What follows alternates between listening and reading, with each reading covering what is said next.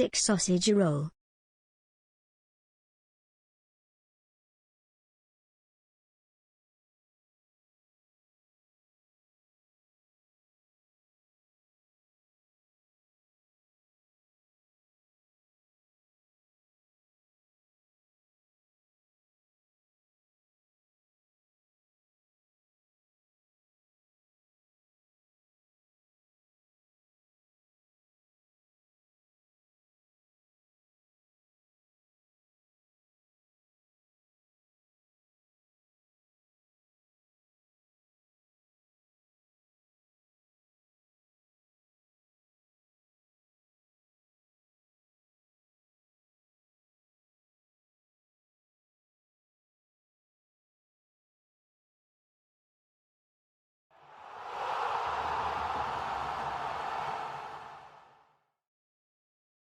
Back for another month of your irresistible streams. Can't get enough of that charm and those moves.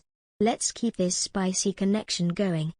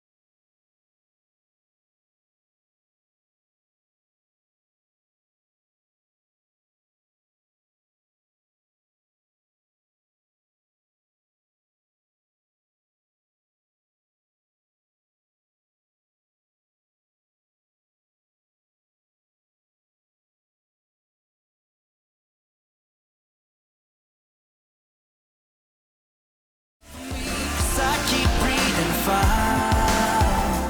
I won't wait for you, 'cause you keep telling lies. I keep going high, she keeps going low. At the end of the day, she's gone. But you don't wait for me, 'cause I keep breathing fire. And you keep telling lies.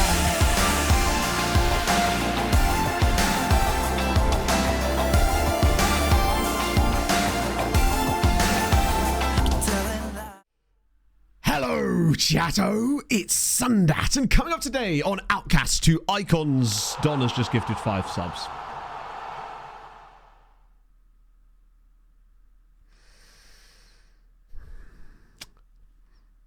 I mean, you said I wasn't. You said I was going to bin it, and unfortunately, the predictions were true. The prophecy was foretold. Sorry, I just pulled this out of my inventory. It happens. Right. Good start. Can put the stuff back in the bin now. Yeah, and yes, I was squeezing that between my thighs while I was doing the intro. Oh my god.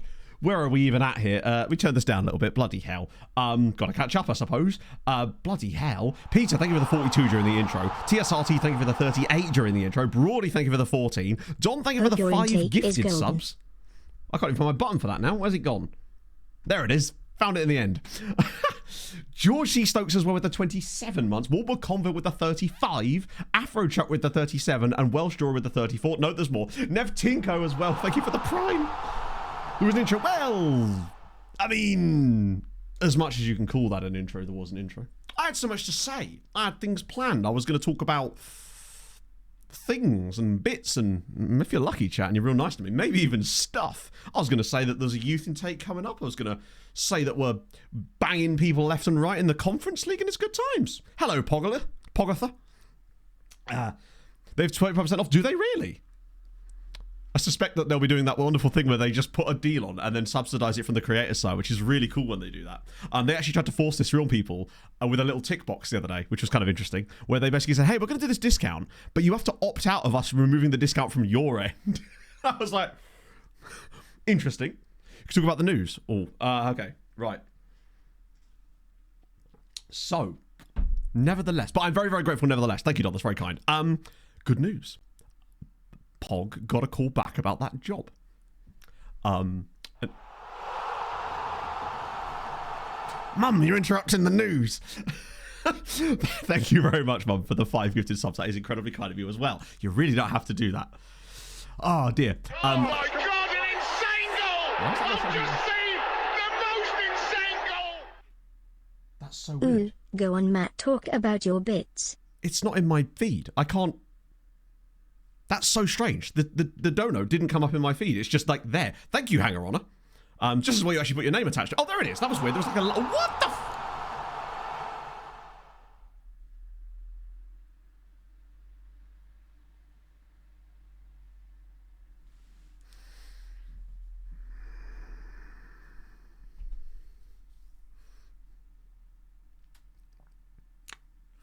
Ragnarok.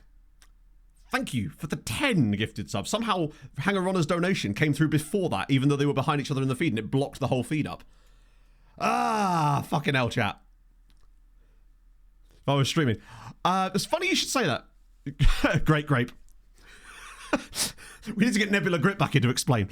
Good God. Hadrian with the 36 on top of that as well. Bloody hell. Hanger Honor, thank you so much for the 20. That is incredibly kind of you. And Ragnarok as well. Thank you for the 10 Good morning, gifted subs. Matto. That's fucking insane. Another Massive month, budget you'll never spend. another opportunity to spend Big Daddy Bezos money. On with the news. Love to the family. On today's news, that looks like I'm wanking off 2 p. Anyway, Bacon Rasher, ask me again once I go to small face cam, big game screen, because then we can actually discuss that properly, and I worry that I won't give you a proper answer because I'll keep getting distracted by chat if I stay on big screen any longer once I've shared the news. But I do want to give you a proper answer to that because I have the same problem quite often in FM, as chat will know. Excuse me. Oh, I didn't mute myself when I did that. Normally, you don't have to hear that noise. So, yeah. So, full face cam, big screen, cardboard box, and also a big fish, little fish in there as well. While we're at it, Suka, thank you for the 16 as well. Beyond Giorno chat to you. It's Buongiorno, whatever's beyond Matto, giorno. il chatto. That's you right now. Thank you, friend. That's very, very kind. So yeah, basically on Friday I was at my parents' because I had to take my car in for that new ABS pump. But I ended up being there basically all day. I didn't go out till like 5 o'clock, but I was there. And then Pog just messaged me saying, Matthew, in capital letters. And then just repeatedly, Matthew, Matthew, Matthew, Matthew. I was like, this could be either good or terrible. But essentially, Pog, they rung her back literally like 24 hours after her interview, basically saying that they were really impressed. She was the top candidate. And could she come in this Thursday for an informal meeting, which, from when I spoke to her later, essentially is more of a kind of you can ask us questions and interview us type of situation to get an idea about the job itself. So it looks like very likely that Pog might have a new job, which is just fucking great, isn't it, really? It's just fucking great because she deserves it so much. And not only that, but I can't tell you what the job is, obviously, but it's super cool and completely different to what she does right now, and I think she's going to be great at it. I'm so excited for her. I'm just like so happy for her. It's fucking great. And she gets a pay rise too, which is just nice, right? Oh, favourite flag! But yeah, up the Pog. I just wanted to share. Pog's given me permission to share the news, but that's all I'm allowed to share because technically she hasn't actually got the job yet, but it feels like this is like a meeting to go in there, get the job offer, get that sort of stuff doing. It's just, yeah. She's not going into MMA yet, but, you know, give the lass a chance, right? She can flitter from job to job right now. That's the thing. That's the thing. Let me have a sip of my coffee, then we can get off this big screen. Oh, 100% Hadrian. Like, I wouldn't share it otherwise. It's, yeah, they didn't even care about the fact she didn't speak the language. So wild.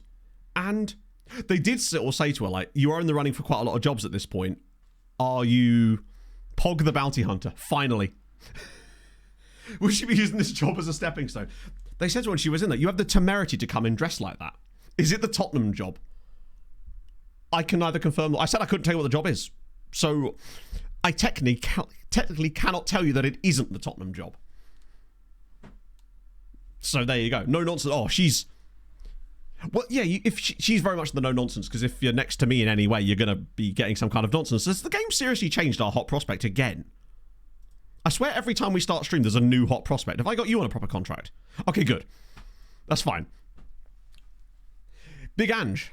It's great, though, because it just means I'll win some kind of trophy in my second year with Big Ange. So I'm all right with that. Just, I'll have to, you know, I imagine the snoring would get on my nerves a little bit, but that's okay. The big chair. Ooh, I like big chairs. Is he actually from Bilbao? Wait, is he actually from there? Is Amorebieta actually in Bilbao? He's Basque. He is Basque, at least. To be fair, that's as close as you're going to get, right? The fact that he is called Gorka Bilbao, is it just Gorka? Or is it there's like a separate way of saying that because Basque? Either way, that's dope. Ooh. Wouldn't tell more specifically, which gave me confidence that it was mine. This is the thing, Tim. When you... Obviously, I can't share the two specifics about this, but given the amount of logistics involved in this, I get the feeling that she's the only person they're seeing because they were just like, don't worry about dressing up for anything. It's just an informal meeting so that you can ask us questions and we can show you exactly what the job entails. So that's exciting, I would say. Particularly as they already said to her, like, we liked everything you do. We think you're going to fit in perfect. Like, words like we think you're going to fit in, not we think you would fit in. But yeah, basically the role that she's actually going for is a brand new role that they've just got budget to create. So they're very excited about it because they've been wanting the role that she's going to be doing for quite some time. So they're all really excited about making this work, basically, which is kind of good. No waistcoat needed. No, but I did convince Pog to buy this lovely jumper from Mountain Warehouse yesterday because it was knocked down from 40 quid to 15. And I was like, that would look really nice on you. So she's bought that. So I was happy with my work there. I know, and now she can't be my carer, which means we're going to have to get a new person for the stream to be my carer. Performance analyst job. It is not. No. It could not be. I promise you, this is not one of these ones where you could be like, oh yeah, I could guess that. I promise you, with a billion guesses, you'd struggle to get it. It is the most batshit job. It's so cool, but I can't confirm it. Apart from to tell you that it is in fact the Spurs job. Yeah. They haven't had one for ages. I think won a trophy. Game on in it. So he's won it by a few different teams. Man United's new goalkeeper. She's actually going to be the backup. Interestingly. Yeah, there's room now. I've got two cushions. One for Pog, one for Inferno. It's all good. Guano. That would also work, yeah. Outrageously feasible job titles, you say? You got like Max Verstappen? That's cool. God, I haven't done iRacing age. I don't even know where my wheel is. I'll have to get that out at some point because I am quite interested in the new NASCAR game when it finally comes out, given that it's powered by iRacing and actually like produced by iRacing. I am excited about that, particularly because it looks like it's going to be really good. Bodyguard. No. Pillow tech. Ooh, that's my job right now. Let me tell you. It's good you came Owns a in business. summer. No. In winter. It Not can in any get way. very What is depressing. this? Let's have a look. What the hell is this? Ah! What's a quarter? Firstly, thank you for the follow. Sharpie, thank you for the 7 months. This is the name that we've seen in this save as well. Because the guy is from I swear the guy that we've got is 7 Tanzanian. months. Wish I could tune in more because of work. Currently watching from Wyoming. Love the vibes, love the streams. Hope everyone has a good day. I watched a film based in Wyoming last night, really weirdly. Just a strange connection there. Don't worry, there'll be a recap this week. He said, not even joking. You'll love to see it. I think it's a... Let me just check mine.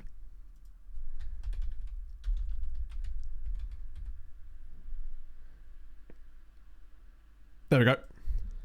Tansman from Simba.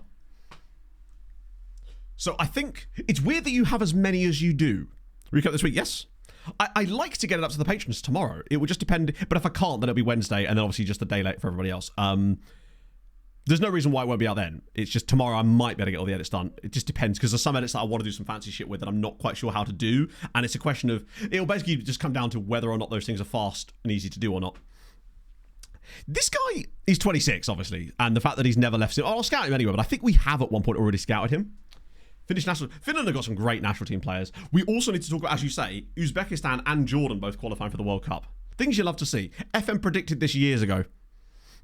Well, less Jordan, more Uzbekistan. They pretty much qualify for every World Cup the moment it moves to a larger format.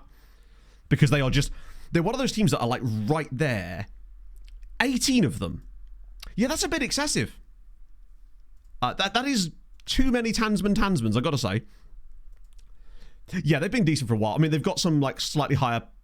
Because isn't there a guy at Roma, or that used to be at Roma, that's also quite a decent Uzbek player? I believe he's a striker. Or, alternatively, I'm imagining him because he was a regen in a save of mine from a few years ago. Shmuradov, yes. Also, isn't Bobby Abduholikov also Uzbek? Or is he from somewhere else? Just thinking of players from my own saves, potentially. Yeah, what's Bobby up to these days? I mean, he won't be in my save anymore because we're 14 years in. Jordan does seem unexpected. The question is, chat, with the old format, would Uzbekistan still have qualified? Or is this another one of these things where they are literally just on the verges of... They wouldn't. Yeah, so this is the thing. They, to me, are one of those nations in Asia that are like just right on the cusp of being good enough, but there's always just those other nations that, because the number of spots available are just slightly better than them. Got a playoff chance. Have they ever been in a playoff before? Stanley needs golden point at this point. I still think the Oilers might do it, but now that double overtime as well, that was a lot. Yeah, I suppose they had to change the format given the extra places up for grabs. But I think I would have seen that loads just because I did a load of like the World Cup video. Actually, to be fair, I did a World Cup, like a could X win the World Cup video that I never actually released years ago. That was in Asia, and I got a real taste of how Asian qualifying actually works in these World Cups now, and I've forgotten it all. 7 overtimes, good. And Sam Bennett to score in every single game, apparently, which is mad. Conn Smythe? They lost to Bahrain. That seems so strange to me. Right. So we don't know our next round draw yet, technically. So we get that draw tomorrow, but obviously I couldn't go through the Valencia game to find out. Old Frank Fed, thank you for the follow. I wouldn't mind doing another one of those at some point. I just have to find the right country. I was going to do a Scotland one at some point, but hey, that's the sort of stuff I can do over the summer. Now that we're sort of, in theory, back to normal once I get this recap done and pushed out, then I'm just going to start making shit. We got Shamrock. No, did we? I think you might be right, but that would be very easy, wouldn't it? Statue United made a very good breaking down the entire World Cup. That sounds really cool, Master Tramps. Could you maybe put a link in the Discord for me? Sorry, I would say put it in chat, but I would just forget. But in the Discord, I noticed stuff like that. Because that sounds like the sort of video I would love to watch after stream today. Finish the season today. Well, there's a lot of games left, in fairness. And you must have mods. So faces, kits, badges. All right.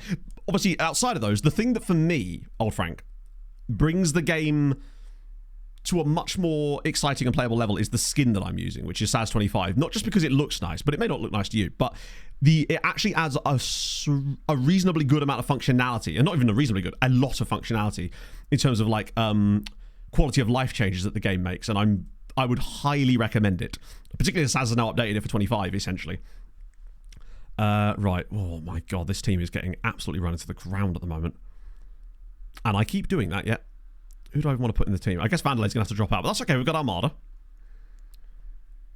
Yeah, so also, that's another thing. If you ask, that's a great point, actually. Thank you. Yeah, my database setup might potentially give you a bit more flavor, particularly if your PC is not the fastest, but you don't like the fact that when you have to play a save, you end up not having many leagues loaded. Where are we in the comps? So we are in the quarterfinals of the Conference League, but because we're in that weird like limbo period, we actually don't know who we're going to be playing yet. Although I think we kind of do actually, but I can't remember exactly. Apparently it might be Shamrock Rovers, which is not ideal in the sense that I'd rather play someone tougher. And actually, do you know what? If it's going to be easy, let it be easy all the way through. I'm happy for it to be easy the entire way there. That'd be absolutely fine by me. I've been impressed with Jose Garcia. Like, we're seeing some nice progress out of him now, which is good. I'm just worried about that injury proneness he's got. But, hey, given time, hopefully he can improve. Portea is absolutely knackered. Which means Opry... Oh, no, Cole. Excuse me. Stream chat's perfect, Master Tramps. That's what I was going to suggest anyway, just because I checked that one the most, I would say. Oh, narrow formation. Okay, we can work with this. Oh, here. Really fast. So, basically, if I recall with... hello. Where's it gone? Jose Garcia. Was he always fast? Actually, good question. Because wasn't one of the issues with him that he... Holy shit! Hang on. Sorry, I've not really placed much attention on his development because obviously we've not been using him. We've been using Raul, but he's gone up by 3 in pace. Wow, his physicals are actually growing really nicely. In fact, he's just growing really nicely across the board. I don't think I've seen a play... Jose Padilla, ironically another Jose, didn't gain 3 pace in his entire career. This is amazing. When did this increase? Oh, just... So it actually started at 12. Damn. Okay, what about his acceleration? Nice little bump there. That must have... When was that? October. Okay. Either way, this is tremendous. He could have... That's true, yeah. So either way, that means he's actually already fast enough, which means I need to really adjust his training. Oh, actually, no, I don't. Apparently, I'm already set up for training properly. Let me just check. I am going to take him off a Shadow Striker, though, because he can play the role now. Oh, this is perfect. Final third training. Get those to, like, 15 by the time he's, like, 18, 19. Then switch him over to, like, some attacking movement to boost the rest of these up. He could be really, really good. God, imagine having Jose Garcia and Raul in our midst. Not to mention all these other number 10s that we keep getting. That is a great spot. Maybe that's why he's been more useful this season. I just haven't really looked at his profile for a while. Yeah, he's always been from Venezuela. It's... Luckily, because he's got Spanish second nationality, it's not an issue, but he was born in Ciudad Ojeda. So that's actually kind of cool. It does give us the... Hang on, I've got to make sure he's... Oh, wait. Do you think I should just do the old new contract thing on him now? Or do I just wait? Actually, I might wait a little bit longer.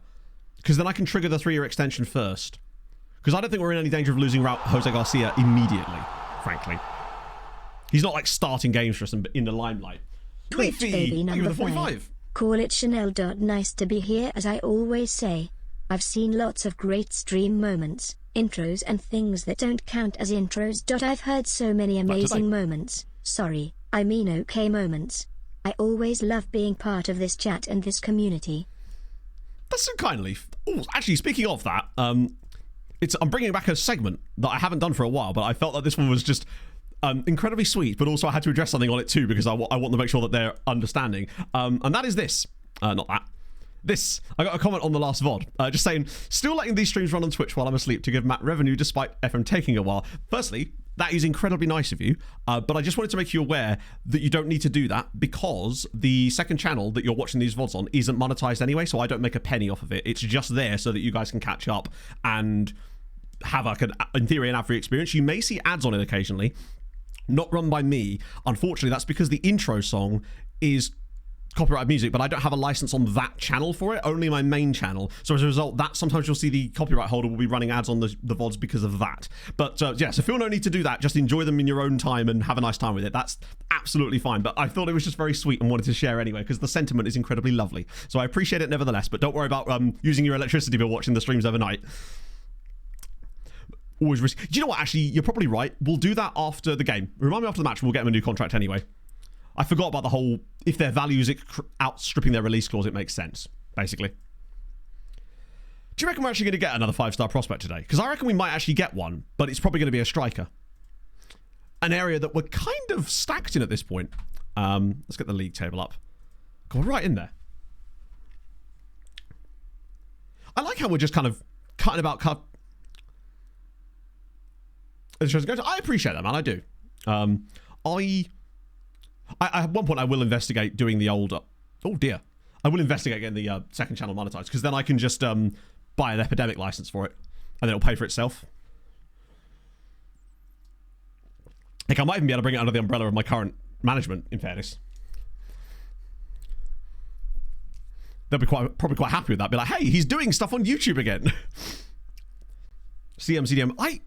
Honestly, if I could pick one position to get a young player in this youth intake that is going to be future usable, it would be DM, I would say. It's DM. That's the one area where we don't really have a youth player that's come from us. So we've got Almeida, but he's obviously signed from Croatia. Oh my God, what an effort. So I think that's the one area where we've got nobody. Because we've got Bilal from the right-hand side. We don't really have a left-back from our... oh, no, we do. We've got Gorka. So Gorka kind of fills that role. We've obviously got the Ayozes at centre-back, Socorro in goal. We've got Puello in the centre of midfield. We've got Mbala, and there's another dude on the right-hand side. Is it Daniel? We've also got Jose Carvalho on the left, Raul and Jose Garcia through the centre, plus the various other guys. Not counting Steiny. Well, Steiny didn't come through at Tenerife. I guess, but at least those guys are sort of... I still consider them Youth Academy graduates, I suppose. Well, the Marquez replacement is already in the team, thankfully. And slowly getting there, but I think he needs time. I just realised this is Valencia. We shouldn't be expecting much from this game other than, like, anything is good points for us here at this point. Aaron. Thank you very much for the 17, man. How's it going? Hope you had a lovely weekend. Like, Carvalho is the guy that I want to replace Marquez with. It makes transfer windows for me much more difficult than normal. I actually rarely find myself in a situation where my team is still building like this, but I don't want to spend money on players because I want to see what I've got already, almost. It's a weird one. I really want to see how Mbala does on loan at Charlton this season, because if he does a good job and comes back better, then there could be an opportunity for him to be starting and giving Pajic a bit more of a rest next season, because Pajic has kind of got that role nailed down at the moment. But, yeah. So we can consider the Mars. Exactly, yeah. A winger would be nice. Well, Mbala is quite tall, if I recall. But he's reasonably quick now, too, which helps. Love a good diving headed clearance. So, yeah, the story of the idea of the save, basically. It's a save I've done a few times in the past, but I really wanted to give it another crack here, given the old malaise we've got in FM at the moment. The idea is we're trying to win the Champions League. Obviously, that's a relatively reasonable goal in these types of saves. However... the way that we're doing it is we started off at least with almost every league in Europe switched on, even the ones that aren't actually involved in the base game, ones that you can install separately, basically. And we started with no coaching badges down at the very, very bottom of European football. We actually started in Luxembourg in this save. Unemployed, journeyman style. We're kind of going from club to club, working our way up through the leagues, getting coaching badges. Eventually, took us 7 years to get any. Was it 8? It was a while. And the idea is we're trying to win the Champions League with a team that has never been in a European final, which obviously excludes quite a lot of teams, because it isn't just having won a European final, and it doesn't have to just be the Champions League or whatever. It's any European final within reason. So Cup Winners' Cup, Champions League, Conference League, Europa League. Then... during the save, if any new teams reach finals, they are also taken off the list. So it kind of evolves dynamically with the game world. So we have like a big spreadsheet that we keep track of who's been getting to finals. So it means that we can't just go unemployed, get loads of coaching badges, jump and take the Barcelona job and win the Champions League with them, because I don't think that's personally as fun. So that's why I impose the rules. The other big rule is that if we get to a final and lose it, we have to resign from the club, because technically at that point the club would have been in a European final and had no success. Now, if you win it, the caveat is you get to keep the job, because that would be a little bit silly. Which is why there's a little bit of stress on this season, because we are actually doing quite well in the Conference League.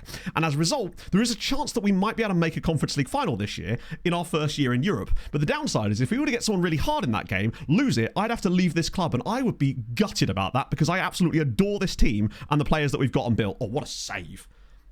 Because we've got 17-year-old goalkeepers like Socorro, who's our starter this year, and it's just, I've got so many young players that I want to nurture and cherish and make into an absolutely godlike winning team, particularly as most of them are Spanish too, which is unusual for me, since I'm usually signing from all over the world.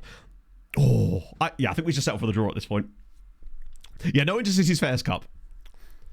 If anything, we're getting away with this here, aren't we? Youth team in the semis. Well, it's one of these things where if you're going to do that, then you may as well not bother playing the save, I suppose, right? You've got to try and win things, but I think what's going to end up actually costing us a chance to get to the final anyway is probably the fixture congestion in the map. No way! He's done it again. Nikolic off the bench for about the 5th time this season. He's scored a goal from a substitute spot, and we've just pulled what could be a very, very big win out of nowhere. Was this Pineda with this pass? Just sets himself up, pops it over the top. Great first touch from Nikolic. He's so good at that specific thing. He's the opposite of Pejic. Pejic always cuts in on his left. Nikolic is just across the keeper. That's why I like right-footed players as inverted wingers sometimes. That would be a big, big win if we get it, because it would gap Valencia by 8 points. Starts to look very strong. Oh, what a brilliant win. Who was... Yeah, man of the match in the end. Socorro with another clean sheety. Martinez just doing lovely stuff as well. He's looking okay from set pieces too. Pineda was great. Well played, lads. Puello did all right off the bench as well. Good news. It looked a little bit off to me. This is why I always just look straight down to the linesman. But hey, we'll take it. What I would say is, if this team is as good as I think it could be, if we somehow left Tenerife, I get the feeling that they've, particularly with the release clauses attached to these players and the contract lengths, they could actually be a real menace later down the line. Because I think we've set them up so well with long contracts on youth players with massive release clauses that if they're as good as I think they could be, they're the sort of team that could just keep developing in our stead just because of the sheer quality of player that is there. Or at very least become massively rich. We may have ended up... Watch us having accidentally created like the beast that we then have to like dethrone later in the save. Good win for us though. I just hope our B team doesn't get relegated because we still got... Oh, it's 8 days now. We get a little rest. Finally. Bloody time. Inferno and Lloydie, thank you for the 55 and 47 months respectively. Respect put to you, my friends. New contract money. Yeah, we probably should do that. It would be a cool storyline. Which is why I'm happy to try and push for a Conference League, because why the fuck not, right? If you're not trying to win games, why are you on the pitch, right? That's the way I look at it. Would it be gutting? Absolutely. But stories, isn't it? And I honestly think that we're looking good enough that I feel like we actually could just win the Conference League this year. We're looking so goddamn good. Imagine if we... Yeah. No, genuinely though, look at... Hang on, let me just filter... For those of you that haven't seen lately, let me just show you the levels of quality that this team has throughout it. We just filter by potential. That's just some of the top guys. And look at the ages on these guys. Now, obviously, some of them might be lights, but some of them are still pretty young and already developing into absolute monsters. Raul's 19 and he's 3-star CA in La Liga. Puello, wow, Puello's 2.5 stars now. Where's Socorro? Wait, is Socorro even there? I'm sure he's in there somewhere. There he is. 3 stars as well. Pineda's 19. It's... Yeah, Quinn as well. The guys we've not even had a chance to use yet. Who's left in the Conference League? I'll show you, actually. Hello, Suspect. How's it going, man? So there's quite a lot of teams left. So we've got... Atalanta are gone. And Fulham only just got past Samsunspor. Like, one of the better sides, I would have thought. Atalanta, gone. So it's Shamrock Rovers, Hoffenheim, Club Brugge, TSC, Fulham, Hibs and Brumbu, rather. Lens are gone as well. It's opening up the pathway for us, potentially. Particularly as Fulham are on the other side of the draw, I think. Yeah, Shamrock... Oh, yeah, Shamrock beat them. They absolutely twatted them. Thiago Enrique's killing it. Yeah, Shamrock Rovers are really good. They're like they've been in the Champions League groups. Look, they came 7th in the group. They've been in the Champions League group a couple of times. They've been in the Europa League knockouts multiple times. They have, despite losing a league title a couple of years ago, they have an incredible setup and loads of money, but not through like tycoons. They just have made money themselves by selling players. It's incredible. Below the Andorrans, that was ironically a different Irish side in Bows. They had 2 Irish sides in this. Sorry. Yeah. Was there 3? No, I was thinking of Gapcon ski there, Welsh. Players with big matches. So this is the thing, Anarith. We simply don't know. The players we do know about have it. And the only evidence we've got to suggest that they've got good big matches is the fact that we seem to be able to do very well in La Liga, despite having a very young squad. And La Liga is a very high rep league, which means big matches is definitely taking effect there. In addition, we seem to do reasonably well in derbies with these guys now as well, which is another huge factor.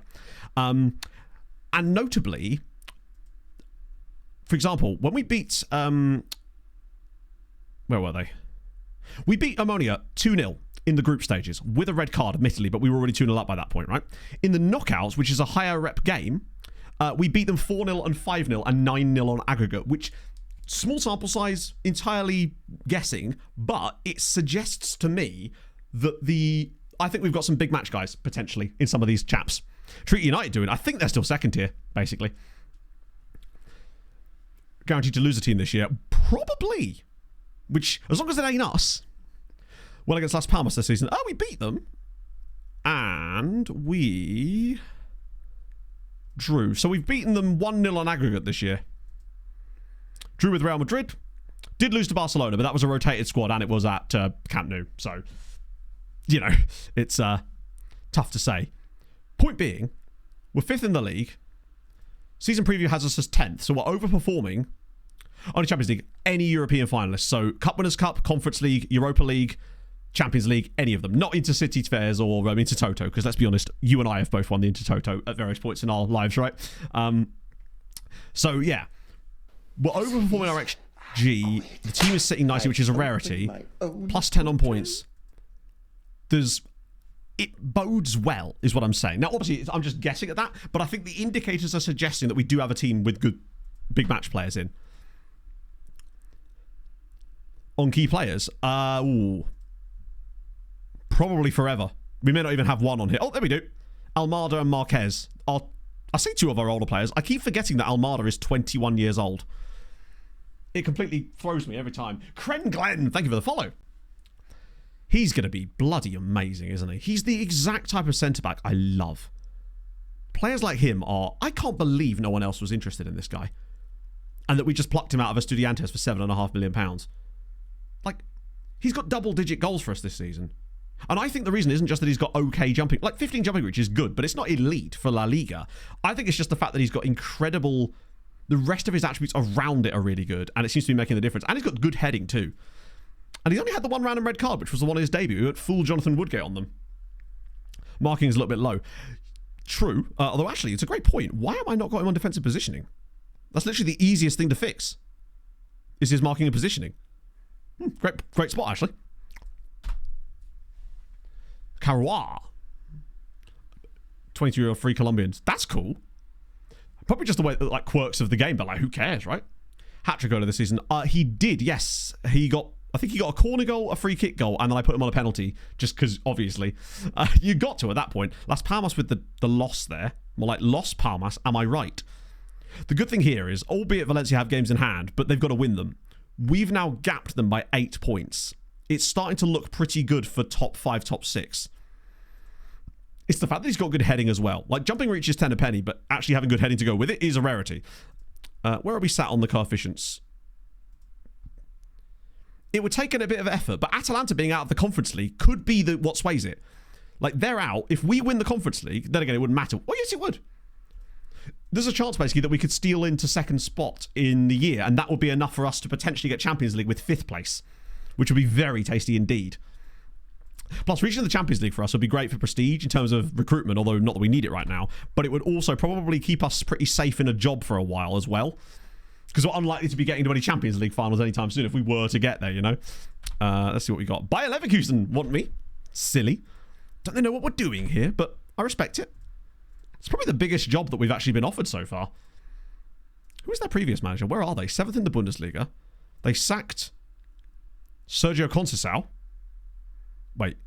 No, they didn't. I guess they did. Yeah, they did. They had Conceição in charge for a little bit. But I guess 7th wasn't enough for them. Oh, we didn't look at Brøndby. My apologies. 1 second. We'll swing back. Mato Alonso, maybe. Now, we've had a few unsolicited job offers, but they've always been kind of like, how bothered are we? So the game considers that Brumbu's key player to be this guy, Mikael Elgård. No Danish caps, though. I mean, he's worth a good amount of money. But, I mean, 4 goals, 4 assists in Superliga this season. He's just one of those solid level players that's unlikely to be bothering the Denmark national team. Are they hemorrhaging money? They are a little bit, aren't they, actually? 7 million in the bank. They've got this guy here, Geert Verheyen, who is the current manager. Oh, he's not. Oh, yes, he is. I don't know where he is in real life, obviously, but he's been at Eupen a little bit. They do have a fun badge. They've been around a little bit, but that's them. Oh, he's an analyst. Is he really? They're going full, like, data. Fair enough, I respect it. I suspect it's because, to be fair, we haven't really seen much from the Danish Superliga lately. Wow.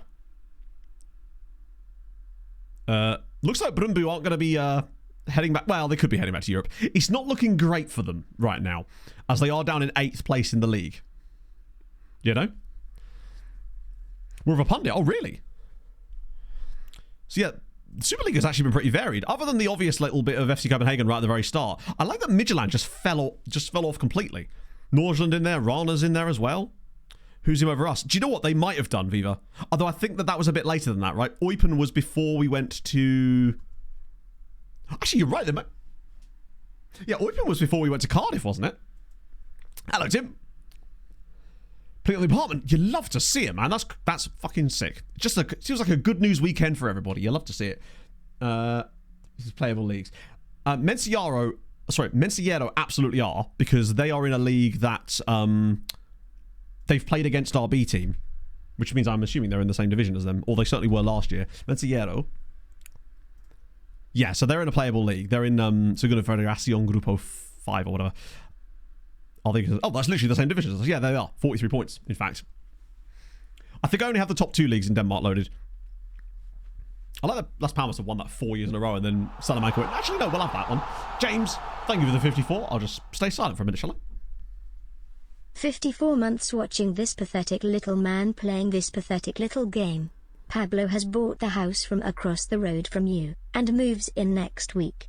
He's preparing to mass produce your favorite spicy tomato sauce so you can soak your feet in on a more regular basis.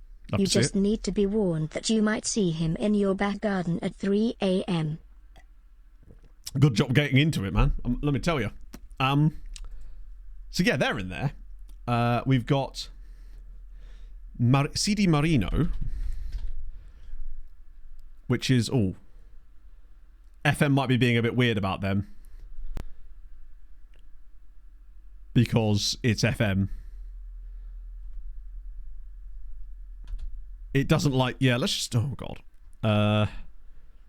These guys. It's because I didn't put the space in. So they're in the 5th tier. So they're not currently in an eligible role. Lanzarote, however. Or Lanzarote. No. So the only one we've got is Mensiero, which obviously are actually below... Sorry, they're above RBT, which is kind of sick. I think we even took a player from them. Tomato sauce, like a trough. Maybe. I mean, you could plant some tomato plants in it, in fairness. However, what I would say is... Næstved. Pog and I went to the garden centre yesterday. Goose water feature still there. This time I had a price on it, but the geese had drowned. I put a video in the stream chat. I'm still debating it. It would be... And it's solar powered too, which means I don't have to worry about it. But I'm excited about potentially the geese water feature. Yeah, I think I only have the... Oh, there's Næstved. Actually, wait, Midtjylland got relegated. I didn't even notice that. The geese, they're there, but they've overfilled it with water, so they're like underneath the waterline now, and now covered all in algae and stuff. There's apparently one left on the website. I'm worried that it's the one that they've got in the shop, because that would have to be cleaned like crazy before they shipped it to me, because it is in a state. Yeah, can we just talk about the fact that Midtjylland are in the 2nd tier? Oh my life. Just casually cutting about and then went, nah, don't fancy it anymore. What the fuck? Seal Team Geese could be. There's every chance. So what happened to Midtjylland? 20 points in the preliminary phase. They came bottom. They somehow came bottom with 9 wins all season. Good lord. Secure finances, but like, hang on, they have favoured personnel. Favoured personnel. Enzo Lefebvre. Isn't that the guy that Sunderland are interested in or have like nearly signed? Just look at me dropping my transfer rumours / knowledge on you there. A rarity, I know. You're like, they bought it. Yeah, I thought they might have done. I definitely saw that on I definitely didn't see that on Instagram this morning. I went, hey, I'll bring that up on stream. Hello, Steve. We haven't had the intake yet, Steve, actually, as it happens. Isn't it like £25 million or something? Because he come from Roma, right? Oh, pod episode. Did we really? I'll be honest. I wasn't paying attention so much as the players that we were putting in that lineup, some more the crazy roles. That pod, actually, that episode that Aaron and I did went down really, really well.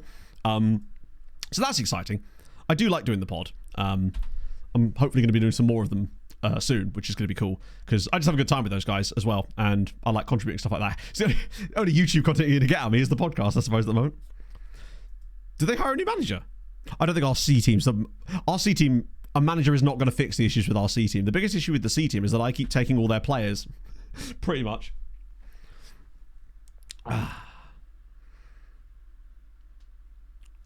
Did I look at Nesvet? Oh, you're right. I didn't actually, did I? I just showed where they were. Is FM going to let me... click this? In the depths. Oh, FM. I know why it doesn't do it, but like, come on. It's weird how it doesn't play music. I am, yes. There we go, Nestved. So they've... Oh, wow, they've been all over the shop. Nice badge, though, as well. So yeah, they've been in the 3rd tier, but then a few years later, they were in the top flight as well. They've only done 1 top flight season in this save. From old saves.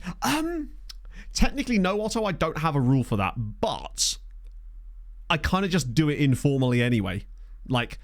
I don't think it'd be that fun if we took over at Sassuolo, for example, right? Because it's not as interesting. Now, obviously, that does limit our options further. However, you might have missed me discuss this. There is a few clubs I've got earmarked as a kind of contingency plan were things to go tits up at Tenerife. I think, really, what's likely to happen that could cause us to go tits up at Tenerife is us losing a European final. That's good news. You're improving as well. New potential FM club. Oh, God. What's that? He rejected it. Fair. Keely Adamson is... I do not know. I'm assuming it's a footballer. This is where, like, actually, Matt, it's a golfer. In which case, I say more power to you. Enjoy the PGA. It basically every week, Hiero. Forgive me. I was just trying to focus on a thought, and I've already forgot what that thought was, as to what I was even going to look up there, to be fair. Unfortunately, Jakob Nijstrup, or Nijstrup, is not in my database anyway. Foreign players in the China national team. Real Sociedad. I think technically they are one of the bigger teams that we can technically still manage, I believe, anyway. With Spal. I remember that one. That might have been the one I was thinking of the other day, actually, not Parma Drama. When we were talking about one of Ben's series. I think it was Spal I was thinking of. So, no, well, technically there's a couple of foreigners, I suppose. There's Junbo Lee, which is an amazing name, at Forest, in the Chinese national team, as well as this guy here, Haiming Ling, of Norway, who actually plays for Brann. Earmarked team, that was it. It was earmarked teams for the future. Yeah, sorry. I flitted from one thing to the other. No Brazilian. Well, Portuguese, that's nearly Brazilian. Sort of. They have a shared language, nearly. Bradford City are in League One. Where are we? Bradford City. Ooh, not looking good on the old finances for Bradford City. However, it's better than where they were at one point. Bradford City were down in the National League not even that long ago in this save. So it's nice. They've slowly worked their way all the way back up to... Wait. Oh, I see they've yo-yoed. So they got League One, back down again, now back up again. It looks like they're actually going to be more consistent this time around. Sitting in League One with 17th. Not bad. Where's the Chinese Fernandinho? He's just waiting. And Kenobi. There is an Anakin, but that was the only Star Wars related one we could find. There's a dude who's got, like, it's a real player. So there's no, it's like a double-barreled first name. I can't remember what his actual name is, but not too bad. Facing the game. Yeah. That would explain why he's really good at Montserrat. Zach Brown. Yeah, we all know about Zach Brown. He's the guy from McLaren, right? Did he come through at Merthyr Tydfil? Oh, no, it was alone, right? Yeah. That would have been something. That's cool, though. Montserrat. You'd love to see it. So, yeah, the clubs I have earmarked, potentially. England, it would take an absolutely insane story for me to want to move to England in this save because it's just not super interesting, right? Salford City getting promoted was looking like a potential option, maybe, but that would have been the only thing. But they're looking like they've absolutely bottled it now as it happens. Bundesliga, I didn't really have anyone, I don't think, that I was like amazingly interested in. No one was standing out to me. Mainz, maybe? That's the only one that's like, okay, I could see how that'd be interesting. Spain. France, the one that sticks out to me isn't actually in the top flight right now, and that's Paris FC. So we like a bit of Paris FC. Serie A, there's an obvious one in Serie A which I'd really like, which is Modena. Metz, I guess. I think I'd rather do Paris FC. Oh, Elversberg, yeah, that was, yeah.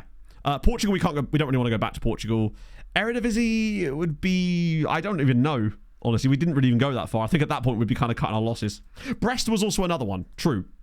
I did identify Brest right at the start of the save. Velociraptor Venlo is also an option. But yeah, I don't think I'd drop much further down. We're just looking at clubs, Dazza, as I was saying to chat that I had some earmarked that I would be like, if things did go tits up at Tenerife, who I would maybe like as an option for us, basically.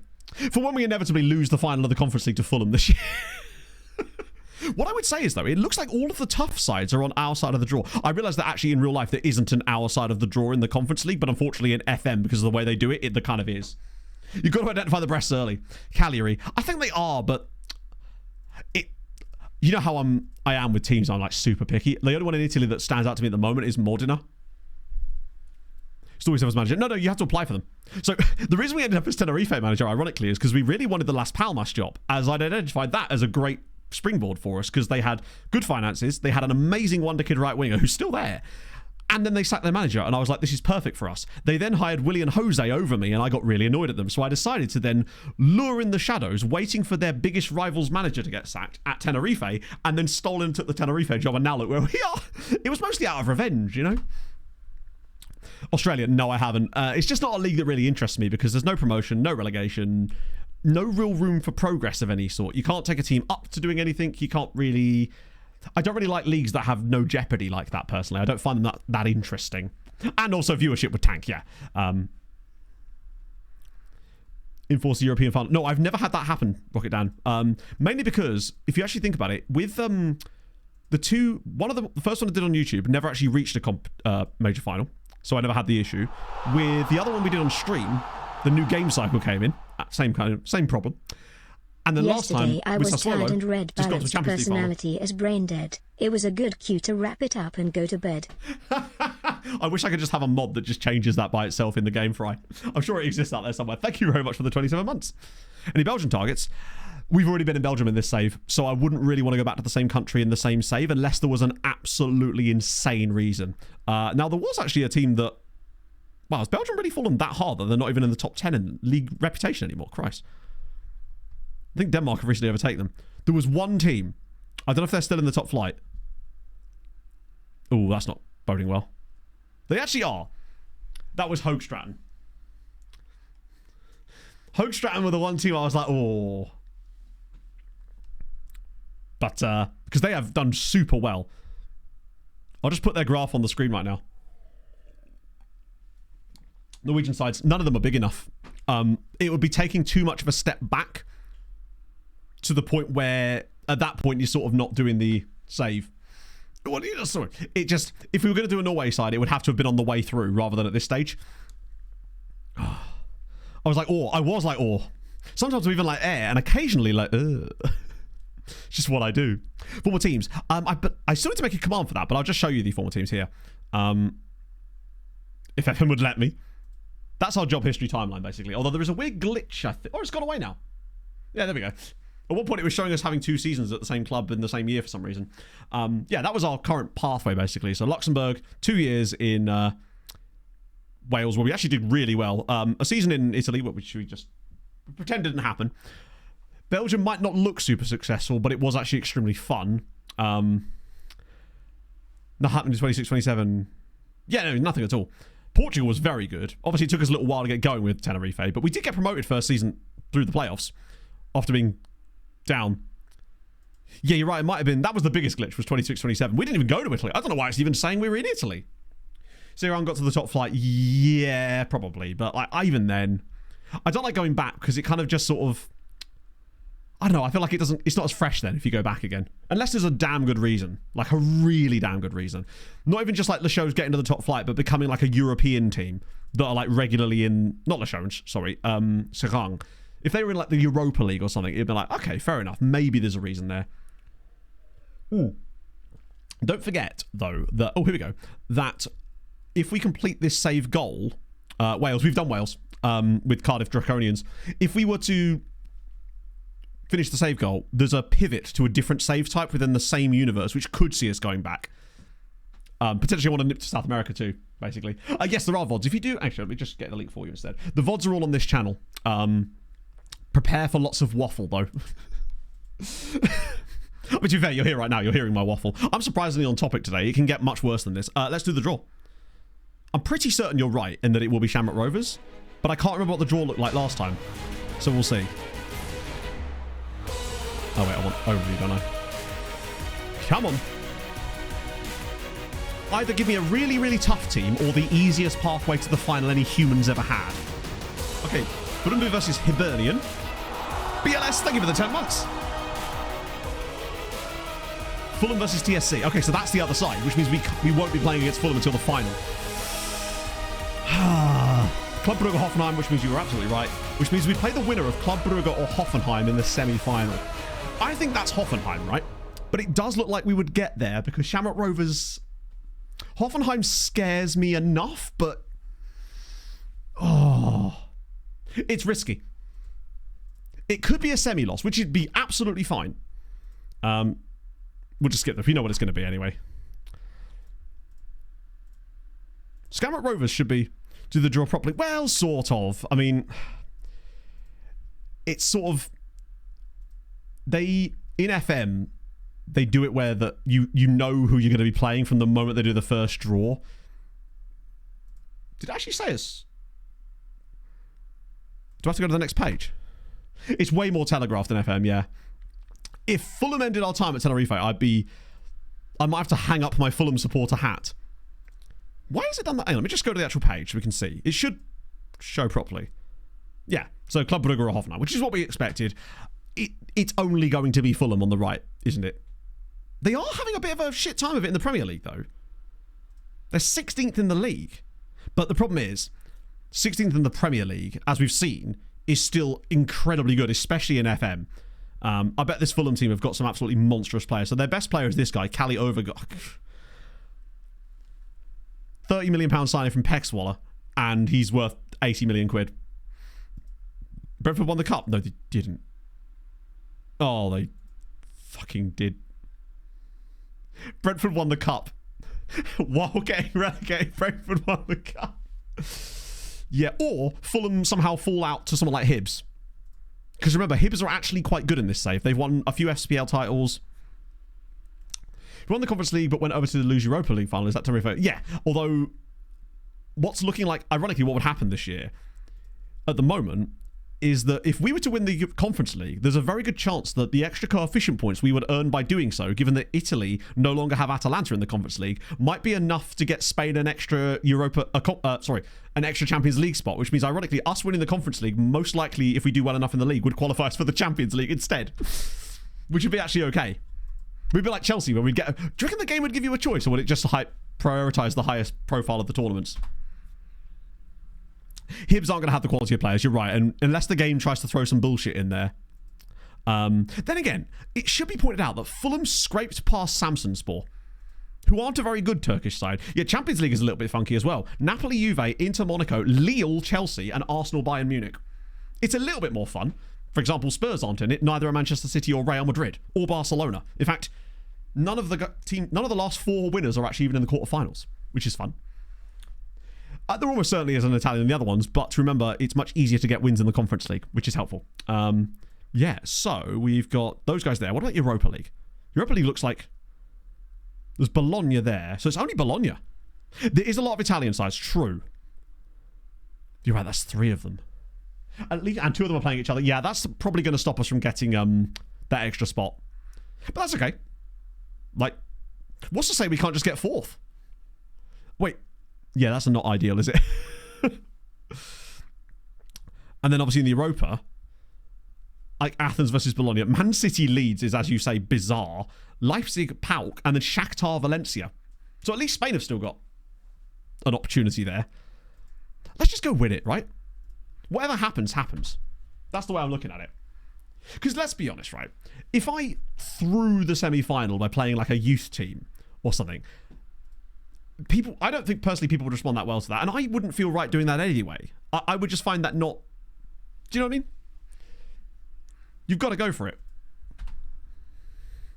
As much as it would be disappointing to lose, them's the breaks.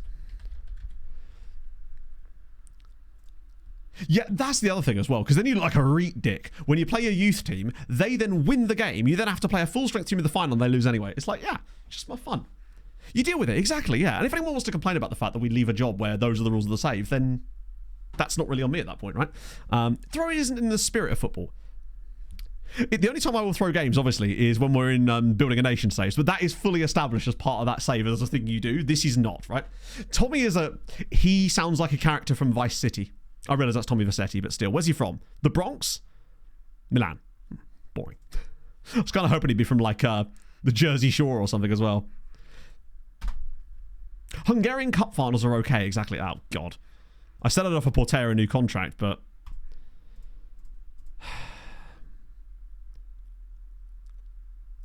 It just depends on what he wants. So he's on 26 grand a week now. Okay. Actually, I mean, that's stupid. He's not having that. But... in fairness, that's all right. It's a minor wage bump. Vargas' deal. Ooh. What, the guy that's out on loan? He wants me to He wants me to strengthen the attacking midfield centre. Do you mean the deep... Why do they always want me to strengthen the deepest part of each team? Whether the youth kid. No, basically oh, yeah, good point. I didn't, did I? Right, £40 million release... Do you know what? I'm actually fine giving him that release clause.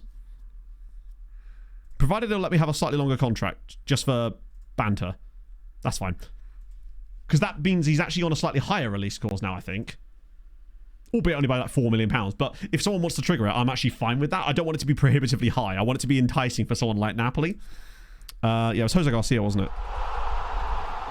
Not Garitza, Garcia. What are all these extra letters doing in there? Nick VD Boss, thank you very much for the 2 months. Hope you're having a lovely Sunday. I've still spelled it wrong, haven't I? Yeah, if someone takes that from him, oh, God. FM's being weird. One sec. Well, we do actually have a guy called Vargas, who is a number 10 as well, which is why I got confused. Yeah, I would love to get Giuseppe back as well. God, I wish we could just keep him a little bit longer to trigger that. But, let's see. It's not a huge contract. I'll give him... Jesus Christ. The problem with this one is because he's not a squad... I mean, that's irritating that he wants squad player at 17 when he's made 3 substitute appearances this season. But there's no way I can get him to any deal lower than that because they just simply will not agree to it. That's irritating. Do you know what? I'm taking a risk on not offering him a deal yet. Because I just... Impact sub, he won't take impact sub. Not at that age. And... once they start going for squad statuses that are essentially players that are expecting to play, you will not, for the most part, be able to convince them out of it at a young age. It's pretty much like locked in at that point. I think our best bet with him... Now, he'll probably want 6 to 7 grand a week, which is absolutely fine. I'm more than happy to pay them the money. I just don't want him expecting to play. When the man's literally played like 5 games this season, why would I give him squad player? I think what we'll do is we'll wait till the summer, trigger the 3-year extension, and then try to, like... deal with it after that when he's got more term on his deal originally. So we're in a bit of a better leveraging position at that point. 5th of May, yeah. Oh, is that when it will trigger? Oh, good news. Okay, that's good to know, actually. I didn't realise that. But yeah, we'll definitely do that then. Noah Darvic, now we know who he's playing for in this save, although I have forgotten, but I have seen him score a few goals. Isn't he at Barcelona in this one? Yeah. I think he scored against us, actually. Good Lord. Tell you what, at 30, to already be considered a legendary player, I totally get it. Physical's actually still really good. His technical ability is obscene. Like, not fair levels of obscene. 12 goals this season. He's got 134 goals in La Liga. And he's still only 30 years old. What's his bet? Good God. Double digits for the last, like, 7 years in a row. 17 goals one year. Actually, that year, if anything, is more impressive. 15 of 15. Wild. Considering they paid 2.1 million quid for him. That is obscene. Love to see it, though. Right, let's actually get our heads down a little bit so we can get some stuff done today. Because we've got the youth intake in a minute. Good sirs, stop losing. You cannot afford to get relegated, and I'm worried that you will. It does baffle me that they are still managing to be that bad. They're like the opposite of us. Maybe I should move them to our main tactic. But the problem is they haven't got the players for it. Which kind of puts us in a bit of a shitter there. That is so weird. Oh, and then an international break after the Villarreal game. That's perfect. Because that means we'll get the youth intake during the international break. We'll get winning run. Sorry? Matter of time away from winning. Oh, I thought that said 10. Have we won 6 in a row? Oh my God. So I didn't realise we'd actually been this good lately. We've had 5 clean sheets in our last 6 matches. The last defeat was Barca. No wonder we're so far up the league. Oh.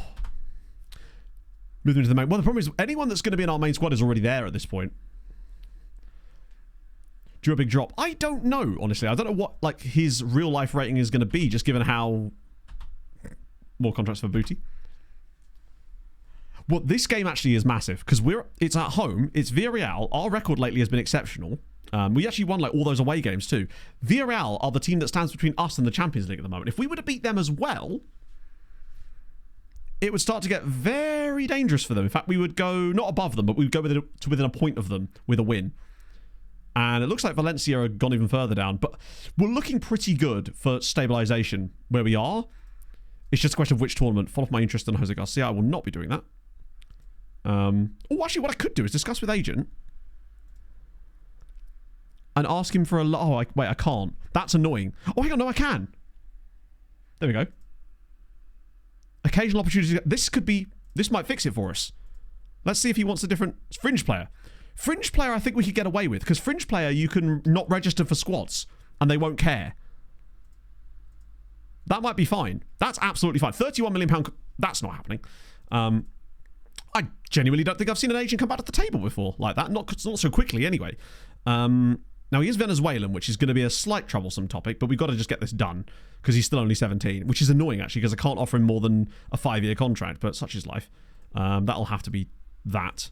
But I do want the 150 release clause, and I do want that. Yes, nice. Good shit. Good. That gets him tied down, gets him another one of the regen releases. I know, that was really cool, actually. It was nice to see one of those features actually working. I don't think I've actually done that since that became part of the game.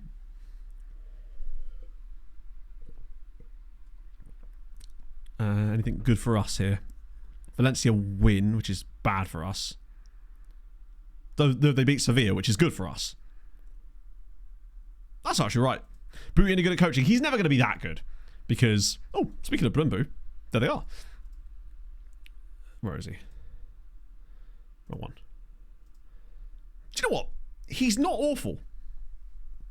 He's just kind of fine, you know? Hello, Pog. How's it going, my love? How's your day going? He's fine. Ironel's still banging him in for Rapid Veen. Do we actually have, like, any matches here? I probably should set up some friendlies. Keep the, what do I want to do? I'll have one there. Just random one against someone tiny and insignificant.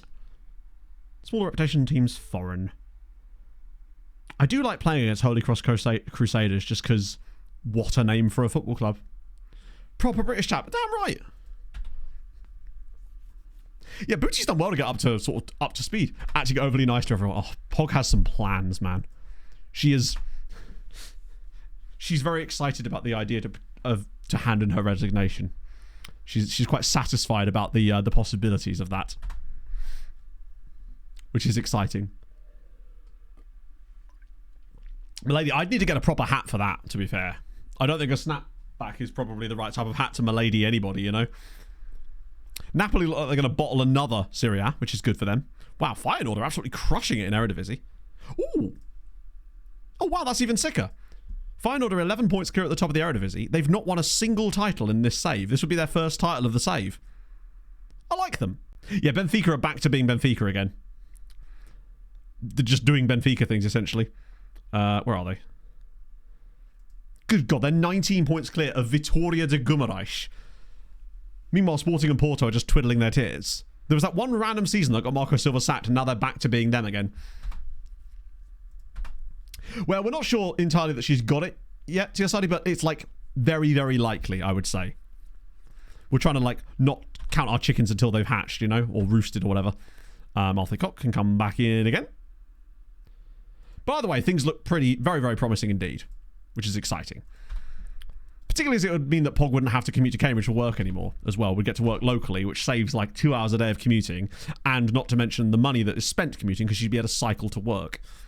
Like, it's the dream. Yeah, we're not here we land just yet, but we're very close. God, that reminds me of when we were doing the FIFA World Cup thing, and they did this video they put together where they had everybody just say "Here we land," but because we were busy with the FIFA thing, none of us had really been on social media all week, so we had no idea what the "Here we land" thing was about in any way, because we'd just been so locked in for like 14 hours a day, and the moment we stepped out of there, the last thing we wanted to do was to be scrolling social media. Multicock is a Patreon regen wasser, who I'm trialing with the intention of trying to get a job for him somewhere. Right. Breaking. Yeah, it's breaking, man. It's breaking. Tapping merchant, I tell you. Let's do that. Steiny can come back. God, I'm so glad we signed the Kraken. The man has been so useful for us this season. Steiny's wanted by Leeds. He has been for a while, though, hasn't he? That's fine. I want to bring back in Porteo, even if he's being a silly Billy. Actually, is Pineda starting to overtake him now in usefulness? He's got 4 assists to Porteo's 3. Porteo's, then again, Pineda's played in the other positions, hasn't he? Let me have a look. Actually, he's got 3 assists in 16 games at left wing back.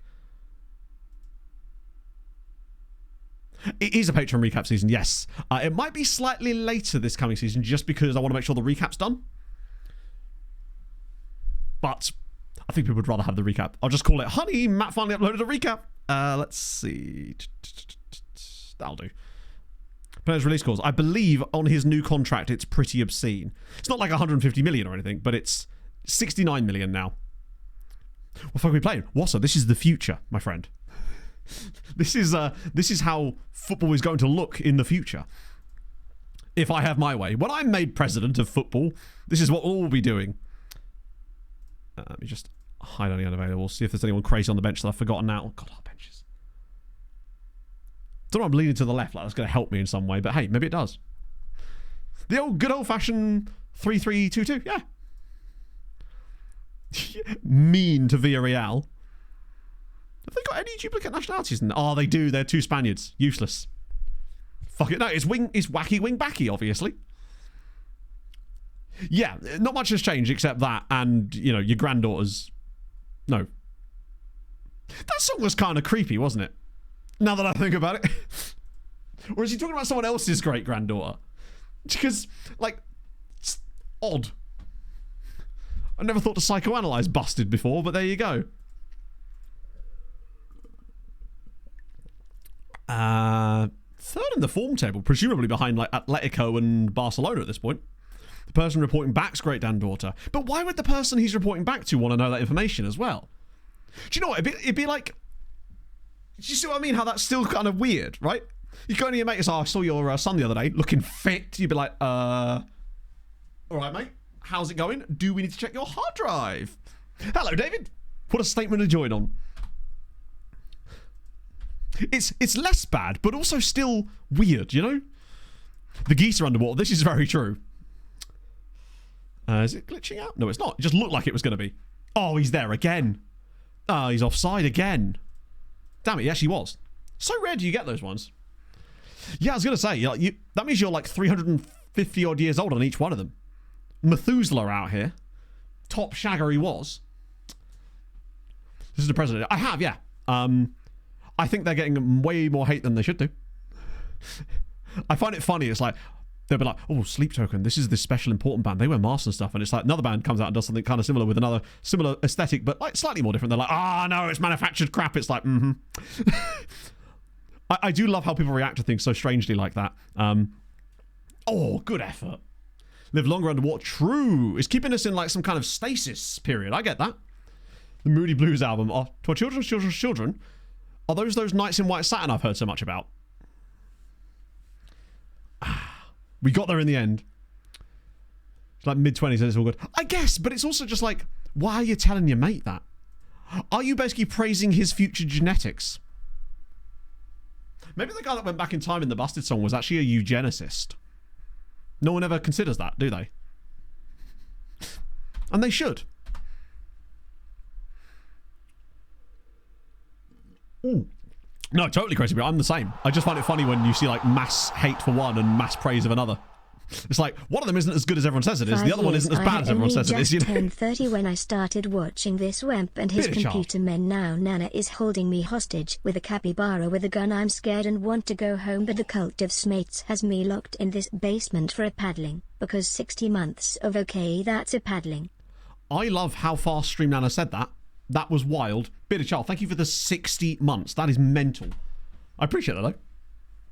I'd also just turned 30 when I started streaming, if that helps. The most that anyone's ever thought about it. Oh, that's disappointing. Oh, Sven. Thank you for you. Hey, Harv. You know, sometimes we just need you to come in and raise the tone a little bit. We're a church, not a cult. Almada's not done it. Oh, it's Almeida, in fairness. Right. I think if we lose to Villarreal here, it's cooked. As far as getting 4th place, that would push the gap to 7 points. With the other stuff we've got to focus on, I think that would be us done. But, you know, there's a chance yet. You know, we've won 6 in a row in all comps. We've got Shamrock Rovers to come. We'll probably get a red card in a minute now. Get a bar of pasta. Well, actually, it's funny you say that. There was a pasta van in town yesterday, and Pog... Oh, really? Wow, we're just not having any luck in this game at all, are we? That's just a good goal. We're just playing like crap today, sadly. But yeah, there's a pasta place, and Pog was raving about it. She does, when she gets some food she really likes, she does this little like dance, and she was very, very happy with it. So I was happy to see her happy. A cup of blood in the shape of my face. Wait, the cup is in the shape of my face, or the blood is? Have you coagulated it? This is a strange topic. Harv, we don't want to put off new viewers with our blood play. Cup, fair enough. Yeah, it's... Are we just going to get absolutely rimmed here by just set piece play? We've not been very good, in fairness. The only chance I think we've had in this entire game... Oh, God, we're going to get second phase now, aren't we? Or a penalty given against us or something. Or top bins in a minute. Oh, nice effort. Viewers now. You say that, but we do. Which is crazy. Some of us still believe it. Yeah, I mean, to be fair, it's done for hype and it works. Right? I still believe that the channel can grow, Harv. I'm a believer. Even in these dark, dark times as far as FM content. Where no one has anything to talk about regarding the game, which is why it's important to actually like the game, I suppose, right? Let's see. Thiago. Wow, we're just crap, aren't we? I might even whack it on attacking for the vibes. Let's do... We'll do the standards, and then we'll switch these over to attacking, and then we win 3-2. Complete. This channel or YouTube? Both. Exist in the cult of Matt anymore. We're going to bring it back, Harv. It's broken away and formed its own church, but we're going to bring it back into the fold, right? That's my plan, anyway. To get it free. It's true. Everything I say is bought and paid for by the good people at SI. I'm still waiting for my check of no pounds. Next video drops. Oh, maybe. But that's fine. I've decided for the rest of the game cycle I'm just going to upload what I want and make content I want for it and not even look at numbers at all. Just upload video, dip, you know? That's my plan for it. I think I'll have more fun that way and I'll be able to make more stuff I actually like. Just came to that conclusion last week. I was just like, you know, I just want to make some fun stuff. Oh, that's unfortunate. Oh my God, what a bit of play. If there's a train coming anytime soon? The big delay money train. Oh, yeah, that's the one. They are building it now. Yes, thank you very much for the follow. I don't know. I'm just, sometimes I hate the content grind side of things and I'd rather just make the creative stuff I want to do. Right. It's why, like, whenever I've had an idea that I've made into like some kind of mini-series, by that I mean like videos I've repeated the format of, I've always tried to change stuff about them each time so that it doesn't just like rinse and repeat, because I just don't think I could bring myself to make that type of content. I would feel icky almost, right? Even if it was viewed well. Yeah, exactly. I'm a millionaire streamer anyway. I won the Euro Millions on Friday. Actually, we did. We won £2.90. So, you know, what I'm saying is, please don't ever feel the need to subscribe ever again. I'm set for life. Least F27. No, the idea that there wouldn't be an FN26 is ludicrous, because that would basically... put it this way, if there isn't an FN26, there isn't an FN27 either. Just from a financial standpoint. Building Manchester United, oh, you'd love to see it. The irony of this being, of course, that the first ever YouTube series that I did well with was rebuilding Portsmouth. I would better tell Tenerife in the future. Maybe. Finally see what the video did for the FA. 100% the first one of those half, because it's coming this week. The FA one I have no idea about. I was actually thinking about this last night while watching the England game, because let's be honest, there was nothing in the game to be watching. It's been 7 months now since we filmed that video, so I still haven't been paid for it either, but I just don't think that's... I don't know what's going on with that. Paul Robinson, yes, I think I did, actually. I also had Connor Chaplin in that save, and he was really good. And obviously, don't forget Big Norman Millington, of course.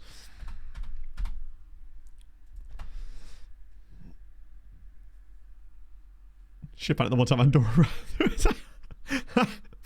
Oh, that was good. I watched the entire game, but I spent most of it on my phone because it was dead, man. Even the goal we scored was almost an accident.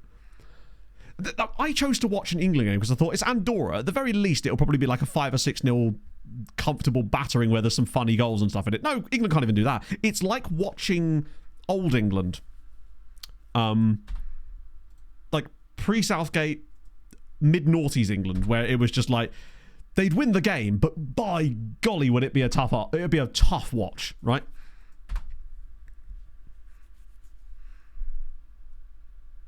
San Marino's got a few seconds. Really? Damn. I love that they always trot that clip out whenever San Marino are mentioned anyway. Yeah, I saw that. It was Bosnia, wasn't it, that San Marino played? And Malta got a draw as well. Yes, I had the notifications. It's good you came in summer. Jailbreak, thank you for the follow. It can get very depressing. Oh, yeah, no, I mean, our group is about as easy as they come, and we've made it look amazingly dead, you know? Different than... It's... Like, at least with Southgate, I think people are going to realise how good we had it with Southgate at times. I know that he had some frustrating decisions at times, and we did have some poor stuff towards the end in places, but my God. You wouldn't come into this game thinking that you're going to, like, struggle. Not struggle, but, like, you would expect... Like, the way that England were against some of these teams, they were actually fairly ruthless for the most part under Southgate. International management on FM. Oh. As much as I like international management, I do hate it in FM.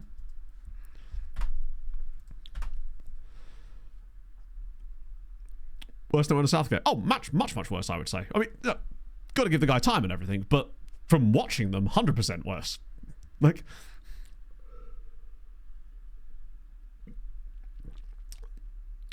find the smallest possible. That was good, actually, yeah. To the point where I couldn't even see it. I actually thought it was the FIFA flag they were pointing at. There was one guy for Andorra that actually looked kind of decent. He did, I mean, I say decent in the sense that he had a little bit of flair about him, and he actually looked like he was willing to take on a few England players. I think his name was Rodrigo. He looked like... I was like, this guy looks like a footballer and everything. Which is kind of nice to see. Yeah, I don't know why I wasted my time watching that England game. Pretty much, we were just waiting for the rain to stop so we could go to McDonald's. That really was what it was. And then they forgot half the order, which was excellent news. And then we watched Wind River, which is a nice film that you want to watch while you're eating. But I've been meaning to show Pog that for a while. Villarreal B. Oh, that's cool, actually. I like that. Don't against Wales. Well, speaking of teams that are expected to do well that aren't, Italy. Hi, Norway have finally woken up. It would be nice if... We really be TSRT. I like to think that's more likely down to the fact that there's not that many people streaming it, of the sort of quote-unquote larger content creators as far as streaming. So I suspect that the reason I have more viewers these days is simply because there's less people to watch. That being said, they could still go out and find smaller streamers, and I would think that would be something you'd like to do as well. Because there's so many great ones out there. It's Jinjo. Yeah, Jinjo, if you see this, we miss you, man. Hope you're well. I know you are having some job stuff that meant that you weren't able to get to streams anymore, but we miss your presence and your bots.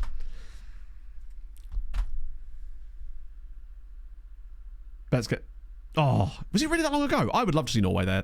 The players they've got, not just existing in their squad, but the players they've got coming through, they do really well in FM, is all I'm saying, Matt. Also, how's it going, man? What a guy.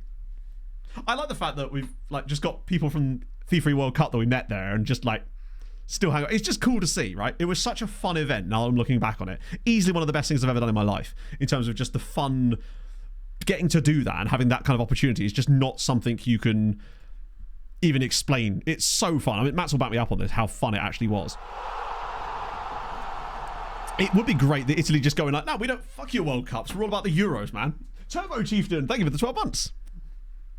South Africa lads were like, oh, Enzo is didn't really have a chance to chat to the other South African players so much, but I talked to Enzo loads, and he's a great guy. They were all great. The ones that we got to talk to the most were obviously the Lithuanians because they were sat in the booth next to us, so we talked to those loads. Obviously our Norwegian friends too. It was great. Steiner's even getting called up. I think it is just because he's just like on the cusp of being good enough, but they've probably just got two elite guys that came through at Anderlecht. Like a jacuzzi street. I'll get there one day. SI guy. No, actually, there was a couple of people from SI that were there the whole time just running admin stuff and doing stuff. One of whom being Jack Sarah. I love Jack. He's great. You might remember him with Cult of FM. Obviously works for SI now. Did we draw again? Oh, yes. Oh, that was against the Legumes, in fairness. That's a good result. We take that. RDBR, thank you very much for the follow. It's very kind. It's crazy that I still get follows on Twitch these days, considering how dead the game is, you say. And Barlow got a cap. Yeah, he's got a few, actually, if I recall. Good result against the Legumes. Wait. Oh, yeah, I got confused there. Nimrod Soul's Gegenpress. Ah, yes. Nimrod Soul, Hadrian, if you missed it, is our new B team manager. Our B team manager got sacked, so we decided to appoint a new B team manager, and it's this guy, Nimrod Soul. We were just looking for anybody who had an interesting name, and there we go. He was our best bet.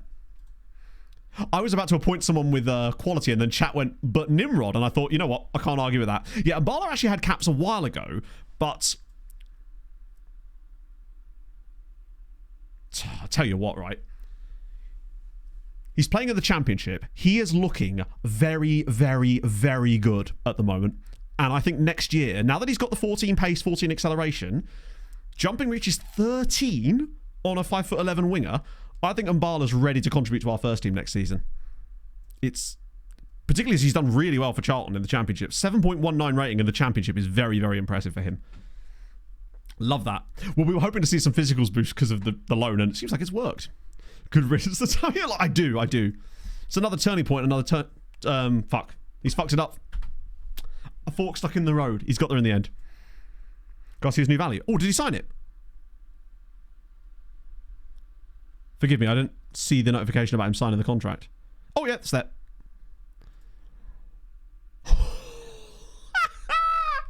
How have we been so lucky? Because he was one of our youth intake ones as well. He's going to be so... The one thing that could hold him back is his slight injury proneness, but Sevier is great, yeah. Fork stuck in the plug socket, definitely. Because I, had that kind of personality. When I went to visit my sister in Toaster the other day, we drove through like the entrance bit in it, and how in Ely it's like twinned with this lovely town in Denmark, I think it is. And I was just like, Toaster, is it twinned with a bathtub? And that, because I'm real funny like that, you see, chat. And now I'm telling you about this now to prove how funny I actually am, in case you didn't know. The bathhouse. I think so, because it is quite an old place, is it? No.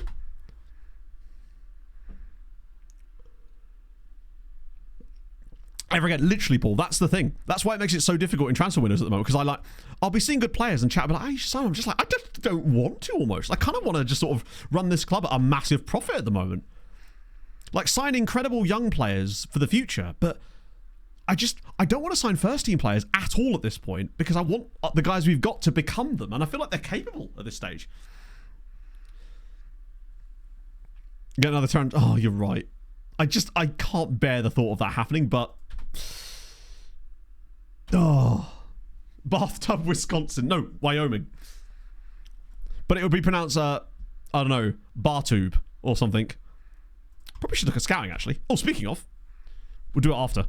Have I signed that chap yet? I think it was he too young. Let me filter out the pensioners, i.e. myself and Stewie. And let's be honest, chat, all of you. Oh, there's Tansman. Yeah, he's not horrendous still, I suppose. You're at final. Right, that gets rid of a few of you. Then we'll get rid of the crappers. Some people have fallen off a little bit, but that's okay. I need to shorten up. Oh, there's Kafuchenko. Love to see it. Maybe. When he finally joins us. Here's Wagemont. Ooh, I mean, we should probably sign him then. Right. Turkish Belgian. I assume he's the... This guy here. The Ghent goalkeeper. Or... Oh, Chan Ai. I think we'd have to just for the Fonzie, for the Fonzie memes.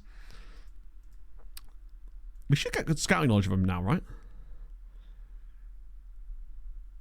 We still not got the full knowledge of it. Oh no, it's extensive. Nice. We can have a little look at him then. Send the other guys around again. There's a really good player there at Armonia too, which maybe we actually found as a result of playing against them.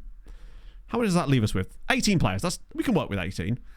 We looked at you before. We're not interested in you. You're 20 years old, worth a lot of money, and not that great. Giuseppe's only on there, so we can keep an eye on him. You, if I recall, there's a reason we looked at you as well. It's the rest of them I'm more interested in. Gilles.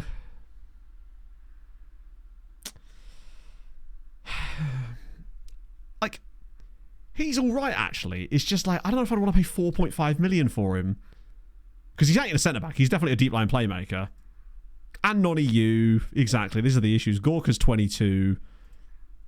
And hasn't really developed. Kim. Damn it. Why are you Uruguayan? He's called Kim, though, which is good. High acceleration, low pace. Where were you born? Rio de Janeiro. Kim Tejera. I love that. Velat Chebi. What about you? Turkish Dane. It's number 10. Oh, wow. He looked kind of good, actually. I suspect the issue with him... Ooh, what about West Ham? It's guys like this where I'm just like, he'd probably expect to play for us, and I wouldn't be able to put him in our lineup because I've already got players that I want in those roles already. At best, he would be third choice in our team, and I don't think he'd settle for that. Because he'd be behind Pueo or Enrique as far as my wanting to play them. And if he was playing as a number 10, he'd be even further down the pecking order. That's the problem with guys like this. What about West Ham? I mean, also, I think his wage demands would be pretty obscene. Yeah, like...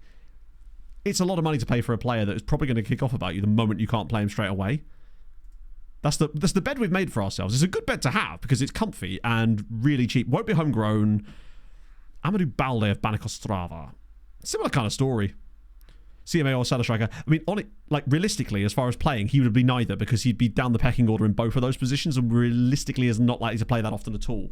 If he was actually slightly worse in terms of his CA and wanted like a lower squad status... They're the kind of players that I'm actually okay with bringing in because then they have a time to play. Hello, Hamza Hassan. A Lebanese international striker, annoyingly. That's cool, though. Came through. I don't think I've seen a... Usually it's Liberians rather than Lebanese. Hello, Val. Tide 24/7. Is that just a case of settling in? Exercise back at home. Hit the gym 4 months saying it's a stupid decision. Honestly, I... would say yes, it's a great idea. You can get some pretty cheap ones as well, Val. You can get fold-up ones too, so they don't take up too much space, because one of the biggest issues with exercise bikes is they take up space, right? I was even looking at getting one when I thought I'd broke my foot, which it seems to be definitely not. I'm hopping on one leg now, and it seems to be absolutely fine. No pain or anything like that, no aching. So it looks like it was just really bad tendonitis. Thank fuck. But I would say definitely give it a go, because... Back in the day when I got really ill in 2015, 2016, I lost 5 stone by just cycling on an exercise bike while playing FIFA in the mornings. Sometimes I would do like 2 hours a day because it was so easy to get distracted by it and you could just pedal along burning calories like crazy. It was brilliant as far as a weight loss thing. Walks outside. Yeah, you want to make sure you get outside. I mean, today, not so much, but like, I'm glad to be getting outside more. Unique hopping millionaire streamer. Steve, how did you know my password? I like him. Do you know, I might sign this guy because he's... Never mind. If his wage demands weren't 20 grand a week, I would have potentially picked him up for the fun, but I'm not paying 20 grand a week for a meme. That's weird. I guess it's because he's got high rep because national team games. Yeah, no, we wouldn't use him at all. We would probably just loan him up. Wow, you are much worse than I thought you were going to be. I know he's 16, but he's the kind of guy we keep an eye... This worries me. He needs the AI physicals boost. Touching grass, I know. You heard it here first. Streamer touches grass. Crazy. More 11. If she's starving, already put on a good few pounds. Oh, this is a good way to counteract that, I suppose. Put on a stone, Jesus, yeah. It's just good to keep it. Besides, it can never be a bad thing to be in good cardio health, right? That's the way I'd look at it.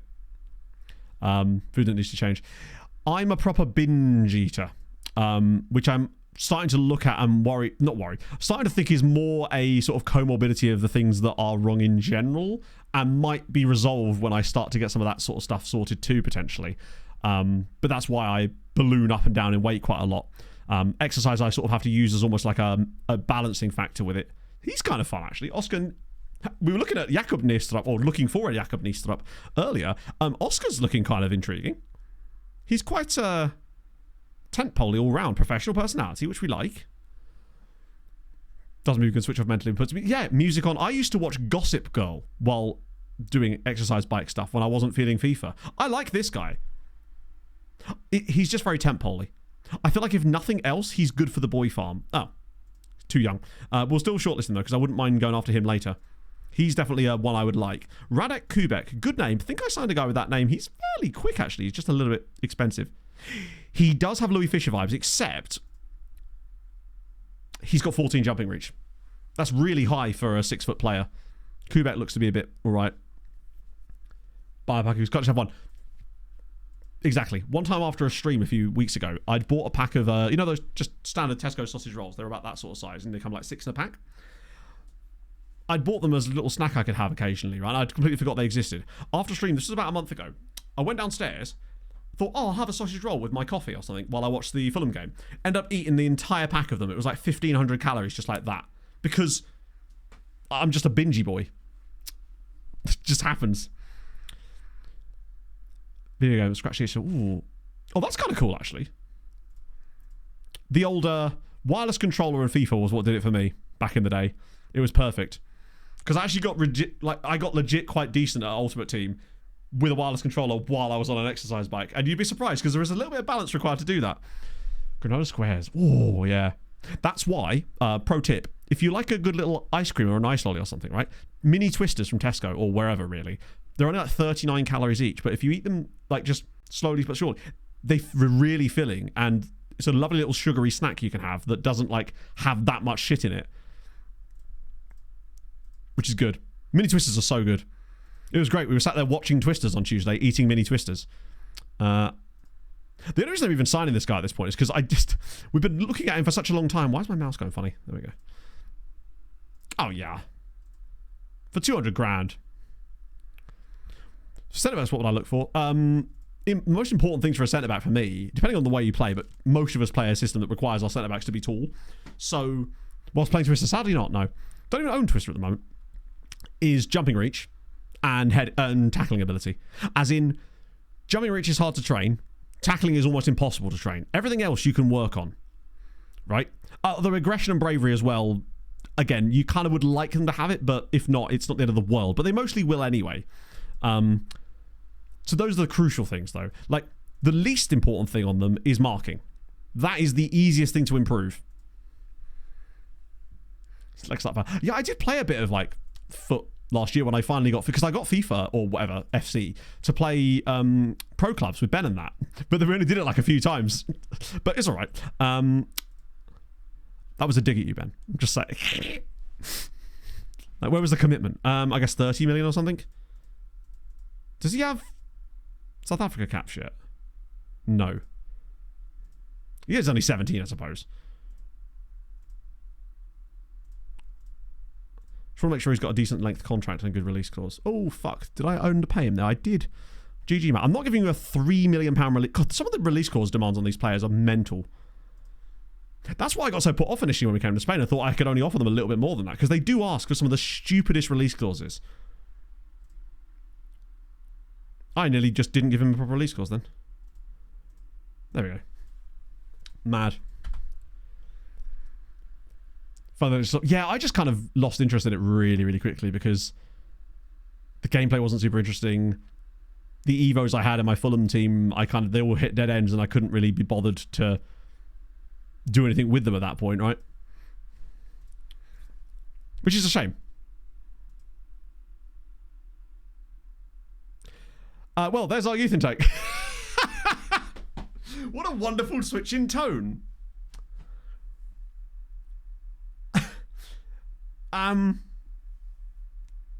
It's literally next gen day and we're getting our intake. That's not great. Now remember, our team is better, but it ain't great. We've got Yedel. Yedel Karkaba. He's a left-sider. Consistent, 6 foot, good crossing, okay pace. He's not awful. He could be a lot worse. Good on both sides. Already plays 2 positions in our team. I don't hate Yedel. Like, not awful at all. Professional, or fairly professional. Places shots, cuts inside as well, which is a little bit annoying. Can he shadow striker? No need. I mean, he's a winger, right? Like, there'd be no point in shadow striker him when we could just play him as a winger, right? We are a bit more lacking in that spot. I want to have a look at this keeper. Nemanja Vuškinović. Jesus Christ.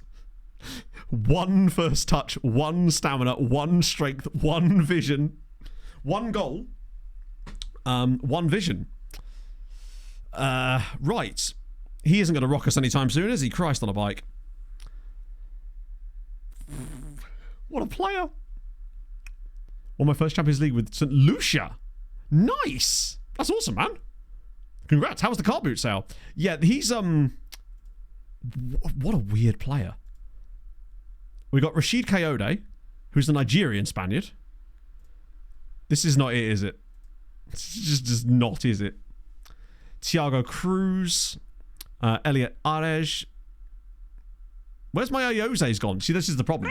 There's no Ayoze's in the youth intake, which means that's why it's bad, basically. Andy Herzog, thank you for the follow. We've got... Is there anyone that's not Spanish? I swear I saw a flag in there that looked like it was Bolivian, but now I'm missing it. Jose Javier Santamaria, he's Basque. Couple of Christos. An Ade. Cristo Alacon. Nalze Miguez. Oh. It's certainly... Oh, hello. Hey! We finally got an Anguillan. Kasim Prentice. Kasim, my friend. The dream. In you come. That was it. Mega Drive 16 was sold too pricey. Yeah, I imagine car boot sales are going down the same line as everything else with like thrifting, where it's just full of people trying to like steal stuff to sell. Basically trying to get stuff to sell on eBay, basically. We've got to sign Kasim. We've got 100%, you say, a Spanish Pole. Maximilian Wozniak. Yeah, it's not great, is it? And Boozer. Doesn't even seem like it's a particularly big group of players either. That was just really bad. Maybe it's a bad year for Spain in general. Hopefully the next gen list will be better, which means we're literally on next gen day chat, so predictions. Oh. Yedel. Oh yeah, shit. I'll offer Yedel a contract while we're doing that. Future prospect. Oh, he's got fringe player. Buddy, have you seen our prospects? I'll just do the default 20 minutes, because I don't think we're going to have much issues with him. He's at least fully Spanish, so we can offer him like a pretty wild contract. I'll do for the time being. Doesn't matter about his wage. He ain't going to play in the team anytime soon. It'll be Socorro. I think there's a good chance that we could have a couple of our Spanish guys in there. Raul or Socorro. Socorro could... Oh, do you know what? Yeah, I'm going to go... I agree. I'm going to go Spanish Tenerife. It's a nice, easy one, isn't it? I'll be amazed if none of them are on there. It should be the next exact... Here it is. Next report. Actually, before we do that, keep you hanging here. Who? Oh, he's 23. That doesn't mean I'm not interested. I still want to look at this guy. Marlon Clarissa. Holy fucking shit. Who's he wanted by? Everybody? Brighton and Man City. I like how City just... Reason, unknown. They don't know why they want him. They just do. It's very City, actually. There's another guy final here, actually, and another one. They're all, unfortunately, like 23. But Jörg Dobler is an amazing name. Next time on OTI, in it. But then the next episode is just me teasing it the entire time. Right, let me just get these reports on. And we'll actually have a proper look. Yeah, he's the kind of guy that might force his way out. I want to get a proper scout report so we can see it. Right, let's have a look. Anders Jarlson at 15 years old. There's also this Kone guy here. Oh, I see what you mean. Pacey. He's all right. There's also this guy, Abubakar Kone. Yet another incredible Ivorian, hopefully. It's always hard to read on those kind of players. Right, number one, come on.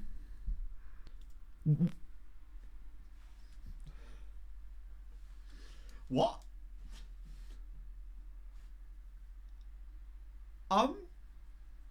Sure. The Kraken? He rises from the deeps and he's done it again. Is there anyone else in the top 10? No. That's so confusing. I mean, we've got absolutely loads of them on here, which is great news. A list of viewers. A list of what? Sorry, Wenty? My apologies, I must have missed a chat message. The Kraken, like, he's fine. But, like, really? I guess because 13 international caps is actually a lot. But I'm still surprised by that. You know? Two reports. Yes, actually, I do have it. It's in the Discord. It's pinned in the stream chat. It's basically just a big Excel spreadsheet that has all the teams in that I used for this save. There might still be some missing, but that's because it was built specifically using the teams that were in this save. Like, it's because he's got higher world rep, right? It has to be. Because he's not that good. We've got standard Saudi guy at... They got him for free. Could be a business there from Sporting. Edson Oshoa, winger, go on. You're right, we did get him from there. Oh, he's a winger. Bit expensive, but... In fact, I must have scouted this guy before, because we've got full knowledge of him. Link the list in chat. Well, the link is... the link is literally in Discord, like specifically. It's not like it's uploaded to Discord because it's only an XLSX file, so it's just like an attachment in a Discord message. Oh, look, it's Albin. 2.6 million they paid for him. He's still only 18 years old and he's got double-digit caps for Sweden. Oh, that's annoying. He's really good. Gary Hart there, probably on loan, had to be. He's cheap-ish, but he's also not, is he? Like, 8.2 million is a lot in a position that we already have Lisa, Pajic, and Mbala, not to mention guys out on loan as well. I just don't think... This is the problem we now find ourselves in, because we've got so many young players already. Rodrigo Schwarz from Ventura. It's Gary's contract, isn't it? That'll be his contract with Watford, the loan deal. We've got Kamal Demir. Good name. And like guy too old. You have to be 19. Or younger, I believe. Camille Demir. Stupidly expensive, obviously, because Germany. Borja Exteberia. Very good. I don't know why I'm even looking at these players. They're not realistic signings. What about you? Are you on loan? Oh, you're not. Theo van Rossum. Hey, he's got the... It's a very good problem to have. It does just make transfer windows a little bit tougher because people are like, hey, you should sign this guy. And I'm just like, I really can't. But I do like Van Rossum. The US fella, no point. Like, they're just overpriced. Although, actually, no, to be fair, he has got Portuguese second nationality, so he is at least counted as EU. But he would just be stupidly overpriced most of the time. Yeah, Socorro's got on it to get for ages. He's got loads of time because they're all so young. Gonzic is that anchor guy that they got, but we didn't even get involved in just because, yeah, I think he would have signed for them anyway, obviously. What else we got? Brad? I thought it said Brad Person. Brad Pearson of Philadelphia Union. Right, okay, where's Braddy Boy from? Philadelphia. I'm going to go Scranton. He's from Scranton. I don't even know where Aston, Pennsylvania is. Mental young goalkeepers. Just isn't really a thing in FM. That we could bring in an older goalkeeper at great cost to us, but it would do absolutely nothing for our team. Because one, he'd expect to play. Two, mentoring doesn't really do anything. And there isn't really a third option. I wish that sort of stuff was more approachable in FM, but unfortunately, they nerfed it so badly when they changed over from tutoring to mentoring that now it's just gone the other way and it's not worth even bothering with. For me, anyway. We've got Jose Martinez in here. His value seems a little bit lower than it was, but I do like to see him in there. Lucas Socorro's there, obviously. God, he looks really good. Garcia play for us? Yeah. As in Jose Garcia has, yeah. I've actually just given him a new contract. Craig Donald on loan from Man United, naturally. Cole Pineda in there as well. God, we got loads of them. All of them just outside the top 10. Who's this? Paul Steenhumer. Good player. Giambattista Rovello is a great name. Oh, there's Jose. Absolute tumble dryer football! Steve. So just stop crying from laughter. My girl just said, as an ADHDer herself. You know where ADHD stands for, right? Attention deficit. Hey, look, a squirrel. Steve, thank you very much for the £10. Thankfully, I've got the curtains shut, so if there was a squirrel, I wouldn't be able to see them. But I can imagine that they are there. I'm not saying that... Bear in mind, I'm not saying that mentoring doesn't work. It just has unintended consequences that I have zero interest in bringing onto the team. And I can't foresee a single thing that it would do for us in this scenario, basically. The only thing it could really be used for would be passing on traits, and I don't want any traits on my goalkeepers anyway.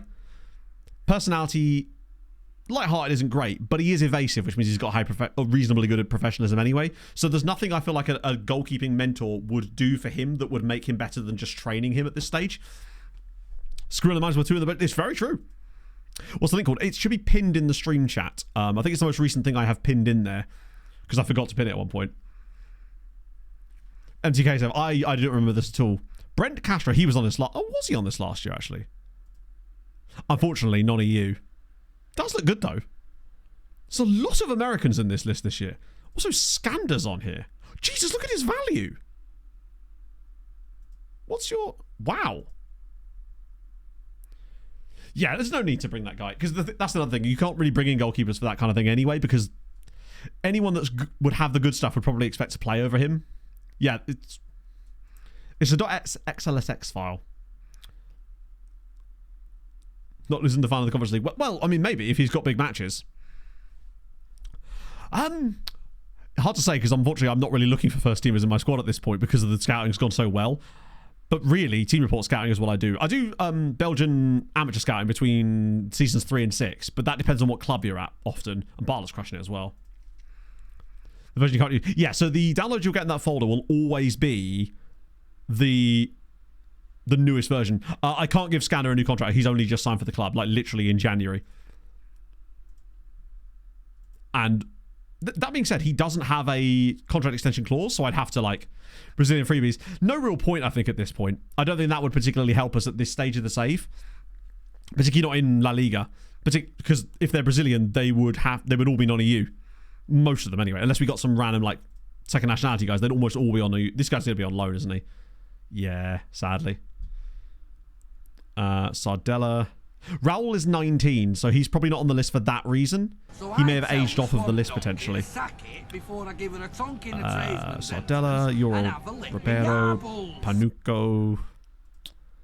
20 is plenty. That might be one for the summer, potentially, yeah. But, like, what's that really going to find us? Mergio, thank you for the follow. 20 is plenty is good for finding first-team players, but I don't think I really... It's so... Do you know what I mean? Like, I don't know where I would want improvements in the squad. That there aren't already players improving that position just by playing, right? A lot of our squad improvements are going to come from just playing with the team. Vahid Jukic, he's at SV Reed. Or Reed. We've obviously looked in before, or we've just got really good knowledge. Juraj Angelovic. Oh, okay. You're intriguing. 18, wanted by Leeds and Villa. Right-sided winger. I like that. 18 to 50. Yeah, I could do. That'll be something for the summer, perhaps. Buying guys cheap. They're always cheap, but they're not actually cheap. I mean,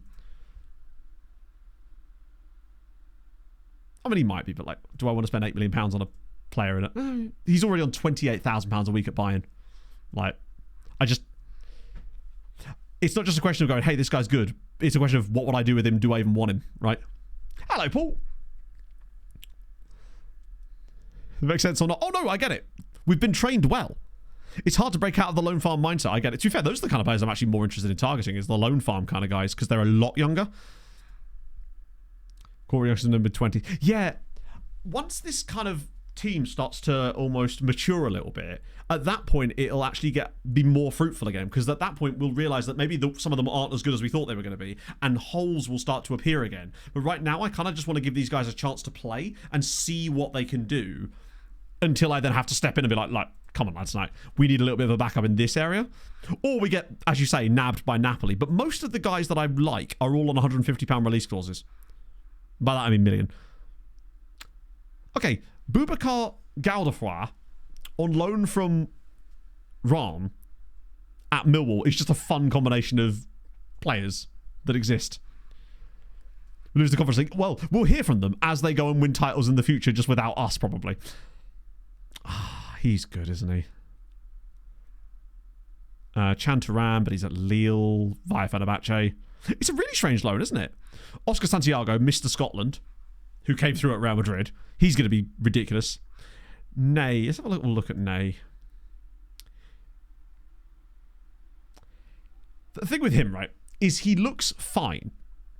He can't tackle. He can't cross. He can't dribble. He is fast. Sorry, no, he's not. He's got good acceleration and he has a good personality and decent mentals. The problem is he's non-EU.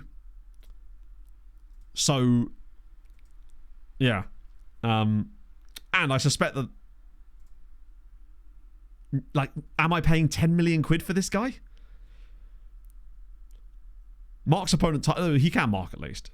Bad adaptability. Technicals are awful. Now, obviously, you can improve technicals, but it's like, am I willing to pay 10 million quid for this guy? These are the kind of players that sometimes when you're more loaded in money and can just afford to take a punt on someone, it's worth doing occasionally, because if they do have insane CA, you can develop them the way you want. But I don't want to try and develop him at the expense of a guy that's come through our academy, right? Like, if he was $1 million to $2 million, I'd take the plunge on him, right? But not at 10. Alec Gillis. Wow. They are putting any on. They're putting any old crap on this list now. Mangini, we looked at him before, haven't we? I think we looked at him before he moved to... No, not... Oh, before he moved to Wolfsburg, rather. Ooh, these are the ones I like. These are the kind of players I love seeing on the next gen list, because there's like... Tell me you don't see that and go, right, 3 Slovakia caps at 18 years old. All the tent poles look tremendous. These are the kind of players I love. Fiona! Who we wanted by? Stade Liège, a lovely little smattering of good clubs but not elite clubs. I'm Bunchy, thank you for the follow. I might potentially just punt on him now if he's cheap enough. Like, not even bother scouting him. Oh, he's so cheap. I think you're right, we just go now. He's 3 caps, he's Slovak. If he's under $1 million... Alright, you know what, lads? I'll whack you down 750 on the table, take it or leave it. He does look well-rounded, yeah. Lashowins want him to. We know they've got great scouting, because their scouting is our scouting. We haven't had a Slovak for a while, either. A French Basque. That's cool. We like those. Zumana Dosso, incredibly, is one of our players. I think he's just got really good CA. I like that his personality is loyal. You don't see that often. Mohamed Otu is the guy that we tried to sign, if I recall. The Liberian guy, but chose to sign for Genoa instead, which is a shame. It's one of the few ones we missed out on. Kadir Stevanovic he's on loan. Anyone? There's one more guy. Actually, there's 2 more guys. Wait, is he? Wait. He's kind of... he's quite expensive. Hang on. This guy here, though. Oh, he's on loan from Forest. Albanian John Kavanagh, who came from Crumlin United, was born in Terbuth, came through at Crumlin, then went to Forest. So strange.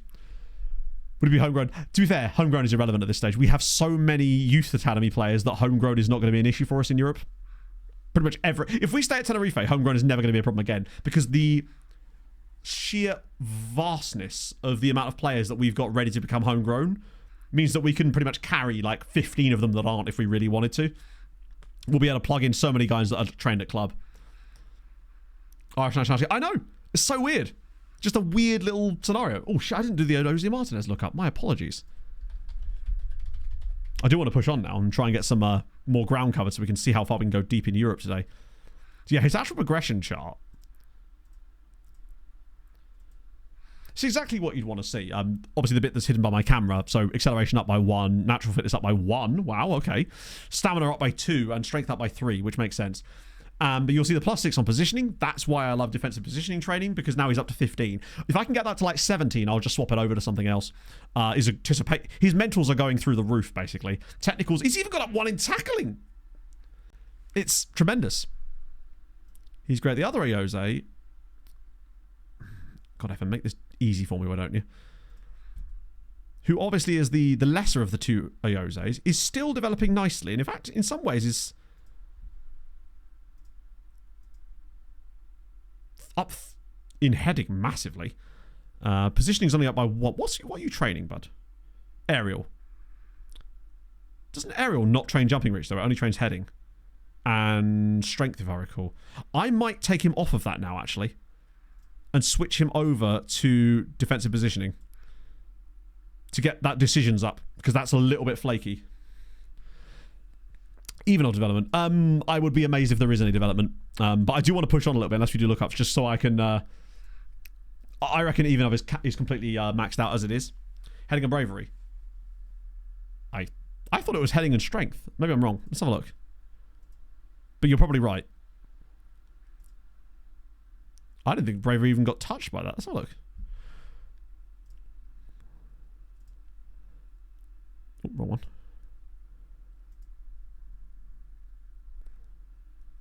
Where is it? Oh, you're absolutely spot on. Why did I think it did strength? What was I thinking of? Am I thinking of probably strength? It just might be. Does bravery even ever go up most of the time anyway? I find bravery is one of those weird ones that's very flexible. I think I want to get his positioning and stuff sorted as well, but just so that he gets that decisions up too. It could mean good things for his chances of actually playing in the Spanish squad one day. So we've got a clause available. That's us. Only goes down. Yeah, I feel like bravery is one of those things. You only notice it when a player gets injured and then their bravery goes like down by 7. It comes straight back up again. Well, I say straight back up again. Depends on the length of the injury, right? We want more time. Lads, I've given you an extra... Silly. I'm glad to know that our investment player is still continuing to pop off at AGF, though. That's good news. A couple of years of that, and I think he'll be ready to sell for like 25 million by the time he's done there. Speaking of players that are out on loan and worth a fortune, and crushing it, Alexander Vargas playing for, of course, the Luton team, having their second consecutive season of points deductions. Meanwhile, they're nearly in the playoff spots, despite a points deduction. So we've actually got a nice little gap between Real Zaragoza and Shamrock Rovers, which is perfect, so we can go full strength for both. And then we've got Almeria after that too. Feels like all the hard games have just dried up. That Villarreal one was a bit of a shitter, though. I have faith that we can do it. It just will heavily depend on what happens with Fulham. I think Fulham are the biggest what if here. That being said, Hoffenheim are not a muggy side either. And in fact, they possibly could even be better than Fulham. They're a Champions League club in Germany. Finished sort of between 5th and 7th most seasons. Torsten Frings is actually manager. Where do they rank in Germany as far as their actual season preview? So they're sort of around this kind of level. Whereas Fulham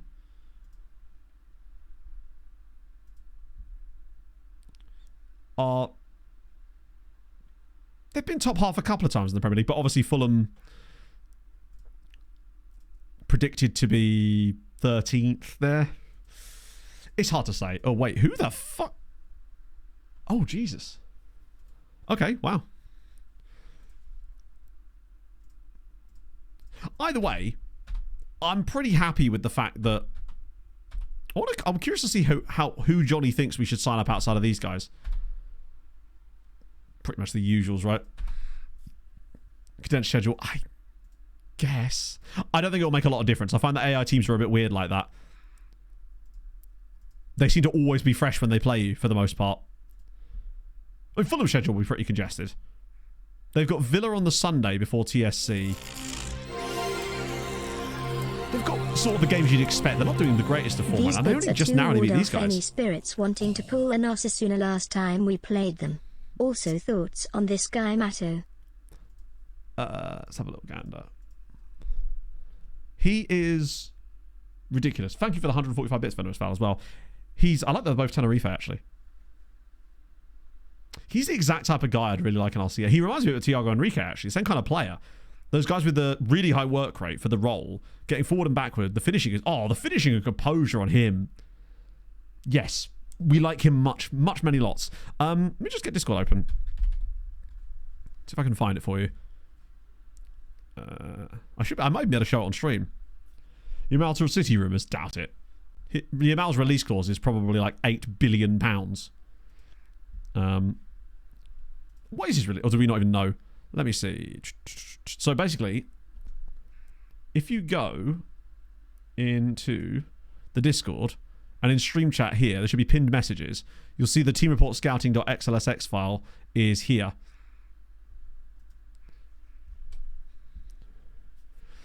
That's where it is. Yeah, I thought his release clause was obscene. Also, chat, I'm just crazy. I've also been linked with Sabrina Carpenter. It's about as likely.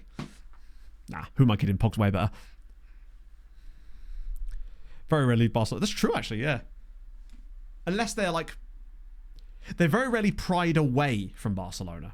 It's normally a case of they leave because Barca don't want them there anymore.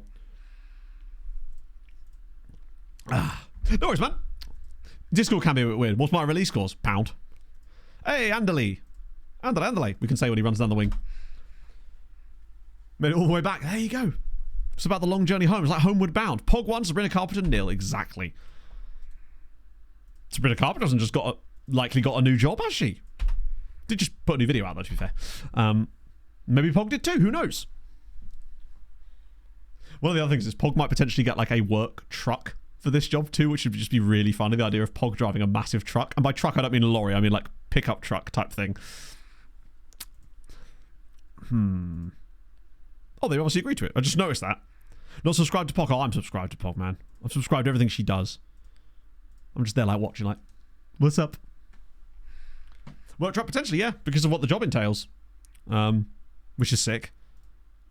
Abducting dogs, pulling them out of the rivers as I drop them in.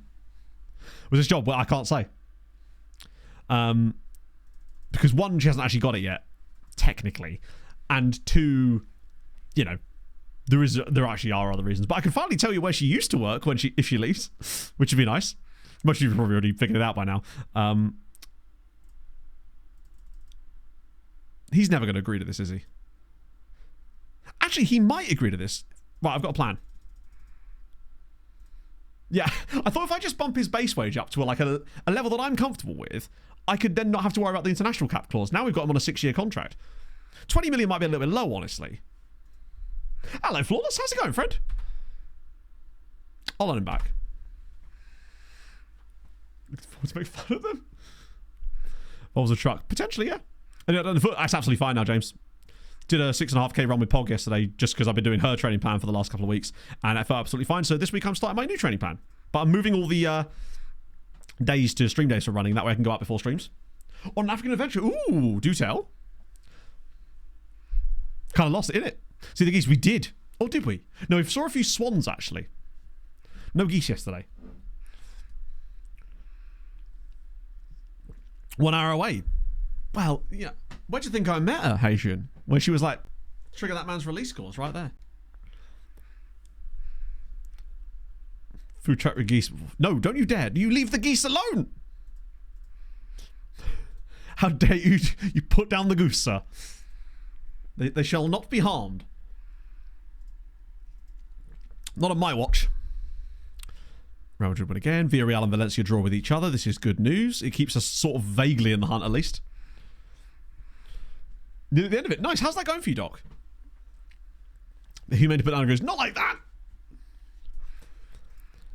Got relegated. Yeah, no, shit happens. Like, we've seen crazy crap happen. Even in this save, Man United went to administration and for a few seasons were like right on the brink of something and until the game went, actually, no, we'll just bail you out by giving you loads of sponsorship money.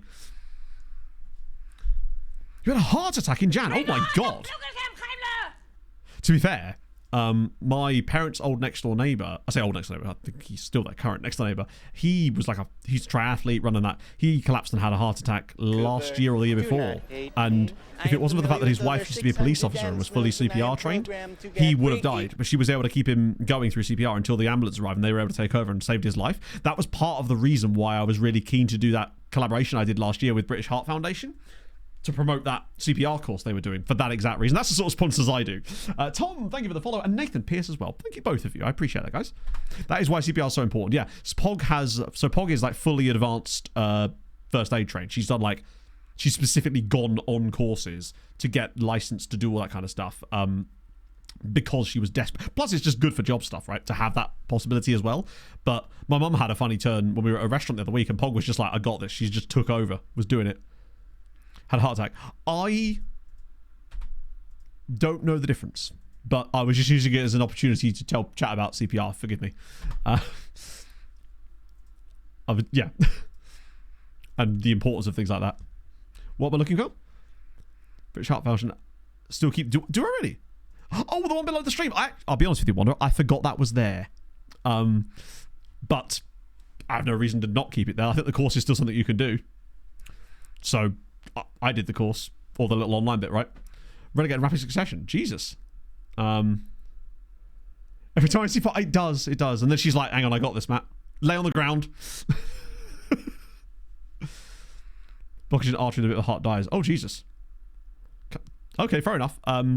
Forgive my not knowledge of the two. I was just trying to highlight a moment that maybe, did the CPR thing. I realised there's a distinction there. I just thought it would be a good time to bring that up. Let's sort of see what we want to do. Wait, where's he gone? Oh, he's there. He's just crap.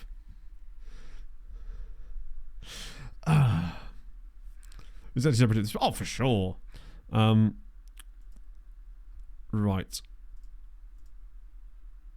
Wait, why would I not just start character? It's weird how he's not been actually as good this year.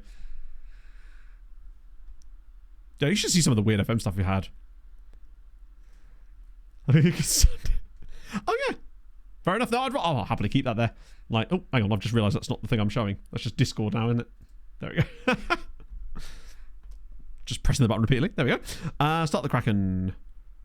Shiny's fine. No real read, Susan. Shiny's completely fine in the role, I would say. Licking the DM. The DMs weren't open, as far as I know. No, we're good. I actually only have one active DM I haven't responded to currently in there, which is the one from AJ. They just made the next... That's true, yeah. Can't leak the DMs when most of them are just hatred. And let's see. That's empty. I don't know. Did he play like a B team game or something?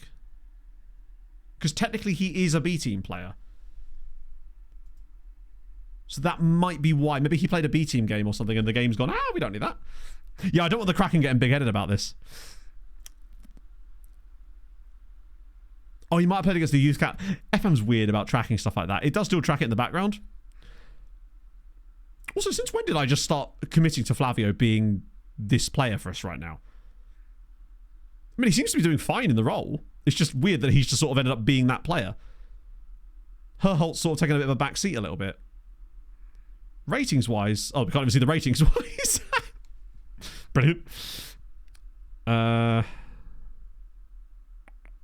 yeah, things like the British Heart Foundation sponsorship, those are the ones I like doing the most, because I feel like there's actually some I feel like it's a net positive on the world in general, even in a small way, right? Whereas me doing Raid Shadow Legends, I feel like is not... At most, we're neutral there. But more likely not.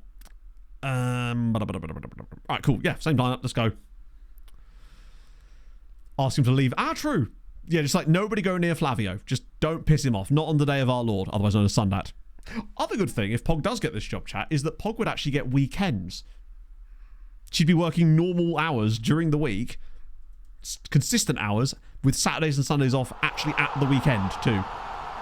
And flexi time when she is at work. And if months were weeks, no this silly would have been a year. Taja, thank you very much for the 52 months. You bloody love to see it. It would have been a year, and perhaps it should be, you know? Character, he has 10. If I remember correctly, I just saw before the game. So that'd be good for Pog as well. To have 2 back-to-back days off is always nice. And what else was I going to say? Basically what they were saying to her is like, sometimes we do have to do a little bit of overtime, but claim it back the next day, basically, and just don't work as many hours the next day. Because it's a salaried position, and basically the lady she was talking to was just like, yeah, we don't bollocks about with stuff like that. It's like, those are your out. You have that amount of hours. Don't like go silly with it and do overtime that you're not being paid for, basically, or claim it back the next day, essentially. So they seem like a good bunch, which is always a good sign. Yeah, no bounty hunting, unfortunately. Truck, normal hours, bounty hunting. What more do you need? The truck thing is pure speculation. I'm just sort of thinking, well, it's possible. No silly bollocks is always a good rule to have, isn't it? In everything, except for my streams, probably, though. Silly bollocks is more than allowed here. Land pirate, maybe. You just watch out when you're stealing rig and booty. It would be kind of bad if we just suddenly lost to these guys. Only the truck exists.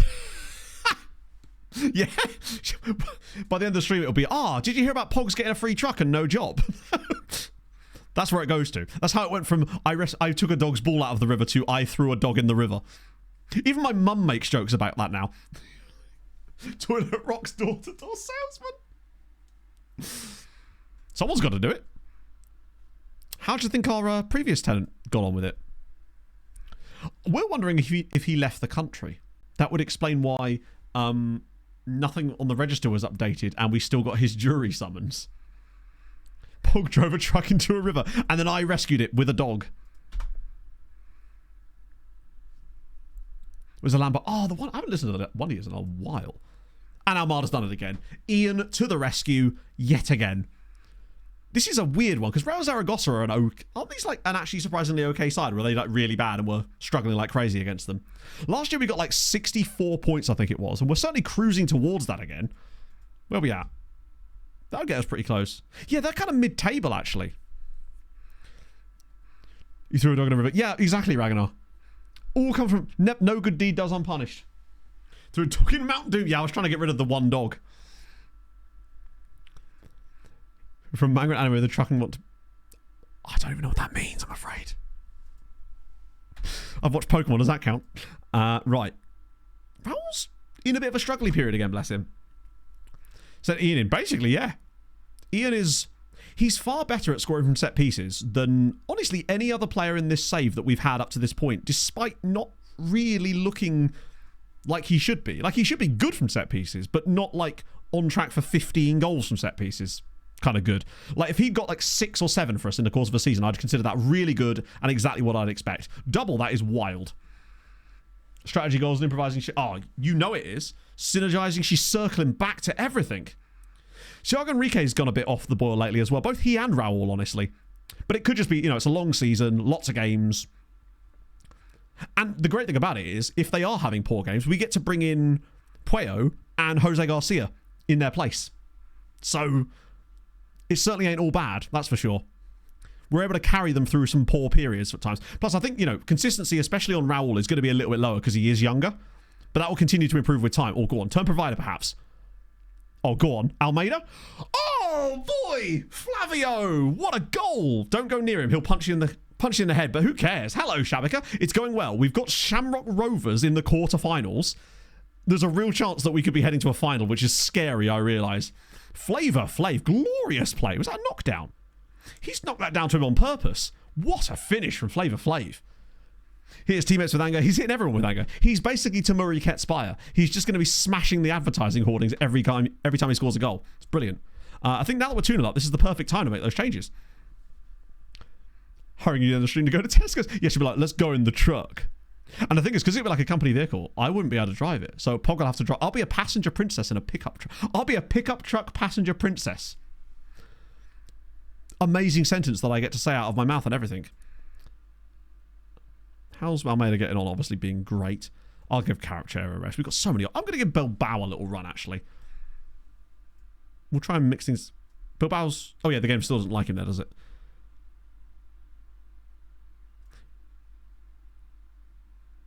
Fuck it. We'll replace one Ioza with another. Like Flavio, absolutely. On his art to become Sabrina Carpenter. Damn right. What do you think was in my cup before I got going? Naturally, it was taste, obviously. You will need a pink dress then. True. Best I can do is pink jumper.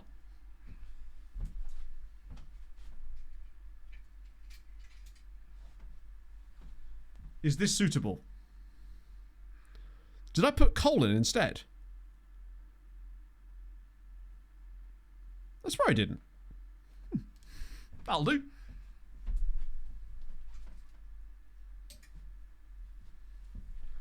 I haven't worn that in ages. It's just far too big for me, unfortunately. Problematic Queen. You'll be pleased to know, Hadrian, he's still being problematic. I predicted that he wouldn't get to 10 goals, and then for some reason, they stopped playing him. Now that they're playing him again, he's basically scoring at an obscene rate of goals, basically. I think he was at like a goal every other game, which, if you ask me, is a goal a game. It's nearly a goal a game. We'll have a little look up at him in a minute, though. He's not been like winning player of the month anymore, so the game's kind of forgotten about him a little bit, which has helped. That's just a good win. Still 5 points behind Villarreal.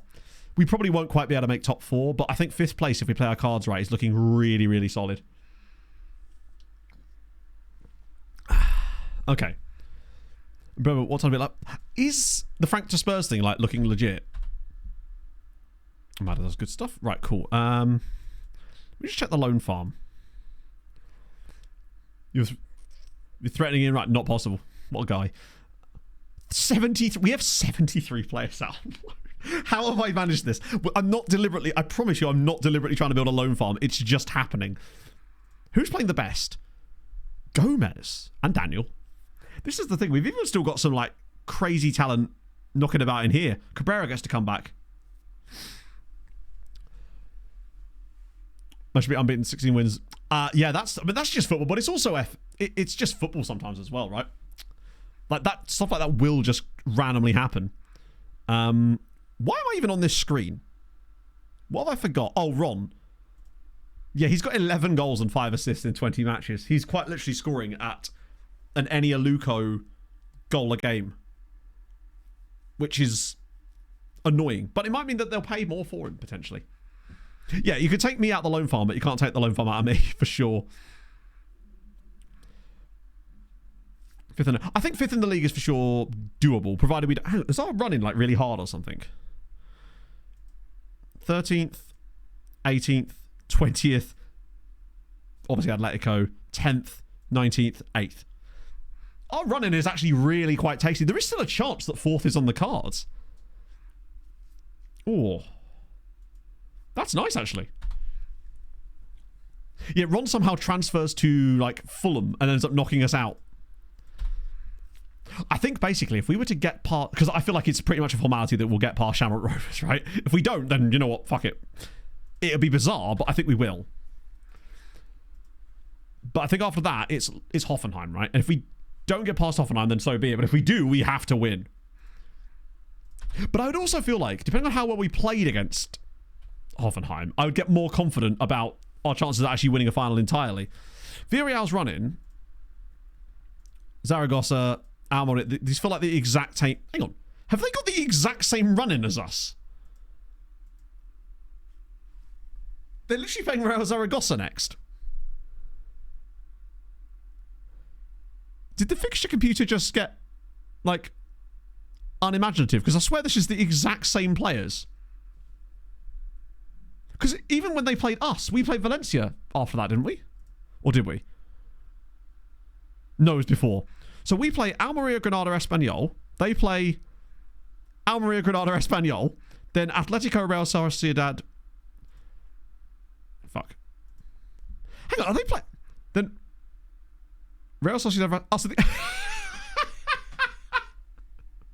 why have they got 6 fixtures that are identical to our... Well, we know they're running because it's our running. Did they start with Hihon? Probably. Do you reckon the game's just got really, like, bored? Let's just have a look. Oh, is this a thing? Started off against Sporting Gijón. Huh.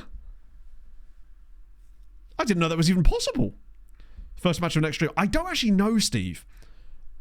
Possibly. Although, to be fair, we'd have to get all the way to the final today as well if that was to happen. If we got there, it wouldn't be today. Because then what would happen is if we did the final next stream, we'd obviously full match it and I could suit up on Tuesday. And then it's either starting on the transfer window or we're job hunting. I think the likelihood of us getting 4th place is still pretty slim. Because not only would we have to like play better than them, we'd also have to outperform them by at least 5 points over the remainder of those games while still competing in Europe, and they're not in Europe anymore as well. So that would be kind of tough to do. And the chances of us getting the 5th place being in Europe would be slim to none. Got sacked. Yeah, no, he did. But it just seems like it was an inevitability, right? Rules of the save are that we have to try and win the Champions League with a team that's never been in a European final, starting at the very bottom of European football and working our way up. We've lost again. God, they're going to survive by the skin of their goddamn teeth here, aren't they? 3 games to go, 1 point clear, and Don Benito, what a name. I worry for them.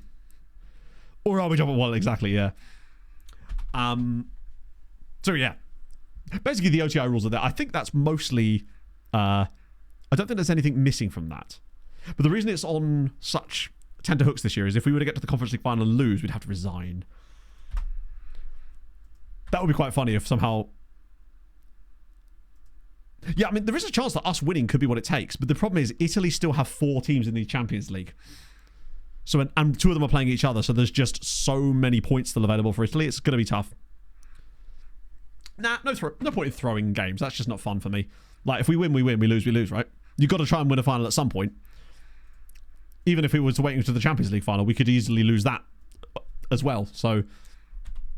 I just don't think that would be as fun and as genuine if we were to do that. As much as it would be a gut punch.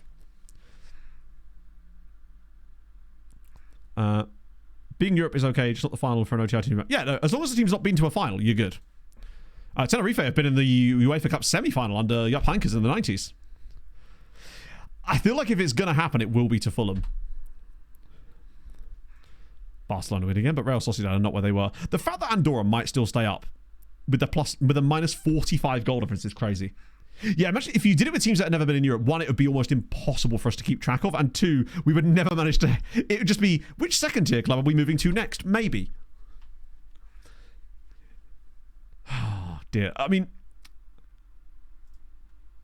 Could we take on Fulham? I'd be curious to see what... Speaking of which, be curious to see where we would stack up against Fulham. Yeah, so basically he's off tackles. Fulham are in the Europa Conference League with us this season, and they're probably the best side in it. And we're worried about getting to the final because it would most likely be against Fulham. And if they beat us, we'd have to leave our job. Yeah, Almeida is a bit excellent, isn't he? I've got him on his passing at the moment because he's going to play that role for us. So it's going to take a little while to see any real improvements out of him. But it's coming slowly. Vision's actually up 2 already. Oh, shit. That's fine. We'll pop. Oh, no, we won't start on Barlow. Christ, who's going to start on the right? Probably Nikolic, I guess. Tenerife B. I think you're probably right, yeah. Given that I think he's now essentially first team, maybe even starter. Wait. Turns out, Hadrian, we already had these guys as an affiliate, and I didn't realise it. We could have just waited a little bit and would have got them through anyway. Well, that's news. I guess who else are they going to have, right? We're also trying to build up a massive affiliate network abroad because we've got a Korean one now. We're just trying to pick some really fun countries to have as affiliates now. Since really we don't need the min-max stuff from... Wow, that's surprisingly, like, good. I love that Cyril Dosso is still our top scorer in the Conference League. Whilst has started 1 game for Lille. To be fair, Lille are in the Champions League quarterfinals, so they've had a good season. I'm glad he went there at least. We got our money. It's a shame it wasn't more, but I don't know how much more we could have realistically got for him. Probably about 25 million, maybe, if he didn't have that release score set so low. But if we didn't have that release scores on him, we wouldn't have been able to sign him in the first place. So it's kind of swings and roundabouts and all that jazz. Nice have just sat their boss. It's also worth noting that Atletico have been slowly but surely being bad again, and might be about to throw away a title that they've been in front of the entire time. Also, Barcelona have now conceded more goals than Real. Weirdly. It did. It opened up the door for Raul, and I was willing to let that happen. Mostly because I didn't think we'd be able to go that far in Europe anyway this season. My God. Mafia just got sent off for Osasuna. They're in real trouble. Someone could survive with like 23 points here at this rate. It's great. Hello, Saz. How's it going, man? As usual, more people are stealing the virtues of your skin. What a strange sentence to say to a human being. Without context. That could be the sort of thing that relegates Osasuna. Which would mean that we'd expect to see him leaving. Have you ever a non-Fulham player? Have you ever? Probably Ronaldinho. There was something about the way that he played football. It was like, it brought joy to him and everyone around him. And there was just something about that. Do we buy Mafia? No point. What good would it do for us? Right? God, I like this value that we're seeing on old Jose Carvalho lately. Kevin Davies, what a guy. But yeah, buying a player like Mafia would be just like just an asinine thing for us to do, because like, so he can play as a number 10. He's not even that quick. We'd have to spend, unless he's got some kind of, doesn't appear to have a relegation release clause, we'd probably still have to spend 30 to 40 million on him, more likely closer to 30 because they'd be relegated. He's 25 years old. He'd want huge wages. It's just, and also like, so are we saying that we take Raul out of the team to put him in? Because I don't know. I don't think it would behoove us to do that. Mafia is so fun to keep an eye on. A bit like how Renato Martinez was at Watford. And now he's at Stade Rennais. Those players are just so fun to keep an eye on because they do just do interesting things in games. Wait, is that why you're even able to play this game? Oh, I guess he is. Oh, that's true. He'll probably end up signing. Now, what will happen is he'll probably sign for like someone that's like between, I don't know, 11th and 14th in this league or someone. Someone like that is probably where they'll get him. If they've got the money knocking about. Say they make a big sale. Milner's a great player. I do like James Milner as well, true. I think this is our best possible lineup right now, isn't it? There's Kassim Prentice. Are you really B team? Why is he listed there? Oh, because he's a... Why is he showing up when I... Oh, I've got the under-19 squad turned on. One sec. There we go. Ah, that's why it is. Flavio isn't registered. I don't believe Flavio needs to be registered. He's showing up in the lineup here. So I'm pretty certain he doesn't actually need to be. He will need to get a number in a minute. Oh, that might just be because I moved him to the first team. It's removed his default number. I suspect that's what it is.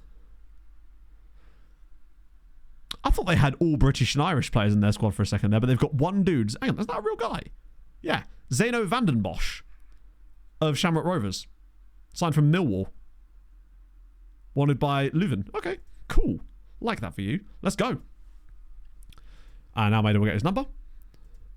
Yeah, I think it was just because I moved into the first team squad, so the game kind of got a bit messy with it.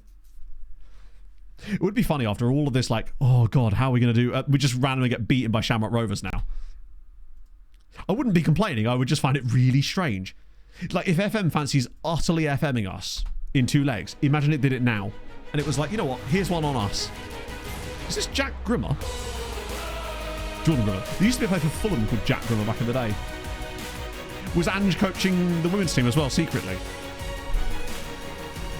That's Angela Postecoglou. You want to watch out between the two. Bosh, every time he scores. Oh, for sure. And why wouldn't you, right?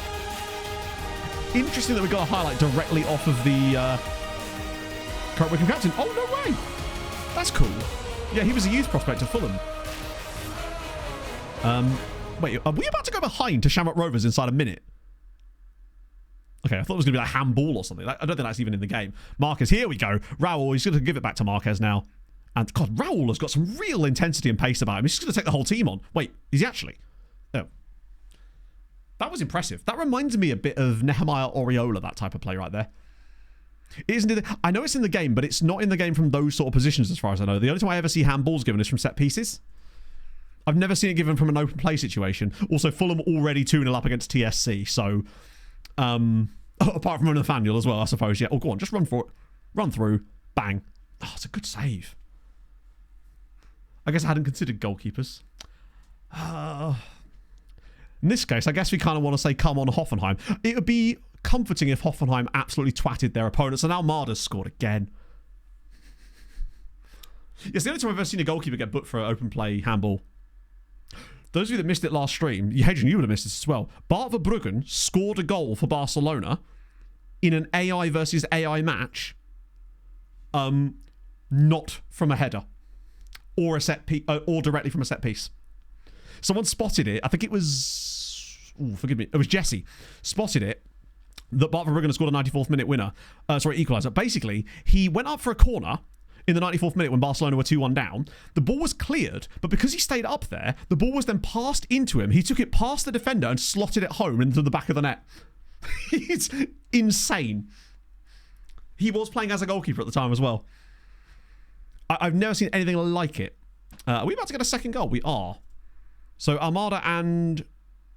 I didn't even see who scored this one. I guess he must do, yeah. It's Nikolic from Steinmetz. That's a really tight angle. And we are... There's a clip of it as well, I believe. Because it's definitely going in weird FM. We're looking very, very good here. Like, extremely competent in the early stages of this game. To the point where if we could get 3 or 4 here, it would allow us to rotate for the second leg. Like, legitimately rotate for the second leg and just keep pushing. Because right now, this team just looks stacked. The quality is getting there. It's also a good sign that, once again, these games are considered... Every round we play in is going to be more and more big match waiting. You know if there's a train so the fact that we're continuing to play really, really well and not having any weird hiccups here... Oh, look at that for play. Might just drop it off to someone else. Yeah, he does. Oh! We are filth. PJG73, thank you for the follow. That's very kind of you. What a bit of play that is. 3-0 up, but that was brilliant. Look at this, the way Raul goes past his man, little ball inside there. The fact that he doesn't shoot, drops it out to Nikolic, and then replays the ball inside for a beautiful little scooped finish. This is the sort of team that could actually win the Conference League playing like this. Like, obviously Fulham's defence would be great, but that was beautiful. I know it's Shamrock Rovers, right? But they're here for a reason. Fulham are 3-1 up against TSC now. Hoffenheim and Club Brugge. This is 100% going to end with us losing to Fulham in a Conference League final, isn't it? It's got it written all over it. We've not had a huge amount of chances today, but we've just absolutely buried all of them. It's glorious.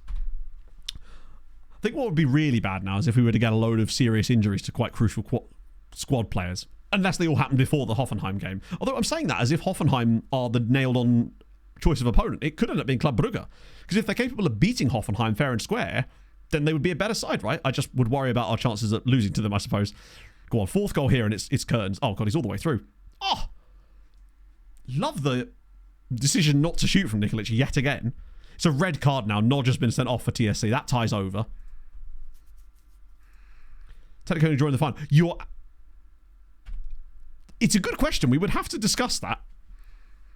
But from my point of view, I think that would be a technicality, and I wouldn't want to lose on. I wouldn't want to go out on a technicality in the sense that if you lose the final, you lose the final, right? You are not the winner of the game, and therefore you are the loser. So that would still count. I get her hot on for a little bit. Puyo. Just keep making these little changes. God, get some back pain today, chat. I might have to sit down in a minute. Things you hate to see. Drew the Europa League finally said that they did indeed. Apart from, wait, we lost in extra time. An ET loss is still lost for coefficient, yes. No, it's not. I don't think so. I think an ET loss is, the game is after 90 minutes, I believe, in coefficient. I believe. Or is it only if it goes to penalty? I actually forget. How are Fulham making it this difficult, by the way? 6-2, never mind. So, Fulham look to be progressing fairly easily. Yeah, let me just take off their player. That'll help. I think it might be... I actually can't remember, honestly. Low crosses is so good. 7-2. This is the quarterfinals and Fulham have scored 7 goals. Hoffenheim at least 1 up. I think that sort of tells us what we needed to know about Hoffenheim. Like, tougher away game there against a team like Club Brugge because they're a decent side, but Hoffenheim are superior. They're a Champions League qualifying nearly... Wait a minute, what? Oh, I thought we were about to give away a chance there. Come on, Raul. Let's get a breakaway. 1-1, oh God. I mean... I think we've just got to focus on making this team the best it can be this season. And hopefully they'll be good enough to do the whole damn job. That'd be quite impressive to win a European trophy in our first season in Europe. Her whole... Ooh, patience. I like it. We're looking for that ideal pass now. I can feel it. Just drop it across. Oh, it's beautiful. Jose Maria Puello, 4-0. That's pretty much us through to the semi-final then, I would say. Because that was just really, really nice build-up. Nice to see Puello getting involved in this as well. Since I think that long-term, he's the guy in that position. That was really nice from Bilal. The fact that he didn't shoot and actually pulls it back across them. Beautiful run. Lovely finish, 4-0. Tiny release causes. Now, the way I see it is that at least if we left Tenerife in the situation, say we had to leave, right? We'd be leaving them in an incredible position where they would be a problem later down the line. Which would be quite funny just for the rest of the save in general. If we left this monster Tenerife team intact, they would continue getting better for the foreseeable future. I think !camera, Gwids, should get you a link to a picture of the exact settings I use. If not, let me know and I can show you the next time we go into game, which shouldn't be that long. Well, Le Showings got to a Conference League final after we left. So, it's possible. Is that Anton Dubois? Andrea Dubois. I want to look at the stats for that game. Fitness concerns, 3 days to La Maria. Those guys are playing... Well, they never... I reckon they... A lot of these guys could be like strikers as well, so I don't think they have too much of an issue with some of these guys. Good job. It was actually pretty naff. We got one player in it who looks okay. It's definitely our worst intake we've had at Tenerife, but then we've also had two, mostly one, but two banging youth intakes. Let's see. Aliou Adesina, immediately interesting name. He is lacking a lot of acceleration. I know that they can get better, but that's a lot of room that he's going to need to grow in.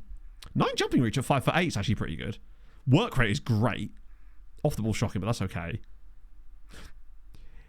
He's lacking physicals.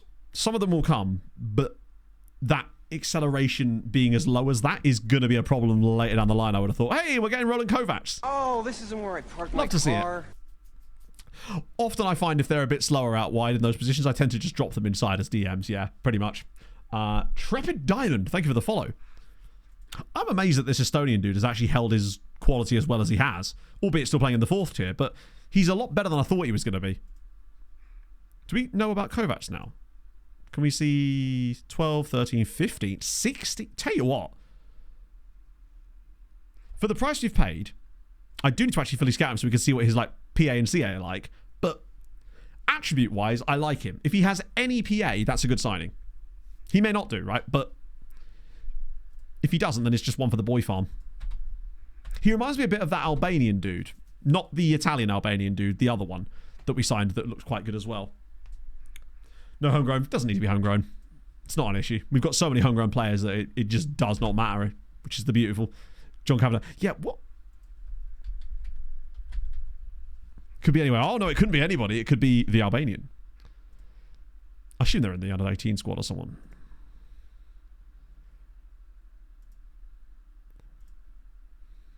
Wait, are they not? They're not senior squad, are they? I think they're both on loan anyway, actually. Be easy to just look in the loan farm. Except I can't because the nationalities aren't on this page. I can't remember either of their names, which doesn't help. These two. It was Alba was the one I was thinking of, who had like really nice temp poles. And then there's this one here, who was the random Italian-Albanian guy that when we signed him, every single club in Europe, mostly Spain, was trying to loan from us. So he might actually have something about him too, potentially. Consistent. He's a little bit short. And obviously John Kavanagh too. Villarreal win again. 8-point gap, even if we win the game in hand. He's very young. We won't know what's going on with him. He might be able to grow an inch or two. Potentially. Which is the thing that could save him as far as being a centre-back one day. Because at 5'10", he would have to have world-class technicals. Which he could do. But yeah, because he's... The fact that he was 16, though, is what shocked me about how much interest there was in him. It makes me wonder if we've managed to nab someone like that guy from Hartberg, the guy that moved to Dortmund at like an insanely young age. And look, I mean, he doesn't look anywhere near as good as him, but... Okay. I'm a fan of what I'm seeing. To be fair, if they did get a new manager, I feel like Jose Garcia could be an excellent striker for that manager later down the line anyway. Even if they stop playing our absolute batshit system, right? I see no reason why we won't be able to get through the semi-finals today as well. B team are still fighting relegation. Yeah, it's not going well for them. We don't know why, because the squad's really good and they're just underperforming their XG so badly. They should be like easily top half, but are struggling against relegation, which is very annoying. But that's what happens. Ginger Ninja, thank you for the follow. I really don't want the B team to get relegated because it would actually harm our development of players quite a lot. Them being able to play in a league that's actually switched on is such a big deal. I think they'd probably get promoted again the following season anyway, just because of the way the game picks teams, but you can't rely on that. Squad is so young, maybe. The consistency issues are definitely going to creep in, because not all of them are consistent. A lot of them are, which is surprising, but there's always going to be a few issues there. As if Sevilla are only 1 point behind us again now. So is Girona. It feels like we're winning constantly, and yet we're only 1 point clear of 7th, albeit with the game in hand. Hello, Derek. How's it going, man? Or is it Derek? Forgive me. On the side of the wire. Yeah, I would like to... Honestly, Pog's been... Since I've moved to Tenerife in this save, Pog's been like, so are we going to go see a game or something? Because, you know...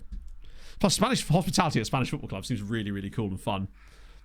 A lot of the Tenerife shirts I was looking at on Vinted have been sold, unfortunately, which is a shame. That being said, I've been looking... You know...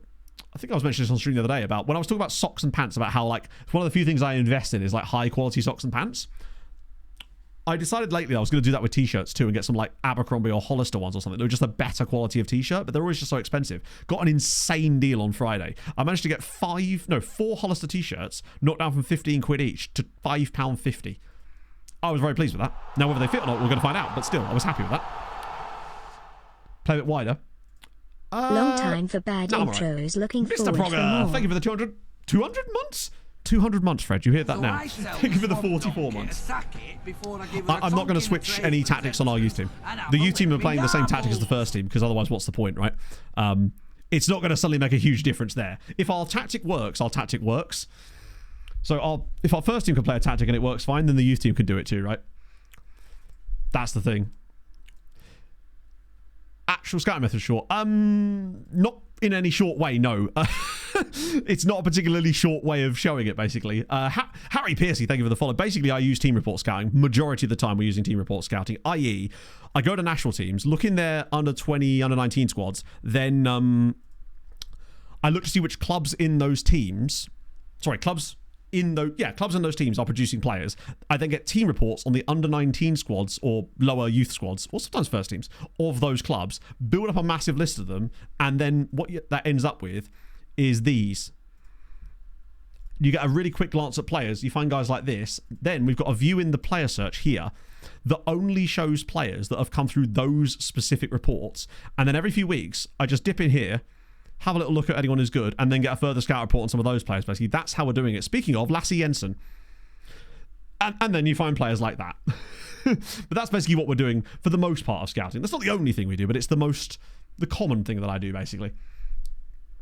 Linus Alperud. Ooh, not spelled with any of the right letters. I'm a maverick, what can I say? Oh, yeah, she's in the game. 31-year-old Swede, wanted by Kviding. What league do they even... Oh, it's Division 1. Okay, fair enough. Wow, they don't even have a badge. Oh, yes, they do. It just looks like a default FM badge. So that is he. Where's he been around? He's been...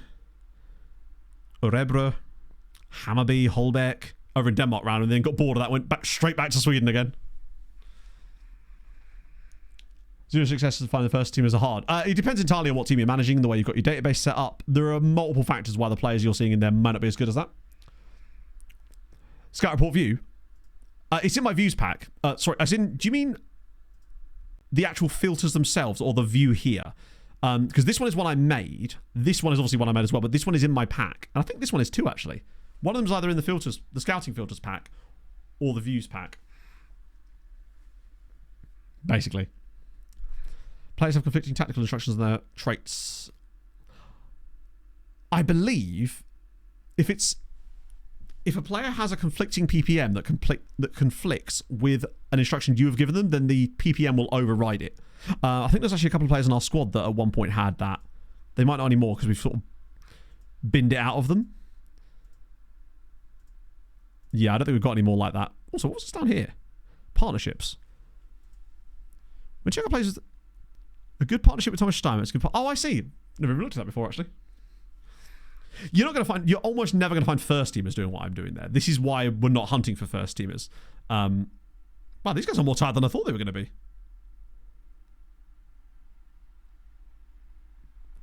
Where the hell's... Wait, where's Jose Garcia? Fuck, he's not involved in another game today. I didn't realise he was still beating. Oh well. Shit happens. That is annoying though. Raul's probably going to have to start. We'll bring out Helen, Una Yildirim back into the team. Almada definitely needs a rest. Steiny, yeah, needs a rest. You're fine actually. Raul, I'll start him. He can come off though. We're in a good position anyway with the next leg, so it doesn't matter too much. But I don't want to get him hurt. Yeah, we can't really replace both centre-backs in this game, unfortunately. Right. Oh, God, it's Sam. I keep forgetting Sam Curtis plays for these guys. What a guy. Sick. Strong use sept. Yeah, absolutely. But the logic I'm using is that I'm looking at nations that already produce good players, and then I'm looking at... the reason I do it the way I do it is because if those teams in there are getting loads of players in the under-19 squad, it means, in theory, that they're producing good quality players, but also that they are producing a good quantity of players for the intakes. The last thing you want is to be scouting clubs that are producing one youth intake player a year because it's a waste of your time. Unless you hit insanely lucky and get the one guy that's good, which does happen occasionally, but it can be a bit of a waste of time. That's why when I do the scout reports, when I set them up, I then go through and filter it by number of players in their squads and then get rid of any clubs that have got 0 in there. Intake earlier. Yeah. So basically the way it works is with intakes is youth recruitment is the thing that decides what order you come in the youth intake. So, but obviously if you're in a major league, you're going to find that there's loads of teams that have 20 youth recruitment. Like in Spain, for example, there's like 15 of them. We are now one of them. So at that point, it becomes a reputation tiebreaker. So if every team, say you've got like 7 teams that have all got 20 youth recruitment, some of them can get it on the same day, but the ones with the highest rep get theirs first, basically. And that means they're essentially getting first dibs on the better players still. And that's quite a lot to overcome, essentially. Marty Boy, thank you very much for the 8 months. How are you, my friend? Oh, go on, Kraken.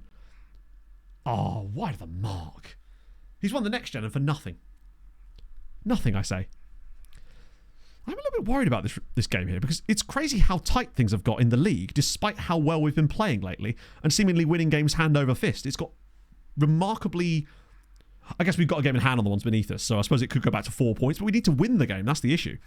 And the last thing I'd want is for us to find ourselves in a position where we end up coming like 7th in the league again. I mean, actually, I wouldn't really care. If we end up qualifying for the Conference League again, it wouldn't be the worst thing, although it would make me worry a little bit about us going deep in it again. Oh, go on, slide him in. The spaces are there's loads of spaces. Finds Payich. It's just what he does. Wait, I think he may have run offside there, actually. No, he hasn't. Nice. That's true. They just saw a guy called the Kraken and didn't do any investigation into his actual name. Payich has scored so many goals like that.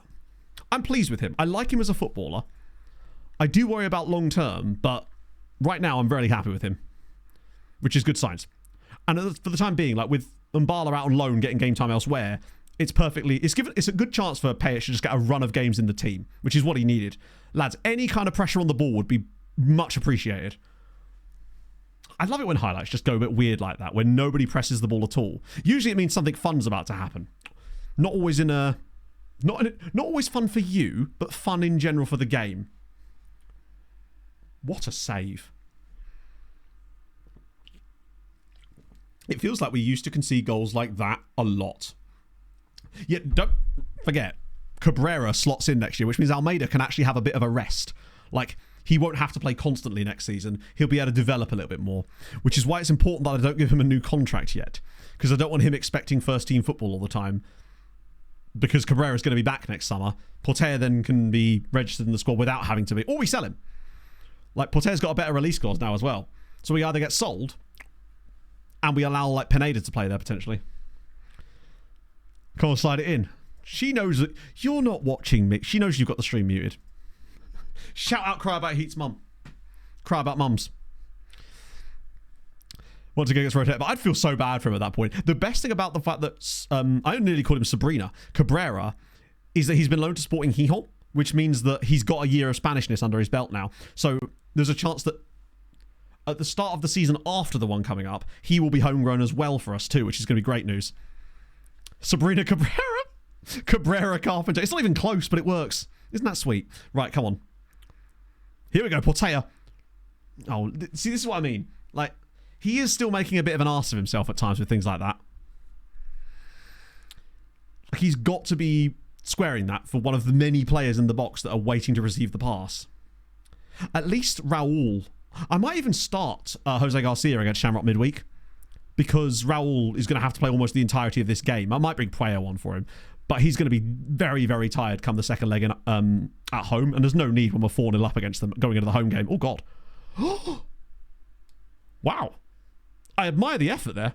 Martinez's injury. I think he's just really tired. Cooper, do not. But again, it's like, I could bring on Almada, but he's also really tired. I am programmed to get freaky.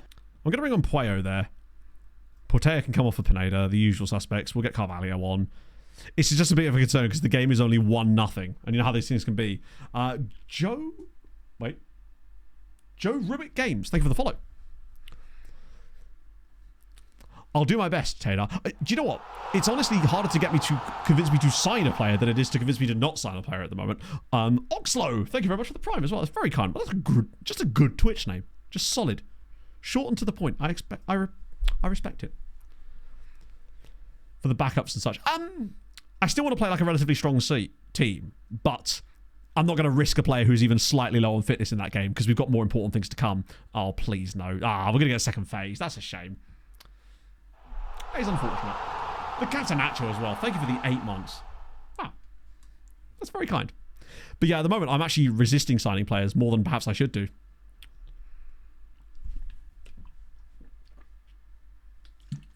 You love to see it. I assume the guy that was in an offside position when he shot... Yeah, he is miles offside. And it literally hits him twice. We got away with that there because we've not been very good here. Wait, who am I bringing on there? Fuck it, Bilal in the centre. Why not?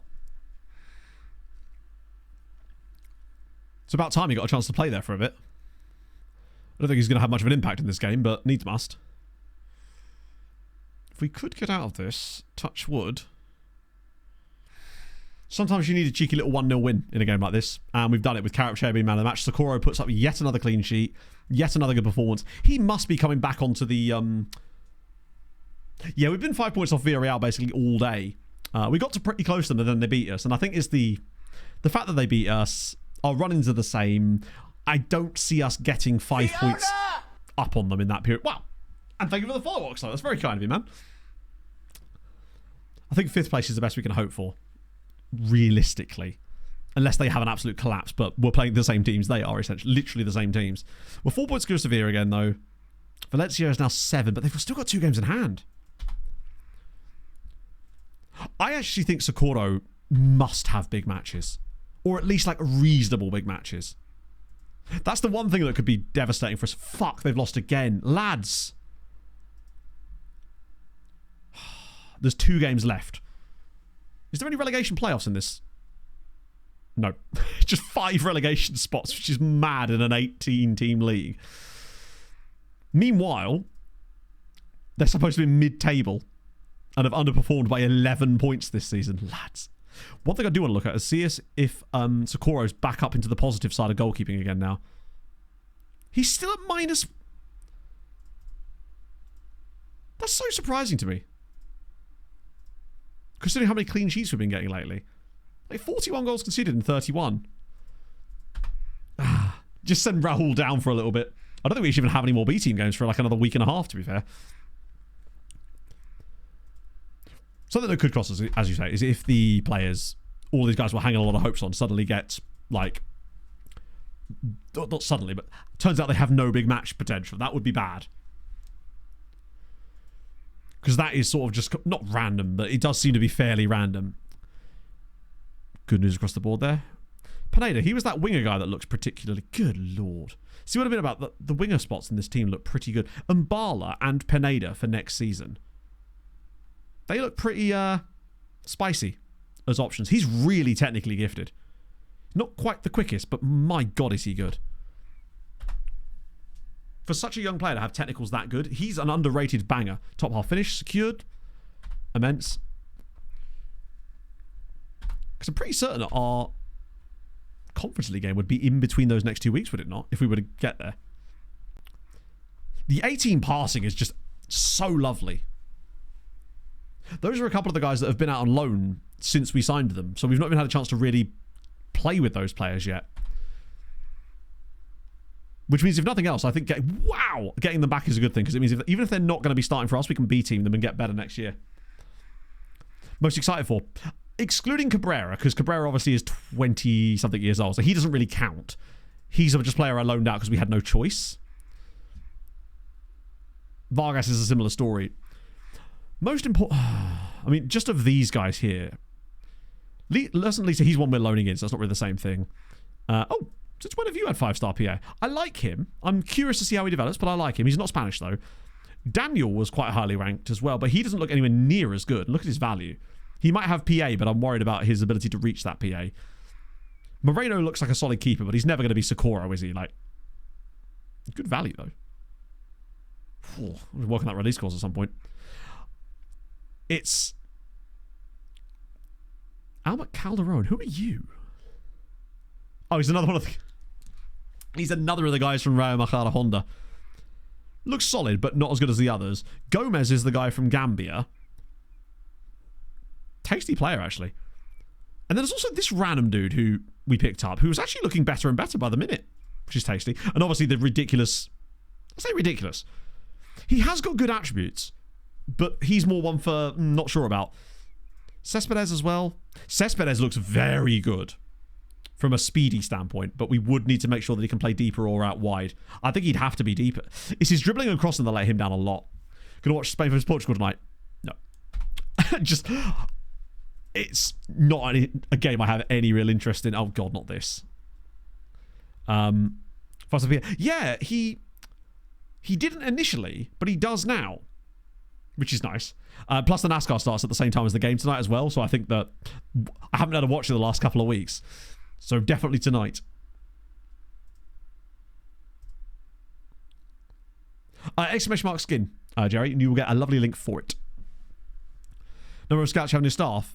Doesn't matter. You could do it with one scout because you can only get one report a day, so it doesn't matter. You could assign. I pretty much sign all 850 to the same guy. That's the beauty of it. 24 hours of Le Mans next week. I'm almost certainly not going to do that either. Why are there no recaps?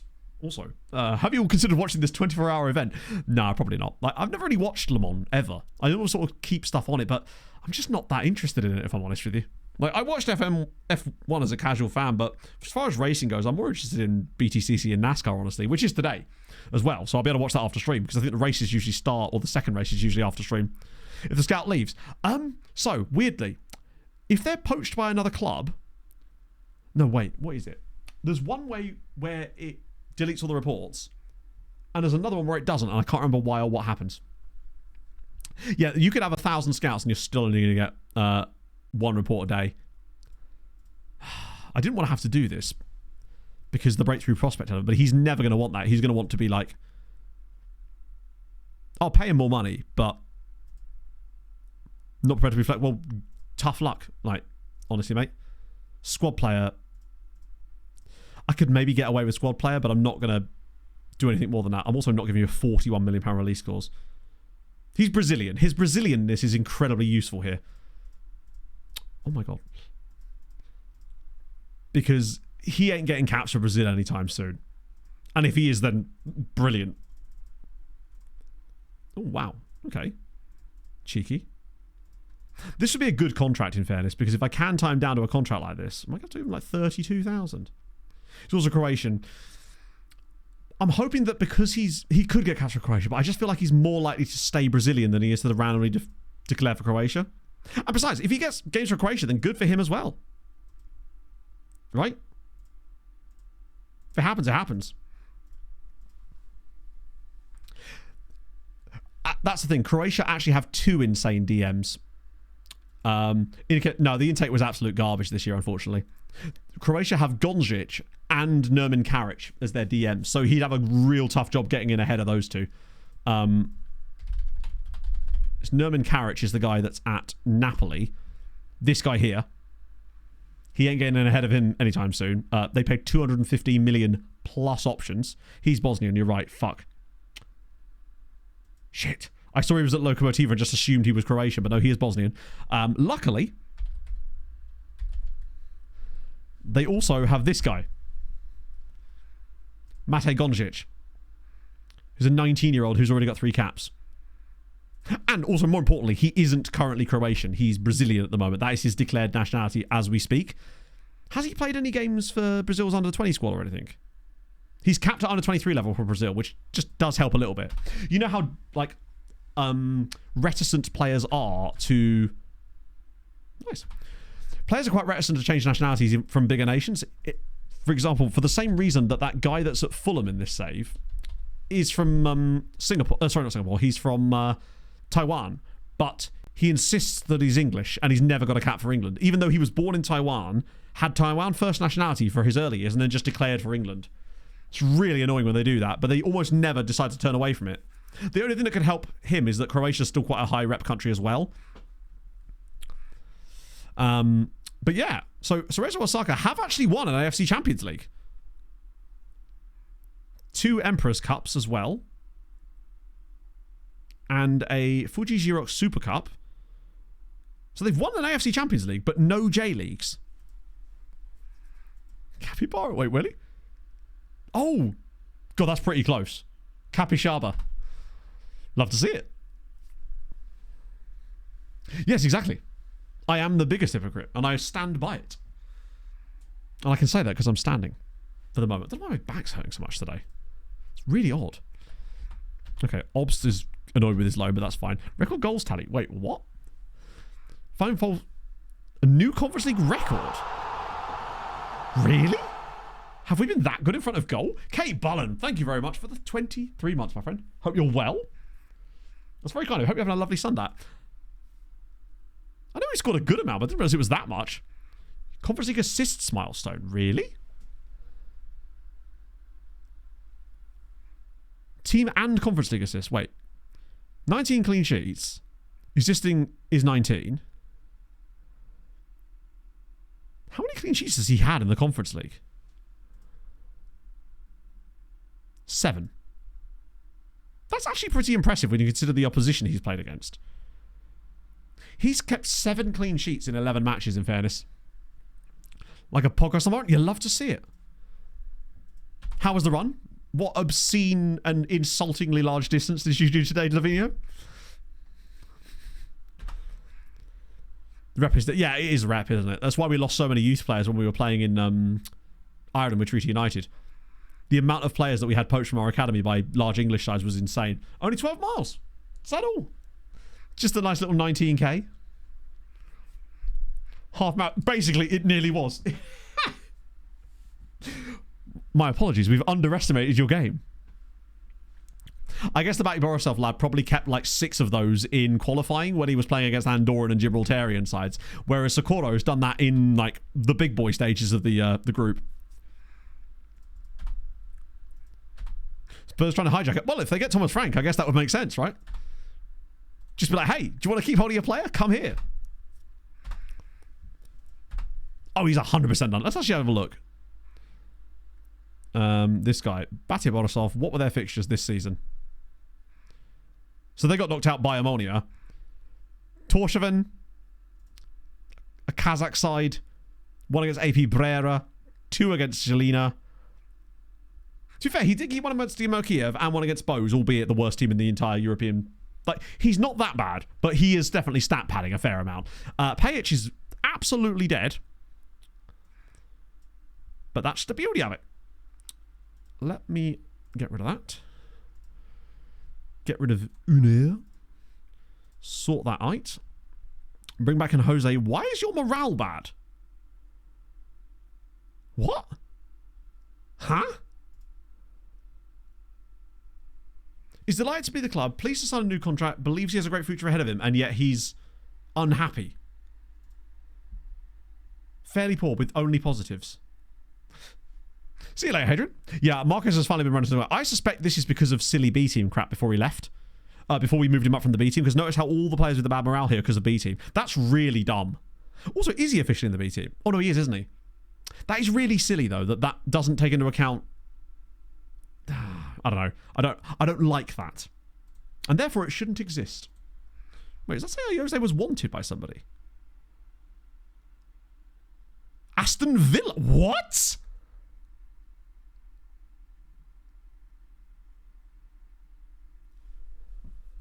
Okay, that's really weird. Why is that Jose wanted by Aston Villa? What's your release clause? It's probably quite big as well, right? 20 million. In that case, we better offer him a new one as well then. Wouldn't it be fucking hilarious if the good Jose was actually the other one all along and we just weren't playing him? Fuck it. I mean, hey.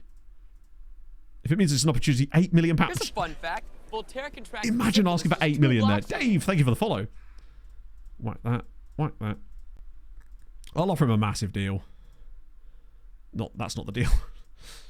I'll offer him an deal. Apparently we can't separate the AOCs. No, exactly. I'll offer him stupid money if you get Spain caps. There we go. Nice. That'll be there. That gets the release clause situation sorted out, but Christ. Like, if you'd have said to me, which of the two Ayoses was going to be wanted by a big Premier League side, I would have said, obviously, the one that's playing week in, week out in La Liga for us and looks way better on paper. Maybe he's got better PA or something, but that doesn't seem likely. Maybe they just want him. Maybe they just like Ayose's. Vanderlei and Jose Martinez. We'll probably start Almeida for this one to give him a little rest now. Steiny can come back in as well. We'll also start Jose Garcia too. Nice. Who might have taken off the bench here? Oh, yeah. Yeah, Angel. There we go. Fine Rodriguez, it works. Crazily, it actually does work as a tactic, which is why we're here, you know? Opposite release score situation. Oh, I don't know. 40 mil.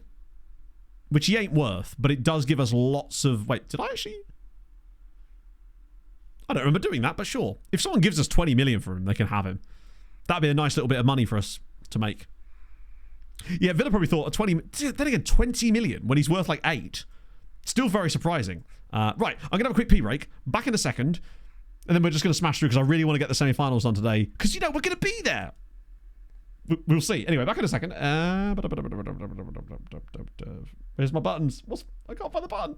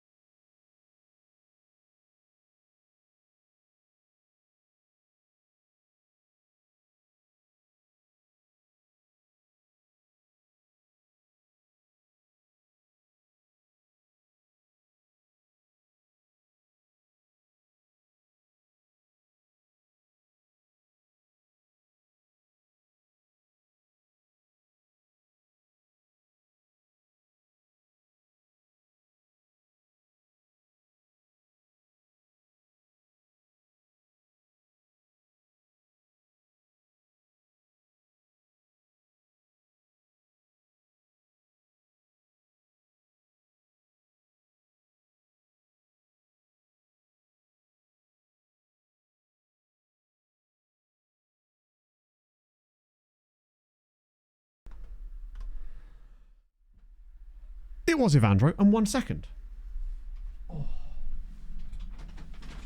Oh. Too much back pain today to finish the stream standing up. I don't know why, but mother of God, it's bad. Oh. Ah. Oh, God, even sitting down hurts. That's unfortunate. Let me just start the game. Just be easier for us all. Now we get wobbly cam. Make that a bit more sensible. Oh. Yeah, my lower back was hurting. No idea why. Yeah. Happened. Nothing.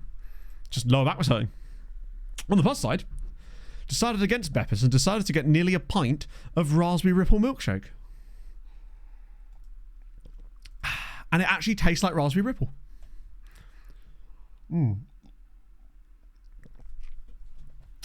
As you do, exactly. Why have Beppis when raspberry ripple milkshake exists? It is delicious. Would highly recommend it if you're into that particular flavour combination.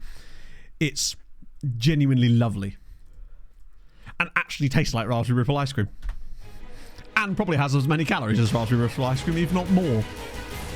Okay. This should be straightforward for us. It feels weird sitting down. I don't like not being able to move around as much. I feel like I'm being restrained by the shackles of life. Otherwise known as a random team from Ireland. Okay, sick. Oh, it was Evandro, by the way. I don't know if I mentioned it. It was Evandro.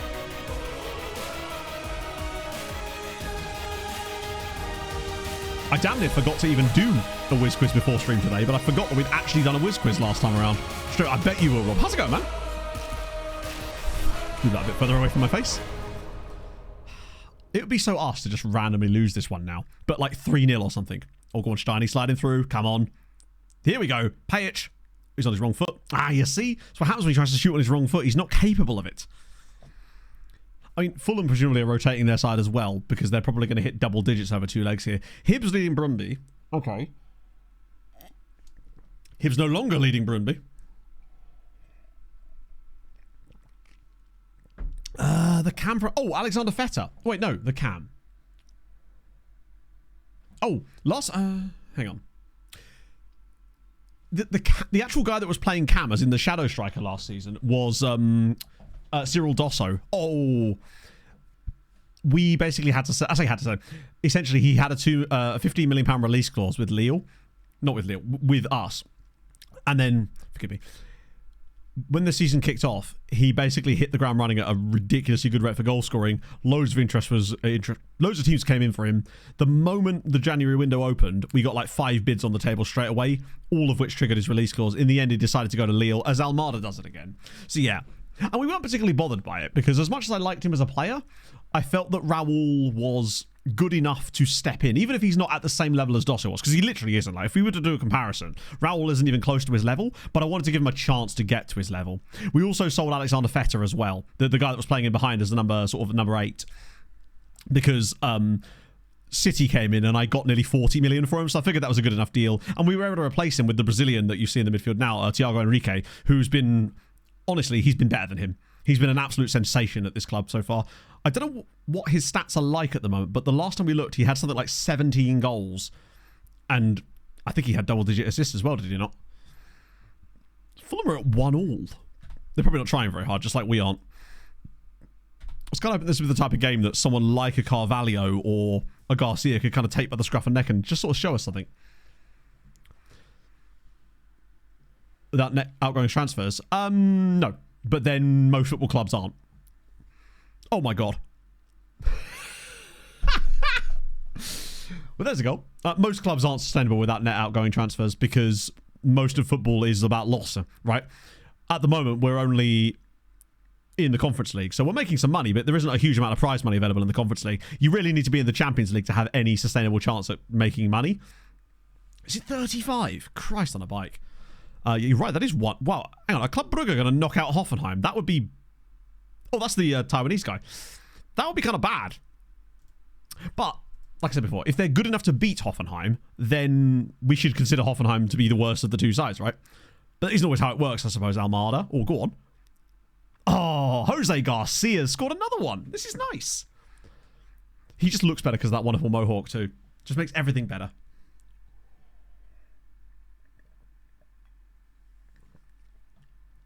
Luckily as well, as far as us being sustainable financially. We have so many good players coming through that are fairly young, that we can just sell a couple when we need to recoup any kind of money if we absolutely have to. Like Opry, for example, is on the chopping block. He's up for 25 mil. I don't know how much we paid, but I think it was 2. So there's plenty of ways for us to make money. That, and we're not exactly spending a lot of money at the moment either, which is kind of helping. Because I'm so happy with the way this team is constructed, I'm not feeling the need to sign loads of players at the moment, which is kind of helpful. It's more like dotting guys in when I find someone who's really, really good. I should have started Puello for this game, really. That might have been a smarter idea. Probably should start Mr. I'm Wanted by Aston Villa, honestly. Hello, Mongo. Garcia at the B team. I'm debating it because obviously we need our B team to stay up. I think next season he's definitely coming out of the B team, like to be a backup player for us in the A team. But basically, I don't want to restrict his opportunities to play because actually, you know what? It might still be better to keep him in the B team and then just use him in the A team whenever we want to. Because if we bring him up to the top tier left wing back, well, I mean, we could do with a top tier player in every single position on the pitch, but unfortunately, wanting a thing and getting a thing are not the same thing, right?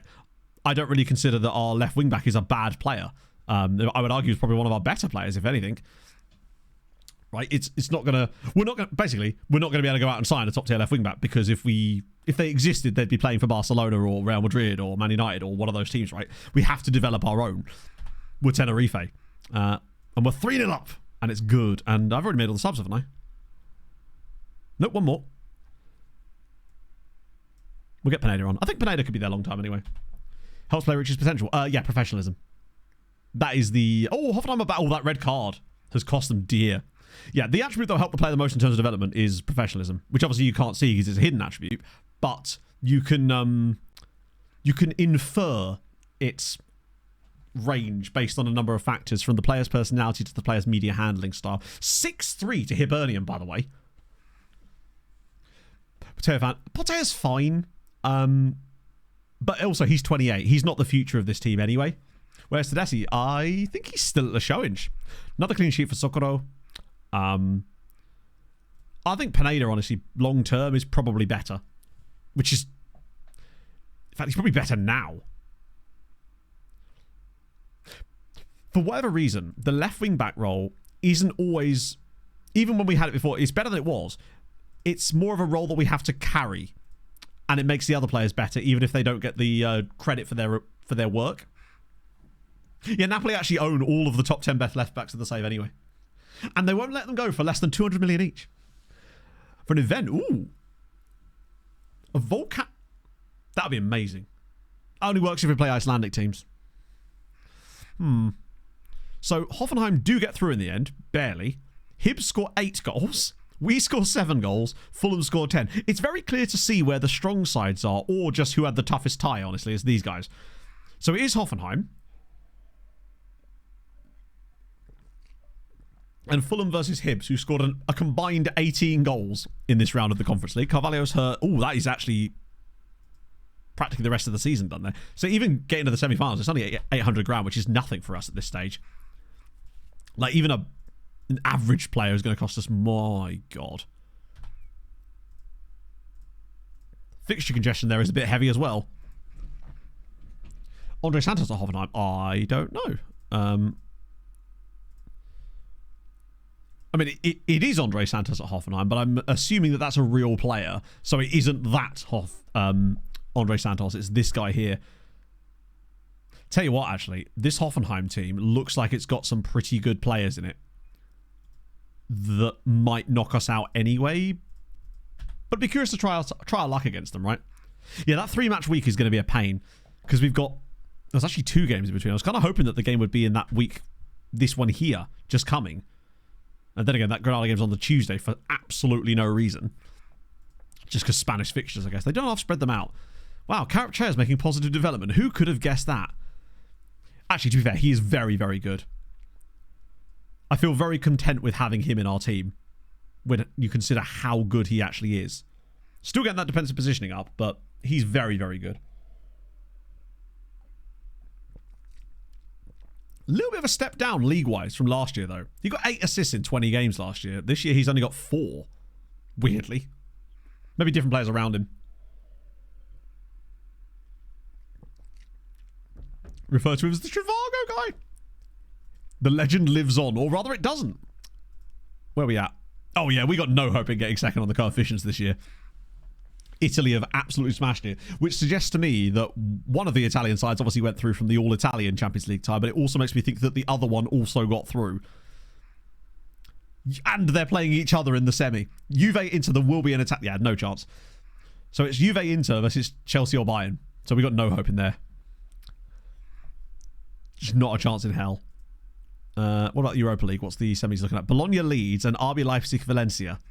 It'd be cool to see Bologna go through to the final of the Europa League. They're already off the list technically because they got to the final of the Conference League. And hang on a minute. Is there any way in which a new team doesn't get wiped off the list today? Oh no, Hoffenheim technically could. Yeah, if it was Hoffenheim versus Fulham, then it would be... That means Leeds did knock out City, didn't they? 3-2. Leeds won 3-0 at Ellen Road. Amazing. Leeds were 2-0 down from the first leg and won the second leg with 3 second-half goals from Matthias Suru, Chris Stewart and Josephus de Lang, who's a ridiculous Belgian player, if I remember correctly. Tenerife is still an option, currently. Well, that's just brilliant. League's loaded. Lots of them. Hang on, I'll show you in a sec.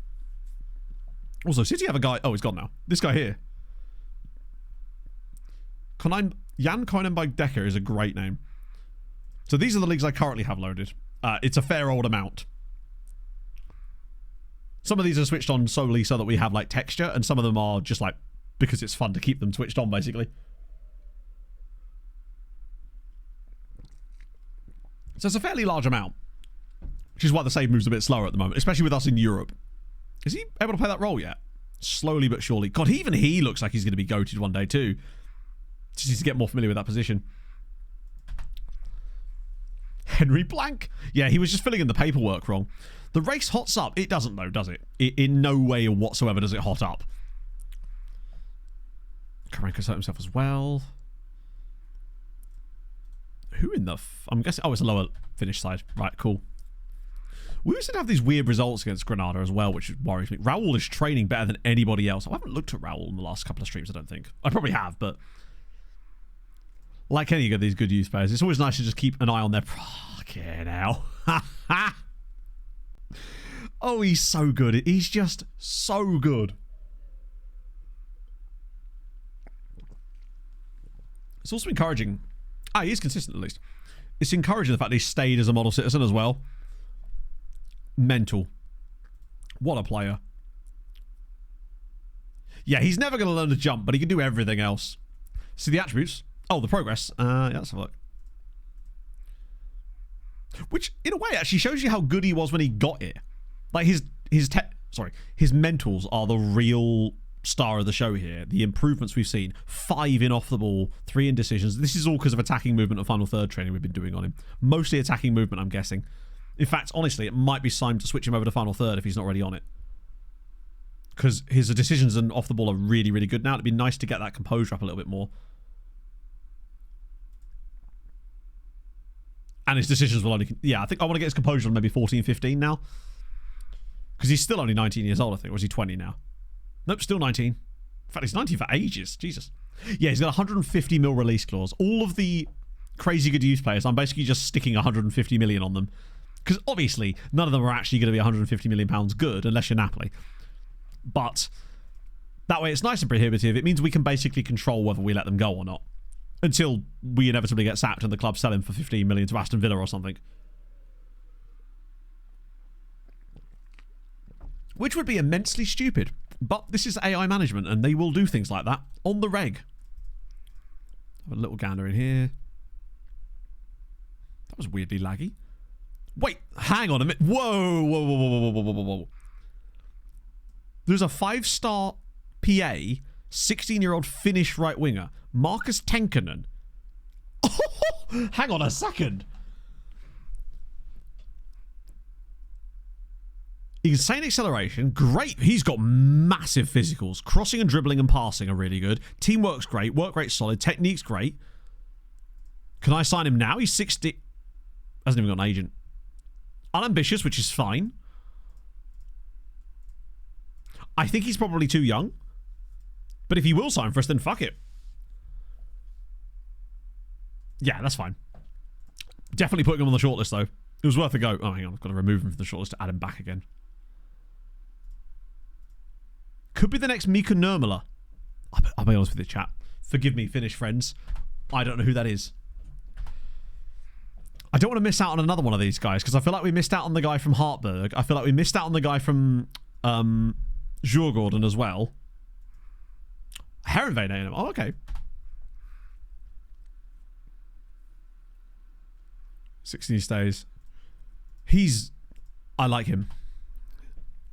I don't want to miss out on another one of these players that look really goated. I mean, it could just be that they are goated at a young age, but it looks like Albin Johansson still has the 5-star PA, and he's developing like crazy at Liverpool. So, one of the ways that you can bridge that gap is by trying to find those guys just before they do. But we would have never got that guy from Hartberg before. I don't think Fetcher's played a single other Premier League game since we last checked on him, has he? He's played 12 Premier League games. I think he played 11 last time we looked.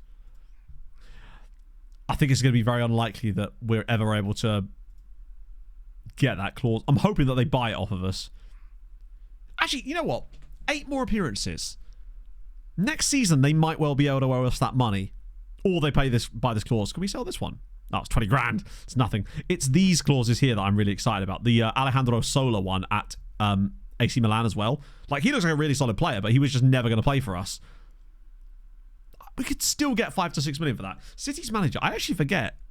Is he going to be manager for much longer at this rate? I don't know, given that they lost to Leeds in the Europa League semi-finals or whatever it was. No, it was the quarterfinals, wasn't it? Just Charles Continent. Wait, is there any more Patreon regions I've missed out on? I want to make sure I haven't seen any retirements. Oh, Jesus. We nearly lost Cap and Nikolai. Oh, you're right. It is Mason. It's Ryan Mason, yeah. Because we were doing that whole thing talking about Ryan Mason as a potential future Spurs manager, and then we looked at Manchester City and there he was. Just cutting about. Valencia are kind of less of a problem these days. We're only 2 points behind our tally from last year as well, which is good. We should be able to beat that. I think we've got to be looking at like 70 plus points. So Cap comes in. So does Nikolai. I didn't press Cap. GG's. I've somehow not pressed it twice. Right, there we go. Okay, they've won anyway, which is actually a little annoying because they Christ, the gap could be back to 1 point. Valencia just will not go away. There's a chance we could still finish 8th, you know. Sack it before I give her a tonk in a tradesman's entrance and have a lick me yarbles. The real P-Chap. Thank you very much for the follow. How's your night faring? They went to administration at one point, which was very funny. They have recovered since, though. But they did go into administration and finish like very, very low. Andrew gets sacked. To be fair, it hadn't actually happened last stream. The way I look at it is like, as an outsider, I don't really care, right? Because it's not my club. But is not the aim of football to win trophies? I wonder what the threshold would have been for winning a trophy and finishing in the league. Like where was high enough that it would have been okay to have won the Europa League and not and been bad in the Premier League? I know they did finish very, very low, but it's like, I don't know. Above United, well, I suppose, yeah, that's not exactly a high bar. Who will replace Pep? I don't know. I genuinely couldn't even speculate. 13th. But like, so I don't know, maybe it's just because I'm coming at this from a fan of Fulham, so it's very different, right? But if we got relegated and won a European trophy, I'd be all over that shit. Because if you're not, I don't know, it feels like with football fans a lot of the time it's like, if they don't win a trophy they're not happy, but if they do win a trophy and they don't, I don't know, it's like not important enough. Alright. But like, you ain't winning the Champions League anytime soon, so are they going to win the Premier League anytime soon? Probably not. What's a big enough trophy at that point?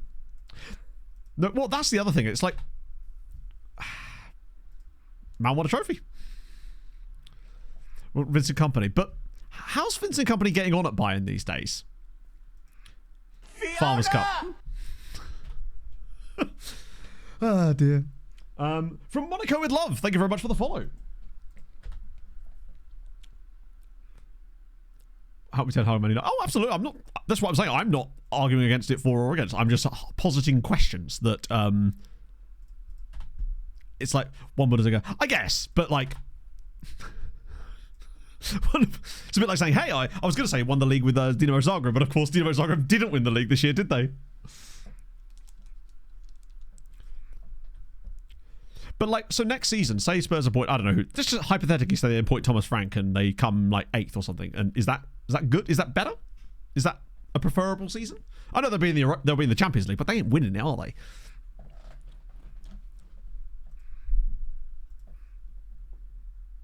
When you get 25 go, yeah.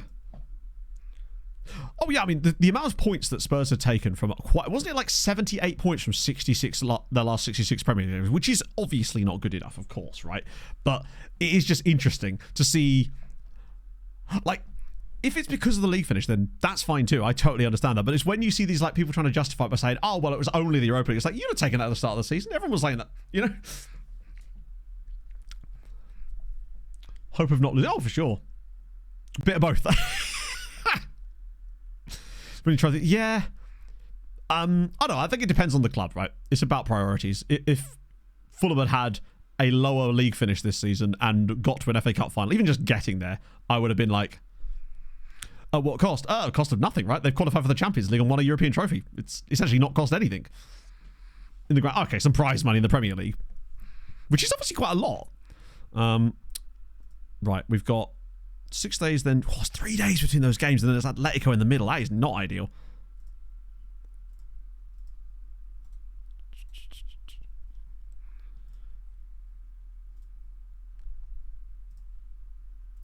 Definitely want to get this bench sorted a bit more, because there's definitely some players that can come into this game, I'm certain of.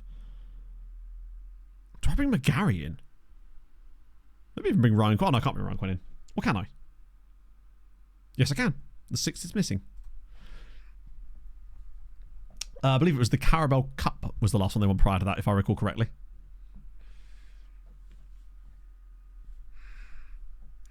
Gives him time to build up the team properly. But why would he give him time to build up the team properly? They don't do that.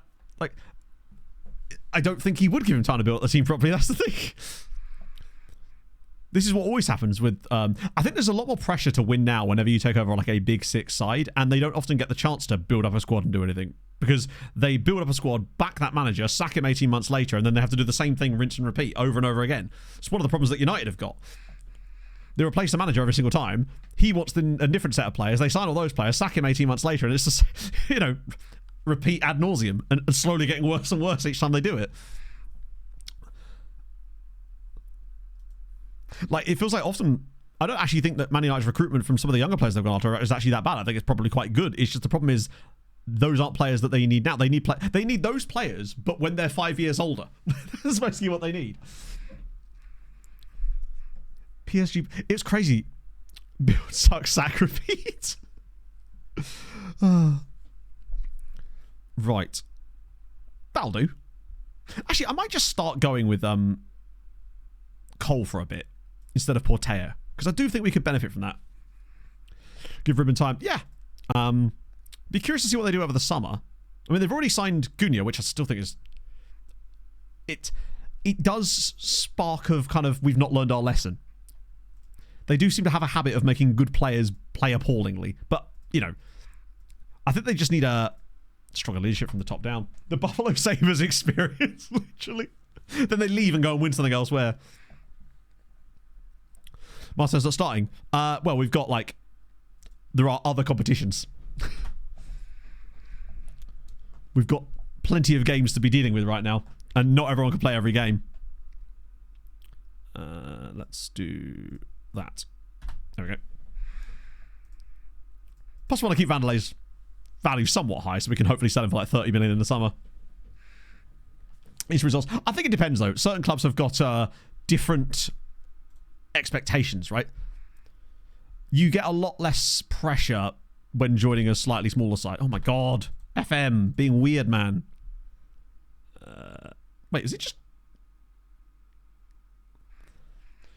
Hey, I mean, he'll be very well paid.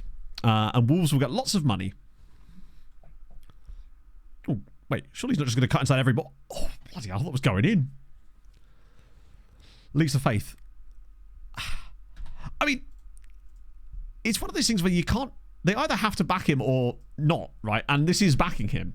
But this is where in 2 years' time it comes out that these weren't even players he wanted. It was just United doing what they've done quite a lot lately. He'll be like, I never wanted these players. I had all these other lists of players that I wanted to get who were like... But then on the opposite end of the spectrum, you've got that, oh yeah, United are going to get relegated. I'm like, no, they're really, really fucking not. They could be just as bad next season. They're still not even close to getting relegated. The thing is, United's done quite a lot of proven players before, and then they've sort of they've kind of essentially unproven themselves in many ways. Do you remember there was a time when Casemiro... I know Casemiro was actually... I think he got a bit of a hard rap at times, but there were some times where he looked like a pub team player occasionally, and you'd be like, what is this player? This is exactly. Mount is interesting. I actually forget about Mason Mount even existing, although amazing hair that he rocks these days. He's a good hair player. But he was injured for so long that I just forgot he was even there. And they did seem to improve when he came back in. Oh, go on, Thiago. Dink the keeper. You know you want to. Oh, or just miss. Oh, no, absolutely. I literally said that, James. But, you know, I just... What is considered success for Spurs next season, then? What is the bare minimum they need if whoever they appoint? Helps with aerodynamics. Damn right. If anything, it would actually be bad for aerodynamics. Big hair is gonna draw you back slightly, I would have thought. Ooh.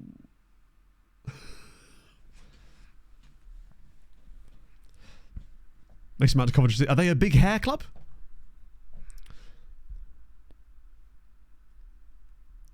We've actually done okay there and aren't getting goals. Such is life. Right. Worse than Dutch. No, I don't think Sunderland will be that bad. I actually think Southampton were a bit of an anomaly as how bad they were. But I also don't think they have a hope in hell. And that's not because I want them to go down. I'd actually quite like to see one of them stay up this year at least. Just because otherwise the Premier League risks becoming a closed shop with the illusion of not being a locked league. They've somehow managed to get rid of relegation without actually removing relegation. The most impressive trick the devil pulled on us, chat, was making us think that he didn't exist. Right, come on, back post. What is these highlights? Top six in the cup, but I mean, I hate to sound like one of those people on the social medias there, but war a trophy with that. I mean, I don't know. I think maybe this is just like because I cannot see things through the lens of... I can only see things through the lens of my club and the way I support them, right? But like... But that's also because Fulham aren't really in a position to win anything anytime soon either. Oh, come on! Has the worst chance. I think Burnley will be in for a shock when Scott Parker ball hits the Premier League. And we see the stat of like, they haven't scored for 7 games. But they've only conceded 5 goals in that time. But they have only got 5 points. 2 points from those 7 games. 23-team league with... Yeah, or... Oh, that's a red. That is an absolute shocker of a tackle on Garcia. Holy Christ. He's backed over him with a Granada. Let's get Raul on now. Pineda's been really poor. I finally placed my trust in him. He's like, no, I'm not going to repay you. Silly boy. I'll do.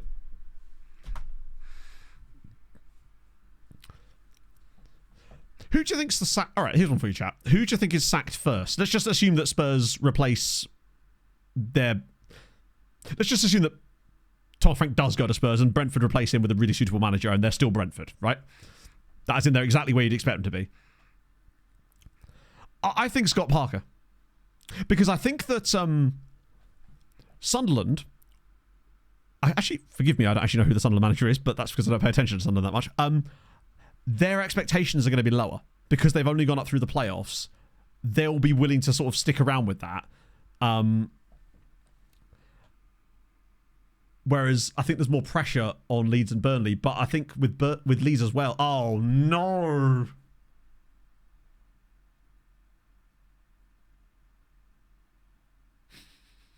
Chat, are we going to lose to Granada when they have 10 men and we're battering them?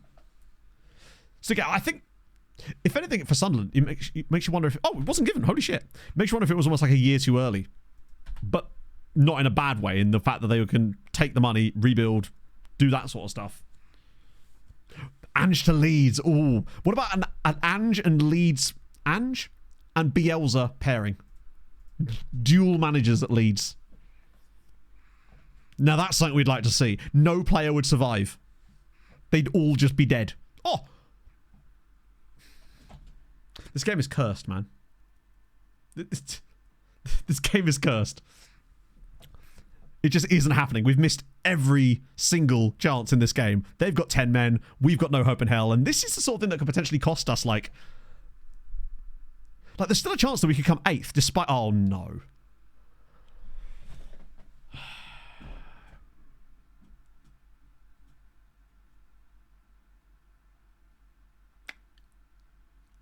Okay. So 10 men, battering them, miss every chance, 10 men OP, cool. That's such a shame, man. Well, this is the sort of thing that could see us end up finishing fucking 8th and not qualifying for Europe at all. Actually, I think... Yeah. You kind of knew it would happen. It's just FM, but that is a real stinker. Imagine after the season we've had, we somehow didn't qualify for Europe at all. Despite, like, we nearly have as many points as last season. Already. Oh, that's such an annoying game. We were unlikely to get... Valencia, I think, are just going to keep on winning. Oh, well. We've had a few lucky games at times this season as well. We are overperforming our XG slightly, so it's not the end of the world. We may need to win the Conference League. Yeah, the problem with that is we also may not win the Conference League. Christ. Oh, this isn't where I parked my car. Hey, a new contract for Ayoze. What's the value looking like, bud? Yeah, see, I'm still not sure what Villa are seeing. But how did he get suspended? He didn't even start the last game. Jesus. Horse Garden, thank you for the follow. Right, so there's Espanyol, and then it's Hoffenheim. The big stuff. Oh. Unemployed save. I don't think it has to. I guess it depends on what you mean by unemployed save, right? Like, so for me, a journeyman is you start unemployed and then work your way up from there. But I guess everyone has different rules for the way that they do their saves. Nuno, I actually see where you mean. But I'm actually not sure. Actually, Forest fans I certainly don't think would get on his back about it. But I do worry with Mad Owner that perhaps Trigger could get pulled if they fall into a bit of a Leicester City in the Champions League trap where they simply can't compete on all fronts immediately. And then, yeah. Hoffenheim win. Best case scenario, Mr. Proger. We win. And Hibernian win. Because I think we could beat Hibernian in a final. Fulham is what worries me. Fulham worry me a lot. Not a sentence I thought I'd be saying in this save at all. But I think we just got to back ourselves. And hope that we can do it. For all we know, Hoffenheim are just better than us. But they certainly made hard work of it against Club Brugge. But it was also worth pointing out that our run to the semi-finals here has been immensely easy. Like, to get to the semi-finals, the teams we have played in the knockouts, Ammonia Nicosia and Shamrock Rovers. Can you imagine if a Maltese side got those kind of draws, like in the last save? We'd be over the bastard moon. Any other credit? Oh, Valencia dropped points. Immense. Sevilla win, but they do beat Girona in the process, which helps us out as well. So we're still 4 points clear of Girona. That's good. That's helpful. It's taken me a little while to get used to saying Hibernian. Because it took me like several months to train myself into saying it differently. Not particularly Europe. Oh! Did Atletico win the Copa del Rey as well? Damn. Fair. Wearing a Fulham jersey? No, I'll be wearing a suit. First suit of the save. I don't even know where my suit is. We've not used it since I moved in here. Besides, think about it like this. If we lose the final while I'm wearing a suit, I'll be well dressed for all the job interviews we'll have to do on Tuesday afternoon. Paolo, thank you for the 44 months. God, I hope we a whole month more of this. I hate it. What is wrong with me? Just kidding. Or am Agreed. Pablo. Oh, sorry. Paolo. No, is it Pablo? Pablo was from... I just said Pablo, didn't I? was it that was from Norwich? I swear there was a chatter that was from Norwich, and I for some reason thought it was you, and I don't know why. I think it might have been Pablo, actually. Hey, Matt, Ollie, are thank you you very in much the for the 10 months. Conference League No, 12 final? months. You'd love to see it.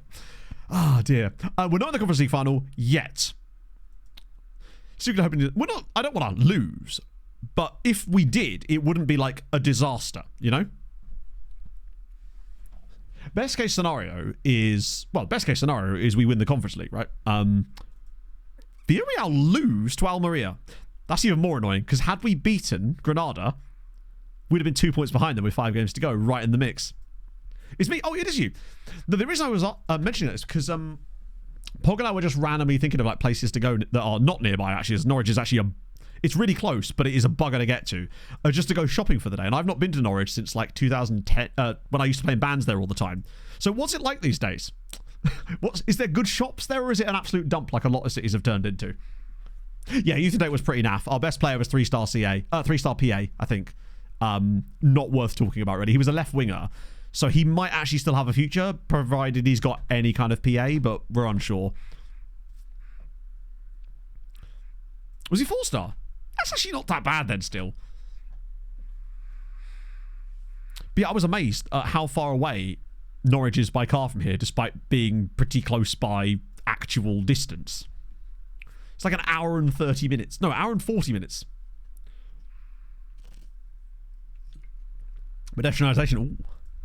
Like, I haven't... The last time I went to Norwich was probably when I can't remember which bar or club it was there. There was quite a lot of them. Shut down. Is it better than Peterborough? Is my question. A11 is a pain. It's better than it used to be. Back when I used to go up the A11, they didn't have the Elvedon bypass or anything like that. It was just, you had to drive through the woods, basically. Lincoln. My parents, not my parents, my aunt and uncle live up that kind of way, sort of. I mean, they live in Boston, but it's Lincolnshire, innit? Oh, wait. That's hilarious. Just as we were talking about Alexander Feta not playing, City have now started playing him. How many games are left this season out of interest? Shit. Okay, so we can't get the money this year, but we might well get it next year.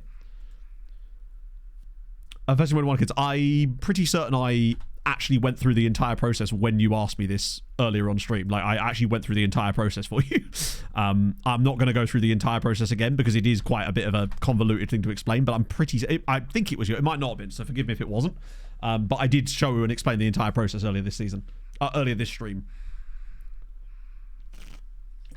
But essentially, the really, really, really TLDR is under 19 national teams, find teams in those, team report those teams.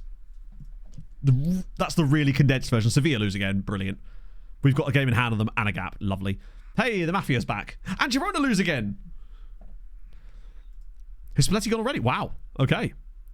But yeah, that's generally what we do. But there is a more detailed explanation in that video that Basil's just posted, Safari, so that might potentially help you out. The only thing that's not present in that video is this view that we use here.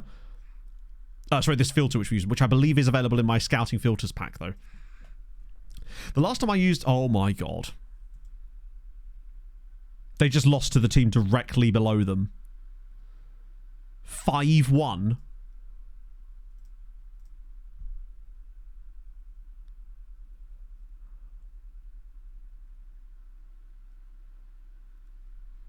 Looking from England to Oz, any recommendations for places to live? I mean...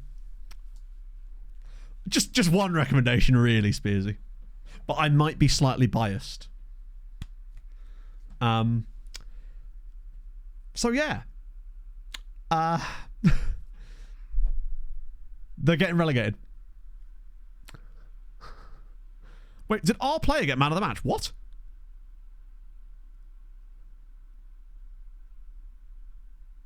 Wait, who got man of the match?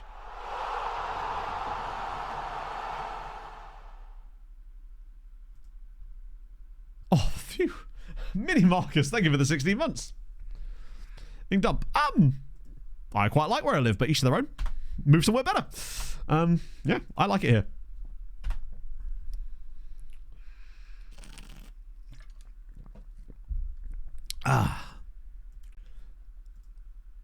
Not alone farmer. No, can you imagine? Yeah, I don't know what's going on there. I think it's just that Vertium Tactic. The thing is, they actually started... Pog positive first, especially in it. Like, what a way to introduce yourself. The problem is, the first team tactic, when we played it with the B team, they actually started losing with it. That's why we kept them playing the original tactic. But the other problem is basically, unless they have a player that fits into that exact role, and by role I don't mean like the role within it, I mean the position on the pitch, then they'll get punished even more and they'll start playing like a grayed out player. For a gold cow. Oh, good. Who asked? Like, what a strange... You seem oddly aggressive, my friend. It's all good. It's fine. We were just dicking about. But yeah, so I personally quite like where I live, but everyone has different things. People might not like where they live in England, you know? Nah, it's all good. Maltese cow. Now you're talking. Did they just get 2 red cards? Oh. How do they concede 2 red cards and not lose 9-0? So, that's funny as fuck as well, by the way. Andorra just took a point off Atletico, and it might well be the one that cost them the title. That could keep them up, you know. Gold cow be quite expensive too. Oh, see, our under-19 team is still doing bits. Cabrera sent off. I would say he's trying to help us, but I don't think he... Well, he could be, I suppose. Andorra, yeah, they've been banging. This is their first season in La Liga, I should stress. They've not been like doing a lot, but yeah, they got promoted last year through the playoffs, and fingers crossed, might actually stay up. They're conceding a lot of goals. I think they've conceded more than anyone else in this league. No, sorry, the joint most. 78 goals so far, but they're not in the relegation zone, and I don't think they've ever been in the relegation zone this season. Oh no, not true. They had a couple of little dips. It could have been. Yeah. I'm assuming another team lost or won a game, so they got relegated in the end. Melons. Literally underperformed by 13 points. Ay. That I don't really have an explanation for, unfortunately. That's just how it be. But yes, busy, honestly. It would depend entirely, because if you're coming over here for work, presumably you'd have to be... Like, if you're working remotely, then you can kind of work from anywhere. Then I actually would recommend where I live in Ely, because it is just nice. And you can get to London in like an hour and 15 minutes if you need to. The trains are relatively good. It's quiet here. We have geese. Like, geese are nice. These are my terms. They should get me on the tourist board, chat. I'm the biggest advocate they've got. As a loan partner now. Yeah. In fairness, that won't be so much of an issue, because it just means next season, instead of turning down loans for the guys that I'm thinking are crucial to the B team, I'll just... Geese not nice. You leave the geese alone, Knopfler. That's Pog's new job. Or is it? I wouldn't get a truck. Or would I? Oh, that's a hip injury. You hate to see it. Goose planter for the cats. Just goes along sticking geese in the ground. Fair. Oh, also, actually, VODs. Forgive me if sometimes the VODs... I do try to set them to go out at 8 PM on the day of the stream, but for some reason, YouTube, lately, only maybe the last, 2 weeks, has been taking forever to process the streams to HD for some reason, and as a result, it's been setting them live, after that period at random times, so forgive me. This is one of the reasons why I usually did the 24-hour delay, because it would allow room for all that kind of processing and shit. But, yeah. Room for work and geese. Mate, have I got... What? Oh, you won't believe what I've got in store for you. Very much from Really. I mean, I'm not famous, thankfully. And I actually don't know what sort of abysmal... What? Why is Payich abysmal morale?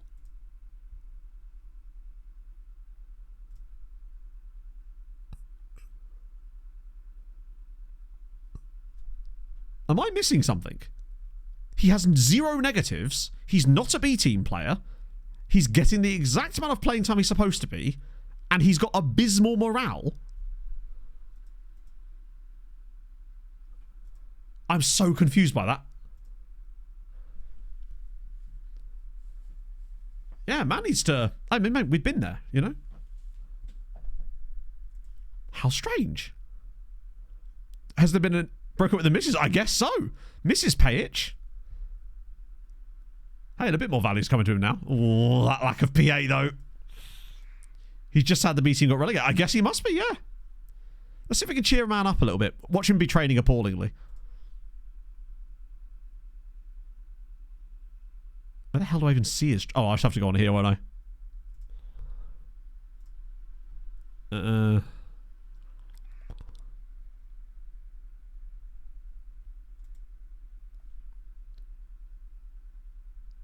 Is it because of the injury? He doesn't even have a training rating. He hasn't played in the international games. He had a minor injury, didn't he? In happiness, well... Hang on, what am I looking for? Been at the club for a while and has shown little inclination to change his status within the squad as other players. No long-term plans, no short-term plans. I'm baffled by that. What, so you think that because when he first joined us, he was put in the B team for like a day, their relegation has hit him so hard that he's now decided to end it? Look at the... Oh my God! It can't, because he was... What even was his injury? Pulled groin. He was only out for 2 days. That's wild. No, it's 100% because the B team got relegated. The B team that he is not in. And as far as I know, hasn't been since like the first day he signed for us. Yeah, Paul McGroin life is over. Yeah, what the earth happened to his groin? Pulled pork? Mental. 22 assists, by the way, for Pablo Marquez. That's mental. I mean... Yeah, Almeida, to be fair, I did just take Almeida out of the B team. And Jose Garcia is sort of weird, innit? Right, so we've got 3 days till Hoffenheim, which means I need to sort the bench out because I'm pretty certain there's an invisible player there, and it's Mr. Portea. Well, the thing is, I don't want to put any of these miserable twats on the bench. Yeah, you can all, like, cheer the hell up. Nomination, in it just. And yet, for some reason, it works. So basically, you know how we struggle getting much out of our left-sided winger in this tactic a lot of the time? Since we moved this... yeah, 22 assists this season for Pablo Marquez. Now, some of those are set-piece assists, obviously, but still. Tip the arrows to the left. They find another way, but they start to move to, like, what? 7 o'clock. There's actually something worse than abysmal. It's just like, it just goes black. Oh. That'll do. Okay. Montserrat guy who's a squad player at Atletico Madrid. Oh, his name isn't Zach Brown by any chance, is it? That'll have to do.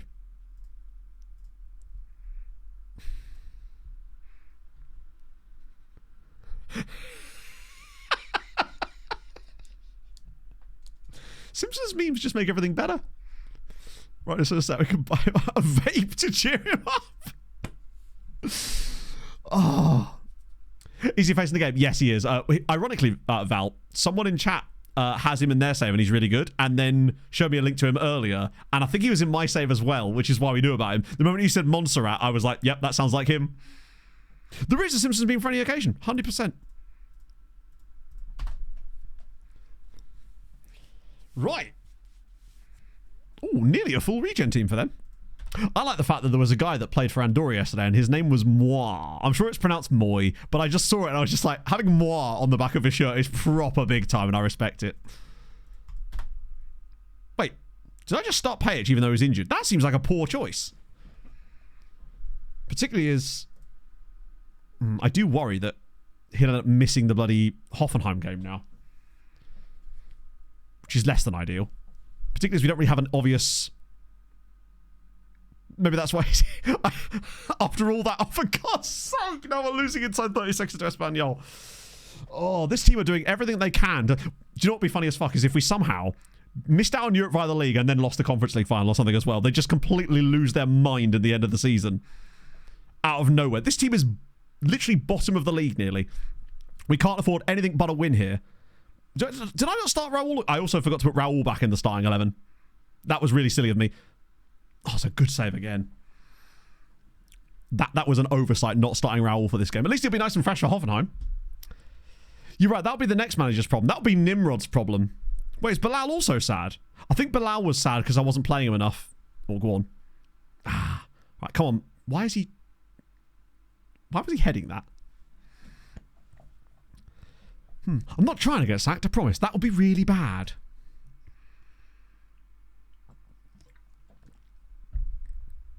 I think we should be able to turn this. We'll just go over the same balls. Things seem to be collapsing around us a little bit now. We need to get our heads back in the game a little bit for a few matches. Get that morale back up again. Moaning about the lack of strikers. You're right, that might actually... Oh, hang on. Vinko actually has got an injury. Adrian really shouldn't have started him, and I regret doing that. I'm going to actually take him off now just to save any injury issues later down the line. At least I didn't make 5 substitutes in the 13th minute. No, this streamer would never. I actually think that we put this to bed, this game, end up winning it like 3-1. It just takes a little while to get there. Oh, good God. Right, come on. That's it. Yes. Energy. Jose Garcia. Pull it back for somebody. Oh, God. We're going to watch the same game again, aren't we? This is like first season Tenerife shit we're seeing here. These chances cannot be missed as frequently as they all of a sudden have started to be. This last 2 games, we've just unable to put the ball in the net. Oh, and again. They got all the Eloys. Yeah, that was the 18 finishing from Nikolic. I will aim this directly at the defender no matter what you do. I think, if nothing else, it means there's going to be a lot of chances coming our way, hopefully, in this game. We just need someone to take one of them. 2-0. You know, yeah. With their next highlight that we see them have. In the meantime, we'll have about 7 shots on target. Right, that's it. Bilal's showing a bit of quality. Oh, I forgot Bilal's captain. Their left back does look like he has no idea what he's even defending at these places. Nikolic again. Okay, finally got a little bit of luck. He's made up for it 1-1. We do look actually quite good going forward in this game. Bilal's look really, really decent. Nikolic has looked solid when he's not banging it. I mean, to be fair, he even tried to do the same thing again there. Maybe that's what he was trying to do the last time around. He was just trying to play it against the defender on purpose for the ricochet. Yeah, it's a good amount of XG for the first 20 minutes. The possession is insane. Particularly with Villarreal and Granada playing each other. If we could get a nice win for Granada there too, that would be lovely. Allow us to get a little bit closer, because right now it is still tight. I think a win... that would push us 7 clear of Girona. Would probably wrap up top 7 for us if we were to get the win here. Which we should, given who we're playing against. They've got Mats and Carlson, the two gay dads dude. I like him. TFG, thank you very much for the follow. Right. Marcus has been really poor today. But the problem is we can't even bring on Jose Carvalho either. Because he's now injured for the rest of the season, pretty much. Right, slide him in. Ah, shit. Yeah, it's Matson and Carlson. Who is the real son? I think that's the guy. There's not many other of these double-barreled Swedish-sounding centre-backs in this stage, to be fair. Bosjesbauer? I'm sorry if I've said that incorrectly. What on earth was that finish? Thank you for the follow, though. Well, the chances are coming. We just ain't burying them. Villarreal have missed a penalty with Ballon d'Or winner Jeremy Pino. Sorry, not Jeremy. Jeremy. How is this 1-1? Right, lads, come on. Second half. Do not be bad again. Ron would score that.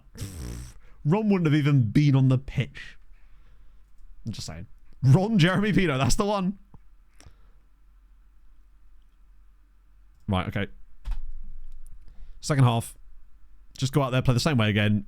If you create that many chances in the second half, we will not surely drop yet more fucking points. Not against these teams. Actually, it's about this time where usually you get a random red card.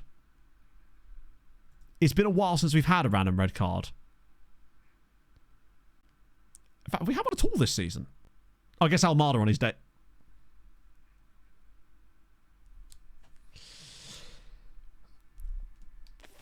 I mean...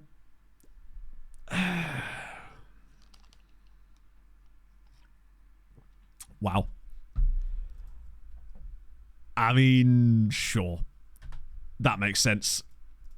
Oh. Playing away. Yeah, no, but we are also playing Football Manager, unfortunately.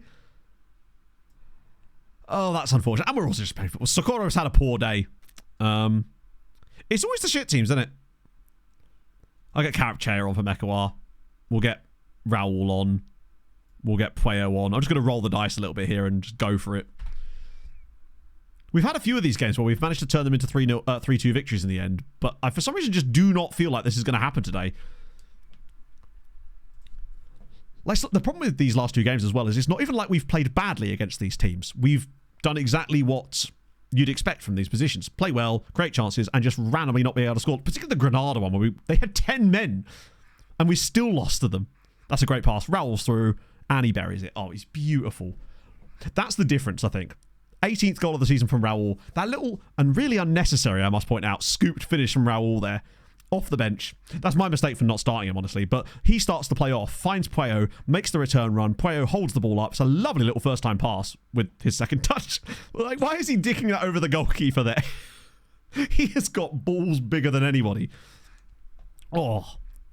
What do you reckon? Oh, imagine he goes and scores another one now. That was really nice, wasn't it? Has he got quite high flair? 50. I didn't even realise Raul had 15 flair. That's going to be really fun as he gets older. Because he's going to be doing stuff that is just constantly going to be making highlight reels for us. Particularly if he turns this game into a win for us. Just seems to do that against Hoffenheim. Oh my god, are we actually going to get back-to-back goals off of highlights? Oh, slide him in again. Go on. Oh, Pueo, nice. Patience, carrot chair, drop it across. Or just score. It's 3-2. You may now call me a tactical masterclass. Call me a tactical... And by that I mean he made 2 substitutions. Lovely. That was good from Pueo, actually, not choosing to pass it to the centre. Lovely stuff. Also, I swear I put it on attacking, but apparently I didn't. And I guess I didn't need to in the end. I am a tactical masterclass. Or at least I've... Oh, no. Please, no. Not immediately. Okay, that's fine. Oh. A mactical cluster arse. Now you're talking. Okay, that's better. This is going to finish 3-3, isn't it? It does. Granada with the equaliser as well. Wow. Yeah, I think sometimes that is just going to happen. Like, you're obviously going to have ups and downs in performance. That's why it's quite crucial to have high consistency players. But we're going to struggle to do that just because we've got such a young team. So it's almost impossible to have high consistency on most of them. We just got a bit lucky with some of these guys, I think. Oh, go on. I still feel like we're going to turn something into this here. Raul. Oh, that's a poor effort. Come on now. Yeah, it feels like a nice corner goal in like the last minute is where this game is heading. But if Granada drop points there, we'd only be 3 behind Villarreal. And it actually does... God, that defeat to Granada is going to cost us Champions League, isn't it? Oh, they've scored again anyway. They have Eloy Perez and Eloy Gual. Nice. Oh, nothing. He's just... I decided to give Almeida a little chance to play for us, basically. See what he's got. And I'm not regretting it, but thinking that perhaps...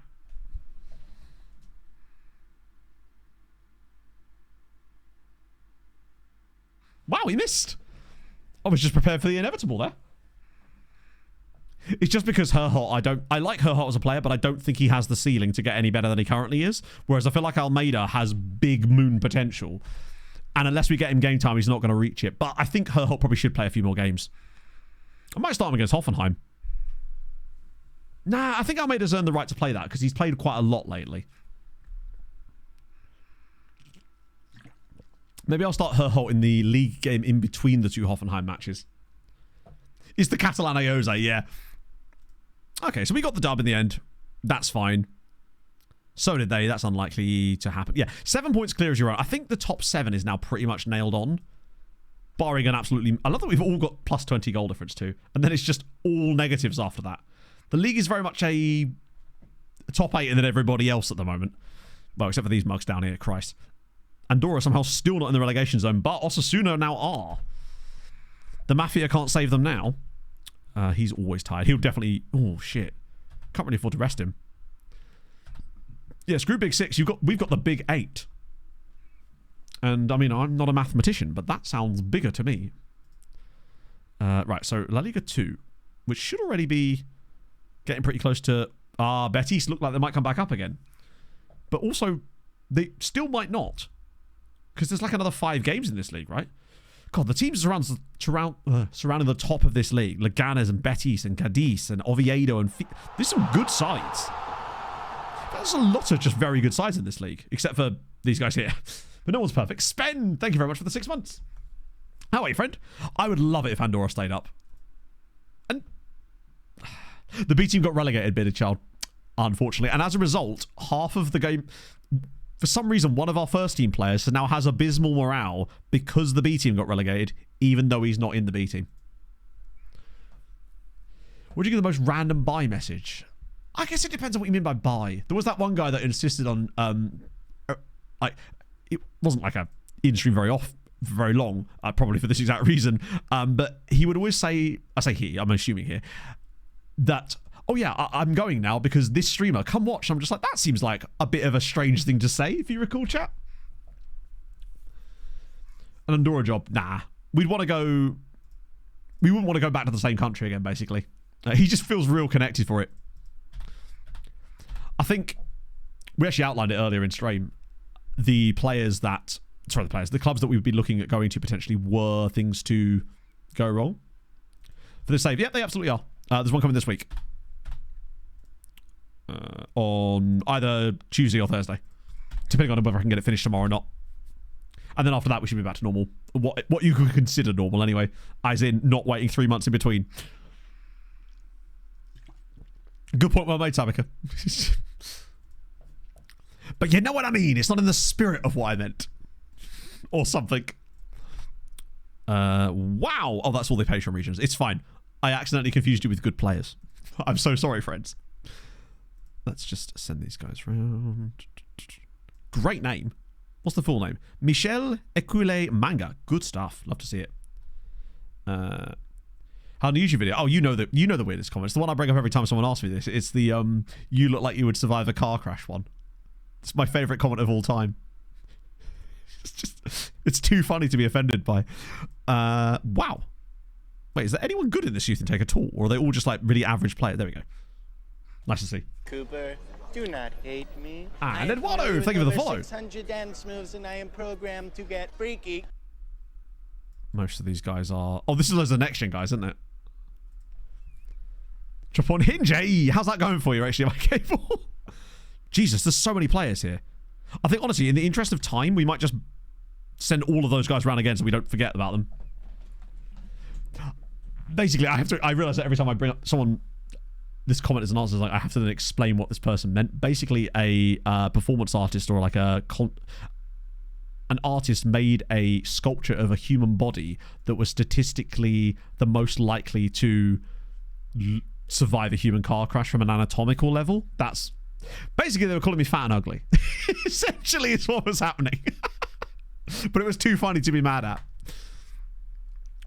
God, maybe with his left. What if he was left-handed though, Abel, eh? Didn't think about that. Taking the Lord's hands in vain. Best patron region. I think it's got to be...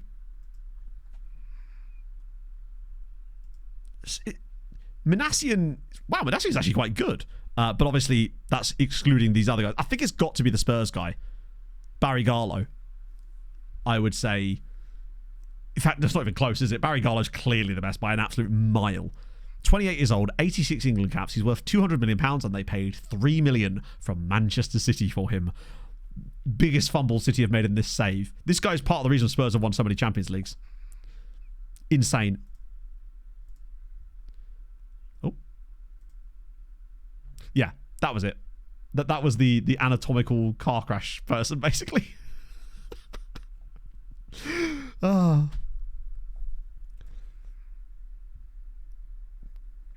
They called you better and evolved. Yeah, do you know, somehow I didn't think that was quite their intention on Earth. It is a Patreon name, yeah. Is he why I can't get okay? It could be, actually, yeah. If you're a sign of the devil. This is true. Wasn't that where the phrase sinister came from? The word sinister came from. Didn't that originally mean left-handed? And also of the devil in some manner, if I remember correctly. This is just some bollocks my dad told me when I was younger. To make sure I was right-handed like a good old boy. Still said, oh, really? Yeah, there you go. Yeah. Yeah, I think he might be able to start. Steiny can't, though. So we'll start the Kraken instead. We're not starting Jose Garcia this time. I'm going to make sure I actually set the bench up properly. Because we're missing all of these dudes anyway, because they can't play. Wow, there's a lot of goalkeepers available. I'll have you... Wait. You. I guess the other Ayose as well. Chea probably instead of Bilal. Although Bilal's done well lately, but he's also unhappy. Hey, Vinco's no longer annoyed. Love to see it. He's finally got over the relegation of the B team. It only took one game. Good for you, bud. Do I bring Portea back in? Nah, we trust Pineda. He seems to have overtaken him anyway. Come out at all? Yes, this week. Tuesday or Thursday. And then after that, back to normal, in theory. Whatever you'd consider normal from me. Like I said in the actual video itself, at some point I will make a video talking about what's been going on for the last 18 months, but I'd rather just make content videos for the time being until I actually have that all sorted anyway. Plus, I hate doing like update stuff anyway. Because someone said the other day, like, why don't you make like a community post? But at the end of the day, I just think it would be an opportunity for people to be twats to me, and I don't really want that. I don't want to bring more of that to me. Matt and Noel, well, you know, close to normal as I can be. There's quite a lot of regions in this, so some great hair. A vlogger, maybe. I'll be a river vlogger. Me and the geese. Right. Let's see. Okay. But that's a different. You do it with love.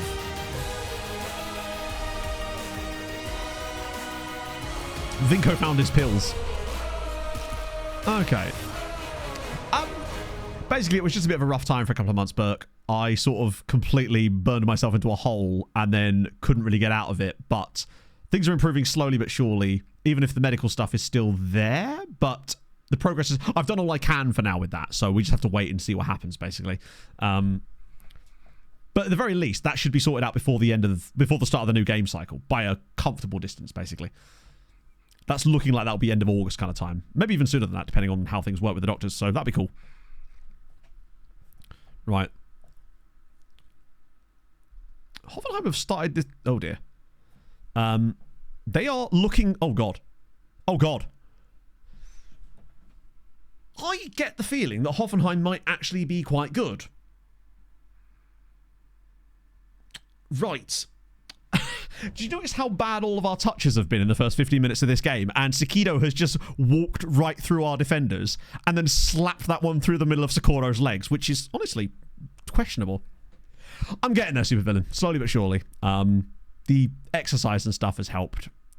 Getting into better shape has helped, but I knew I needed professional help on top of that as well, which is why we're now going, which is why that's now being sorted at the moment. Oh, go on. Yes, come on. Vanderlei with the equaliser. Love it. It does worry me a little bit, though, because you notice how bad our touches were in the early stages of this game. It's the sort of stuff that happens in games where you're not playing very well and are likely to end up losing. Like, Hoffenheim have started very well. Fulham lead Hibernian. Payet with the delivery. Thing is, though, even if we were to lose the away leg, if it was close enough, then it wouldn't maybe matter so much. What I think would be really bad news would be if we suddenly saw Fulham absolutely annihilate Hibs. Because then it's like... we'd be up against a lot. Oh, God, he's through again.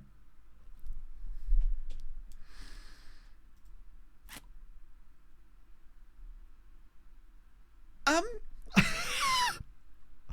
don't know if we're going to be... I don't think we're going to have to worry about Fulham too much, honestly, chat. It's deflected straight into his path, off of our defender. Perfect touch. Nuga faces him more.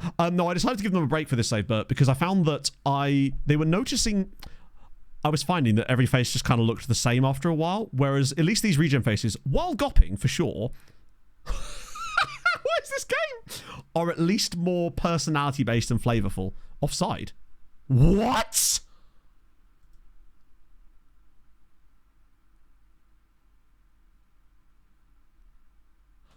Replay, please.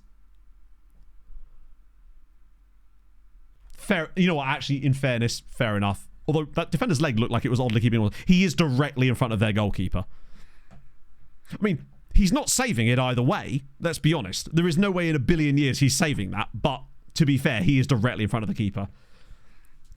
This is a bit of a worrying start to the game, though. When you look at the chances created, we've had 2 shots and 0.2 XG. And yet still could have been at 2-2. Also, Fulham and Hibs at 1-1 now. At, I can't remember the name of Hibs' ground. Tynecastle's Hearts, isn't it? Hey! Okay, nice. Okay, that one is going to count. Hoffenheim 2, Tenerife 2. This is a really strange game. the way these goals are going in and being disallowed and whatever is... It's one of those FM games that could go all over the... Easter Road, that's the one, yeah. Forgive me, half of my family. Hibs won, Fulham... Sorry, Hibs are beating Fulham. This is good. Was it very Skinner? You mean Conn Smythe nominee probably soon, Sam Bennett? Yeah, it'd be so funny if Hibs end up beating Fulham and then we don't get through. Smart Patrol, thank you very much for the 4 months. How's your Sunday, friend? You joined at a big time. It's the Conference League semi-finals. Oh, wait. I truly think that as long as we're only... If we say we lose this game, if we're only 1 goal down, I reckon we can win the second leg anyway. Even if we're playing quite poorly today. 3-1? Hibs are 3-1 up against Fulham now. How? I told you Hibs were a decent side. There's a reason why they've won multiple SPLs in this save. Fulham are shit, I've always said so. I've always thought they were crap. It'll make this even more annoying if we don't win now, won't it? Probably should get Almeida off at this point. Thiago Enriquez, I'm going to... Fuck it, we're going to roll the dice on the 5 subs. Why the hell not? Patrons at Hibs. Not anymore, but Fredridge Jr. started at Hibs, if I recall, but he's playing for Glentoran now. Literally, that semi-final is the 2 teams, at least in like the UK, that I would have the most... Is that not a penalty? Affinity for, because obviously Hibs is my dad's side of my family. That's their team. Yeah, now I'll tell you what, right? Losing the final to Fulham, it would be like, that's one thing, because you'd expect it. If we lost it to Hibs, that would... Oh, hang on a minute. There's us talking about playing in the final. Meanwhile, it's still 2-2 here. Honestly, a draw away from home would be considered a good result, I'd say, for us. So I wouldn't be too concerned if we drew away from home. Particularly as, honestly, they've been a much... Oh, no, we're going to get second face for the goal, aren't we? Wait a minute. This is not over yet. They still aren't defending this as if we're... Like, lads, come on. The ball is no longer a set piece. Please stop just standing there. Like, look at him. He's inside another man. Oh, there we go. I think we're about to get 9th phased. Sorry, I had to. No, what did I say? That's a great pass inside. Sakito again, and it's another goal. Yuru Sakito sounds like, hey, chat, is it a Japanese guy that we should not sign for the next 3 years? No away goals in Europe anymore.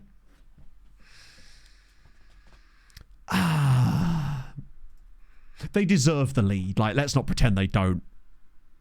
But... Oh, I thought it was a hat-trick for him for some reason. Oh, now Fulham have got one back. Then again, it won't matter if we're not fucking playing them, will it? I was kind of hoping Hibs would grab a 4th goal in that game and it would just be Dunzos. Not Dunzos. Fulham are never done. It looks like we're about to be. Oh, please don't concede a 4th goal. Sakito does look just ridiculous, honestly. I bet you with Sakito, he's probably got reasonable finishing composure, but he's probably very fast and very agile. Oh, shit. No, come on. Ooh, okay. We're not cooked yet.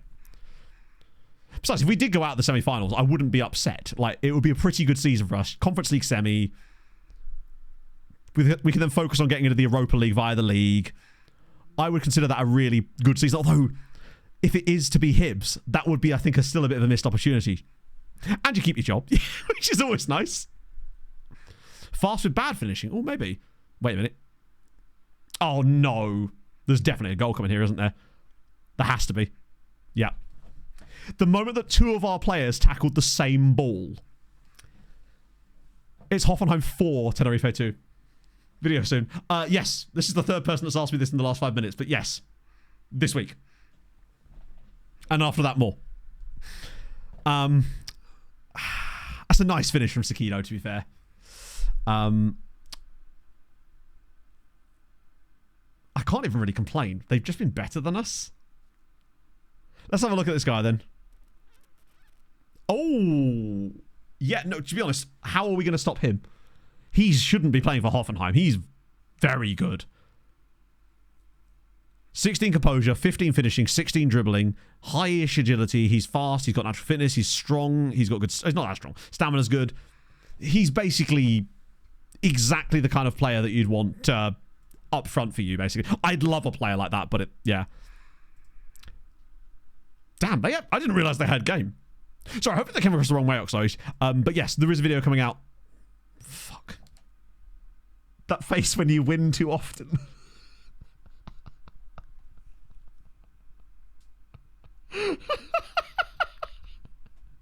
Well done, lads. Wanted to keep my job. To be fair, Catanacho, I haven't really been doing so much of that.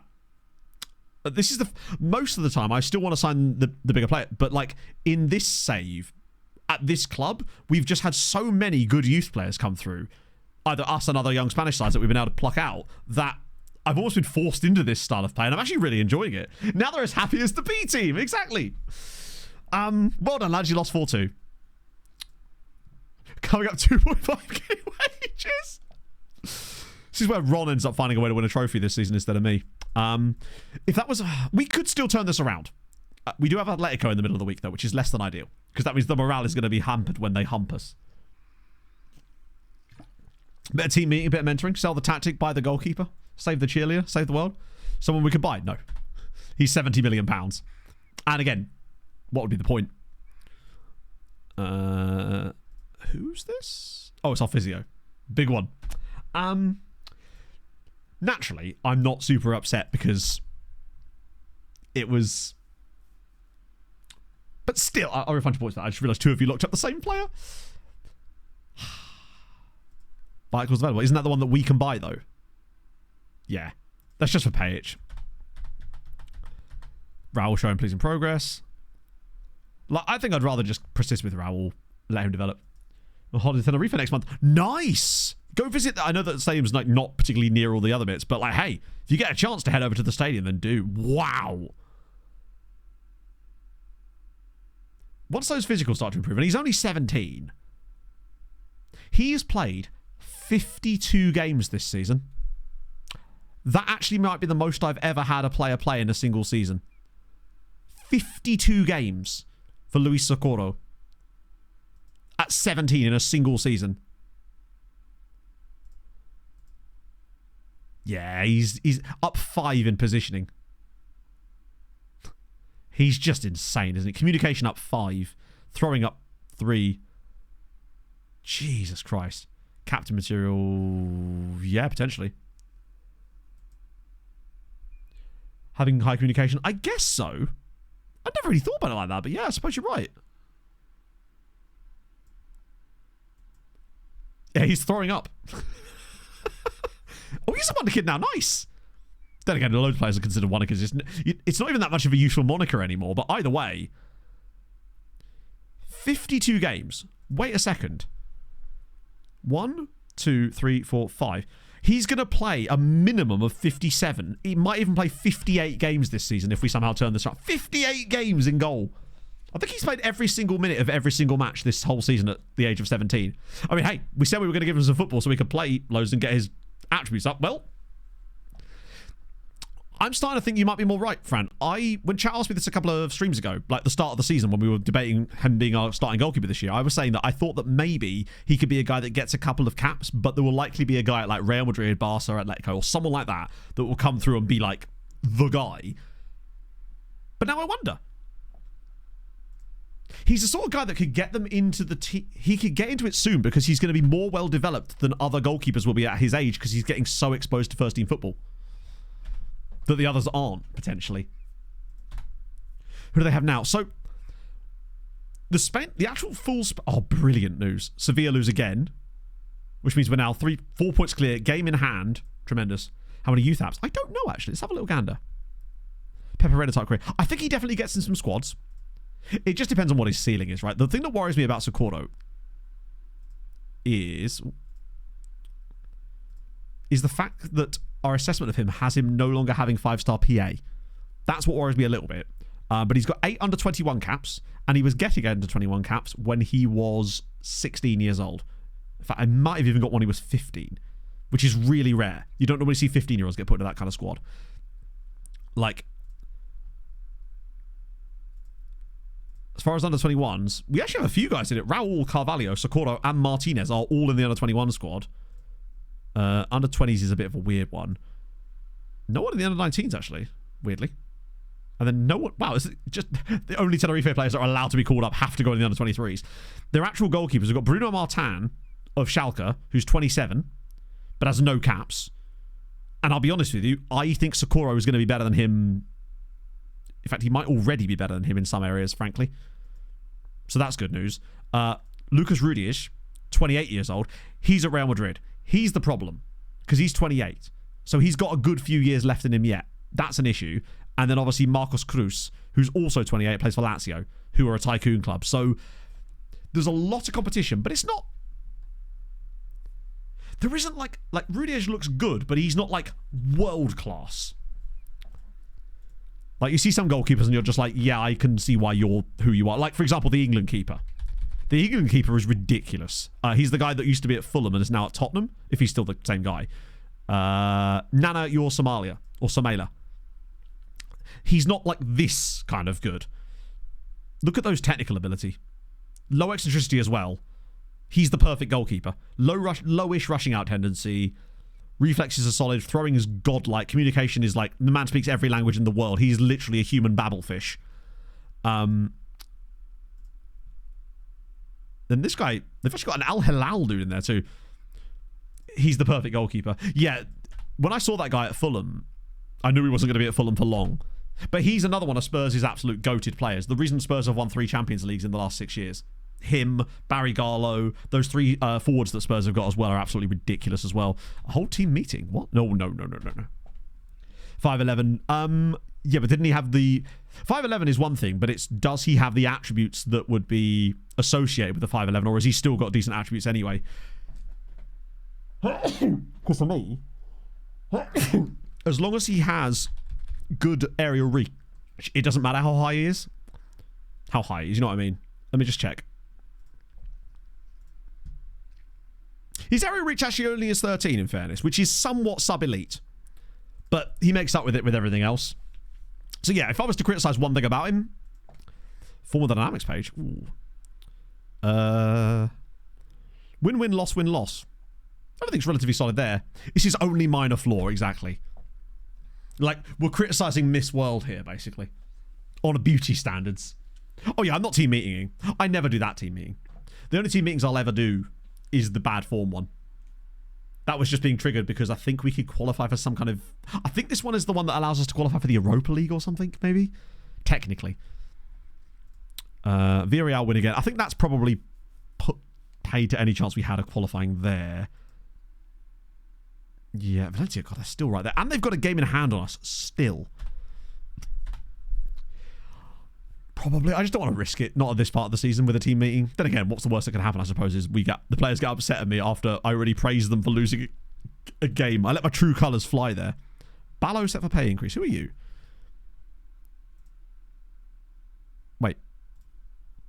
After featuring in the last international match, Mohamed Ballo is now 1 appearance away from making 1 international appearance.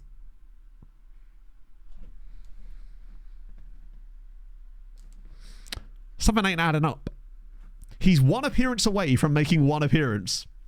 After his last... I assume that means he was on the bench in the game, but he didn't come on, and the game is just being like, but it doesn't have the syntax to explain it to you. I think that's what's happened. He was probably on the bench, but didn't play, and that's the first time he's actually featured in a game. Really silly article, though. Very confusing. I suspect that's what's happened, because I think I have seen that before and got very, very confused until someone pointed that out to me. We are all 1 appearance away, chat, except for Basil, who literally has international caps. So, everyone in this chat except Basil. Right, okay. Let's... Did I not refund your points for that? My apologies. Okay. I'm just going to twiddle the team around again a little bit for the second leg in hope for the best. Jose Garcia. Shit. It might have to be Mihindiria. No. Lewis McGarry. Why not? Cracking for Steiny. I feel bad that Steiny's unfortunately being used in the league games instead of the Conference League ones. It's just because of the luck of the draw in a way. I'll start Herholt for this one. Just want to make sure there's no one missing or sneaky on the bench that doesn't need to be there.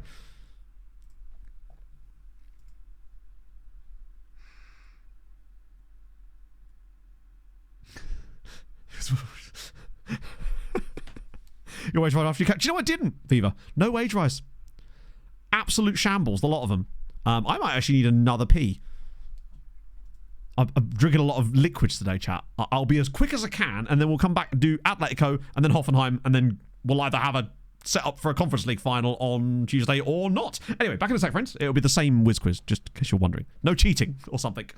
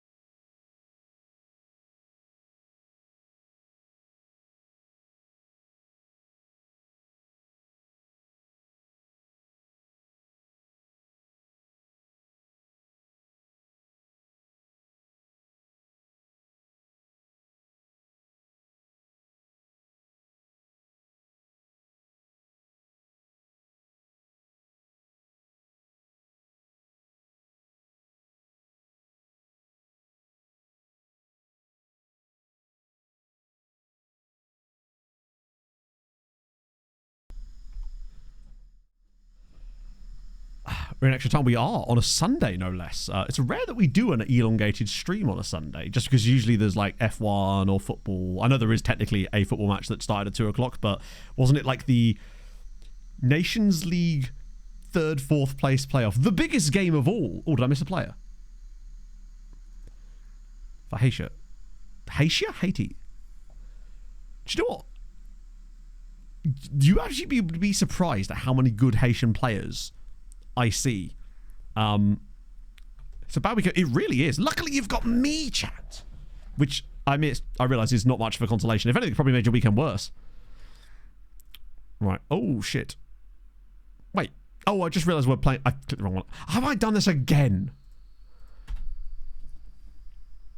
The big one. Isn't there a...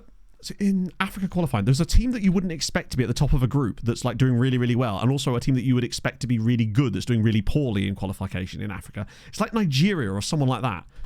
I think it is Nigeria, actually. I think this is the reason I know about it, because of Iwobi and Bassi. That might have come around again now since the last time I looked at it, but I swear they were doing really badly in World Cup qualifying. I don't know what I'm even expecting from this game. It's Atletico. They may have bottled the towers. He missed that. Dr. Congo. I mean, Dr. Congo are a reasonably good nation, right? But I swear there was a team that was unexpectedly doing really well. I do love this kit of ours. This is probably my favourite of all our kits. Cape Verde, I don't know if it was them. I don't know. I just don't know. I still think that we might have a chance of beating Hoffenheim and still progressing through. But it's the fact that it's a 2-goal margin that's the real issue. Like, conceding 4 goals to them, and I just don't think we're going to be able to stop Sikido. 4 wins out of 6, that's decent. But Cape Verde have done reasonably good stuff, haven't they? Because they have a lot of players that come through in Portugal, right? Might be Rwanda. Yeah, I think that was the one I was thinking of then. If it was the same group as Nigeria, then yeah, I think it was Rwanda. Or it could be the Comoros. Comoros is dope. Just some cool flaggery going on there.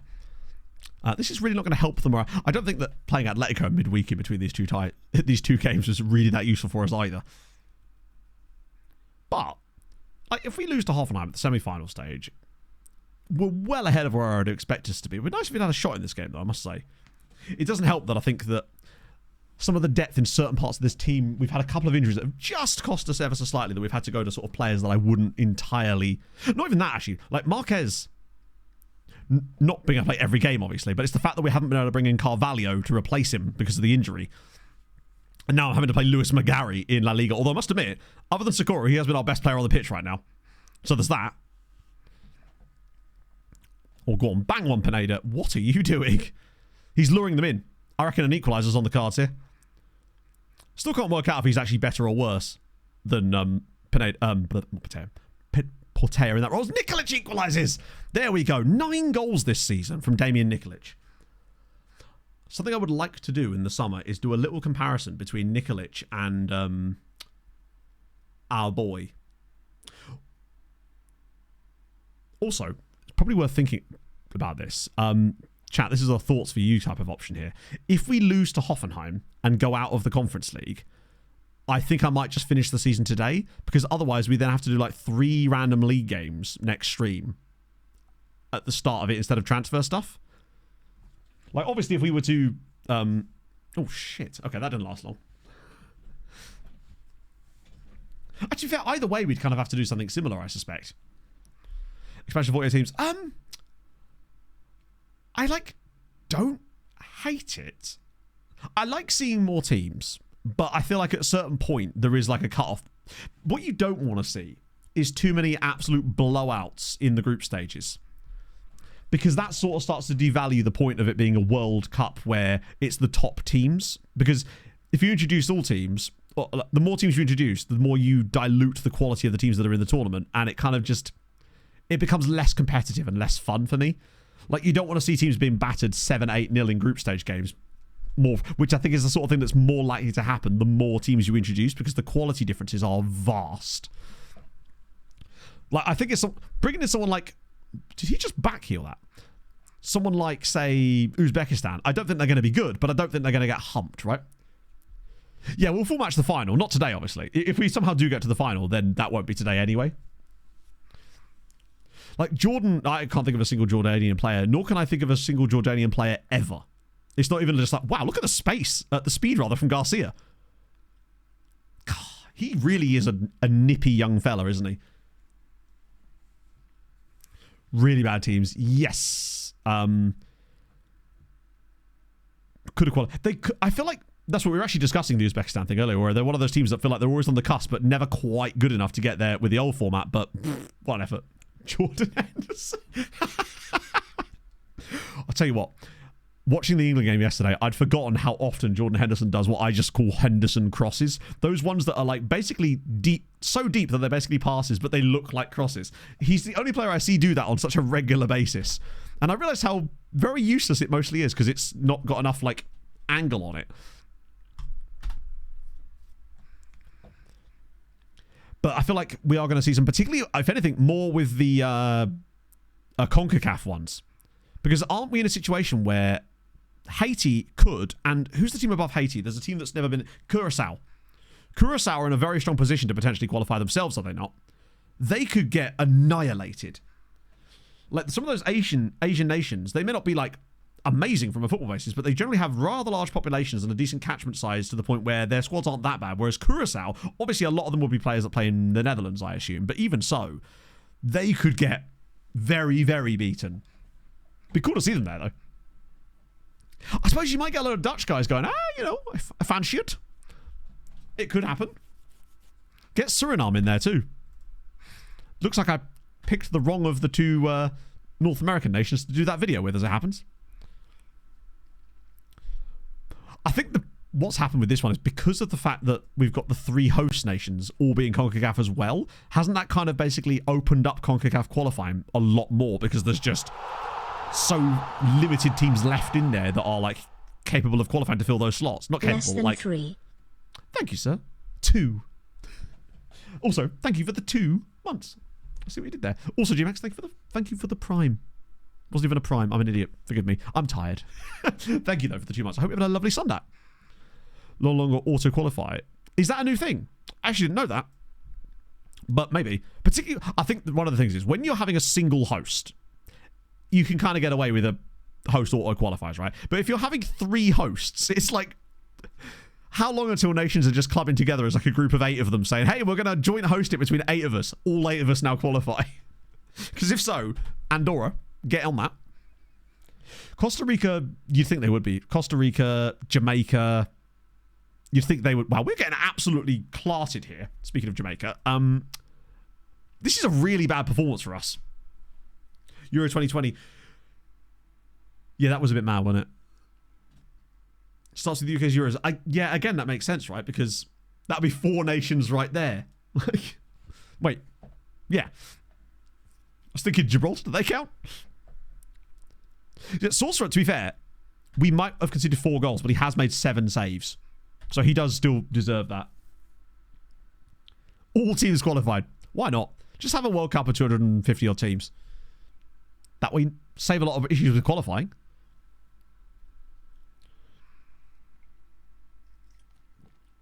There's no way that they could all qualify, surely, with 6 hosts. It would, though, kind of suck, though, hosting a tournament that you have not qualified for. That would kind of... I get the feeling that would kind of take the sting out of it. One of the things I like about major tournaments, especially if the tournament is held in a... not like an elite tier football nation, like one of the ones that are like just below that, I feel like the local fans is one of the things that's so much fun about that. And I don't know, I feel like holding a World Cup in a place... for example, where, and then the home nation doesn't qualify, would kind of, I feel like would lose some of its charm. I'm still watching from home. Yeah, we were crap, but Socorro is the only man that's even come out of that with any kind of glory. But this time I'm not going to praise them for it. Get the Virgin Islands in there, yes. None of the guarantee. That makes sense. And China's not, yeah, well, exactly. I mean, let's be honest, they would unlikely to qualify. Actually, you reckon? I reckon if China held a World Cup and they knew it long enough in advance, just think of the machine that would go into action as far as producing youth players. I bet you they would qualify for it. They would declare every Brazilian man that's ever set foot in Beijing as a Chinese national, and all of a sudden, you've got, I don't know, Vivaldinho, just random players like, hey, he sounds Chinese. Yeah, sure, get him in there. That's what would happen if China ever hosted the World Cup, and those are the rules. Why not, right? But that's almost certainly what would happen. Ulke, yep, get him in there. He could do with a little rest. I mean, yeah. Wait, did he even start that game? I swear Nikolic played that game. Either way. It's one of them, at least. Moment of truth coming up here. I just feel like we could still turn this around. Although we have now lost quite a lot of games out of the last few. Our form isn't immense from where it was. Valencia win again. That's not ideal. And they have a game in hand still. Shit. Do their own decisions. I'm not sure I understand what you mean, Joe. When you say, like, any manager in the game that isn't you is doing their own decisions. As in, we're managing La Liga. All the other 19 teams are controlled by our managers, and they are all making their decisions independently, essentially. Like something the other day. He does sound good, doesn't he? It definitely wasn't because I was listening to football cliches. Again. Thiago Enrique does seem to have gone off the ball a little bit. I mean, to be fair, outside of that, we have still won a load of games. In fact, to be fair, it's been pretty successful. 60 but yeah, it's going to be 7 spots, basically. Was I checking? Oh, yeah, Thiago Enrique. Let me just look at the stats, in fact. But you're right, it doesn't feel like he has scored for a while. Oh, wait, he's got 21 goals. Never mind. Holy shit. The last time he scored was against Shamrock Rovers. So it has been a little while, and his ratings have not been immense in those games. So he does need to pick it up a little bit. But 21 goals and 15 assists is insane. Love to see it. Flurp, thank you for the 3 months. First stream I've caught live. Started playing Outcasts to Icons, and it's a lot of fun. Happy Sundat. Who did you end up with? What part of your save are you in? We've actually got 4... No, we've got 3 players with double digits. I'll take that. And particularly as Raul's only got 12 XG and he's got 18 goals, which is exciting. 23 assists for for Marquez is absolutely mental. Who's he wanted by? Porto. Wait, has he got those in the cup? Oh, that was last year, sorry. He has 10 assists in the Conference League this year. Shitting hell. That's exciting times. He must be the top assister, surely. 10. Nice. I have to play them. If you're adding a manager to your side, yes, you do have to control them. If you want to simulate something, then you're better off creating a manager in the editor, putting the manager in charge of the team prior, and then just simulating without you in charge of the club. That's how I would do that, depending on what you want to do. Hotsy, thank you for the 10 months, man. Jedinstvo. Ooh. Oh, Lustenau. They've done some bits in this save, I think. Didn't they win a cup earlier in this save out of nowhere and played in Europe? I can't believe our B team got relegated. Absolute mugs. Minus 13. Only Talavera. Oh, no, actually, that's not true. Both of these two right up there as well. They better get promoted the first time of arguing. You can holiday. Yeah, but if you're holidaying, then the manager that you have is not the one in charge of stuff, is it? And those attributes wouldn't really matter at that point. Because it would essentially just be... I'm not sure, because I think if you want the attributes of the manager that you've created to matter, then holidaying won't make any difference, because then it won't be using those attributes anyway. The way to make that matter would be to literally make a new manager in the editor pre-game, assign them to that club, and then just simulate as a separate manager that isn't attached to a club. OP Erasmus, I guess, but... No, actually, I'm going to leave it at that. Just let that sentence simmer there and sit. Chaotic. I'm sure he is, but like, do I want to give him one is the question. Can we be Hoffman? I still feel like it's possible. But what I suspect will more likely happen is we'll end up actually playing quite well against them, but we'll probably end up conceding a couple of goals to their main striker guy just because he is simply so much better than the players we've got. It's a bit like us playing against Atletico there. Although, it is the home leg, which does help. Like, our home record this year is... It's fairly decent. Like, we've lost to Villarreal, lost to Atletico, lost to Barcelona. That's it. Other than... Let's just ignore that. Like, a home record's solid. But it's the 2-goal deficit that's the problem. Barcelona win again. None of those things affect us at all. Although it does look very likely that Osasuna are cooked. I think Sakido will most likely just be better than us. It's the kind of game where I think we could dominate them, but if we even gave him a sniff of an opening, he's probably going to bury it. I didn't actually see how many goals he had for them this season, but he got a hat-trick against us in Germany. Does man mark him? I doubt that would work, because then that would pull our ball in midfielder back into our back line at all times and give us absolutely nothing. I don't want our ball in midfielder marking a striker. If anything, that would probably... I pretty much guarantee if we did that, we'd actually concede more goals to him, because then it would just confuse our defenders. Who's got the most goals here? Is that Ron? It's not Ron. It's fine. It's not Ron. We're all right. He's only got 12. It's still quite a lot.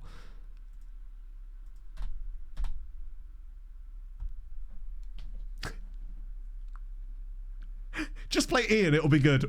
About that.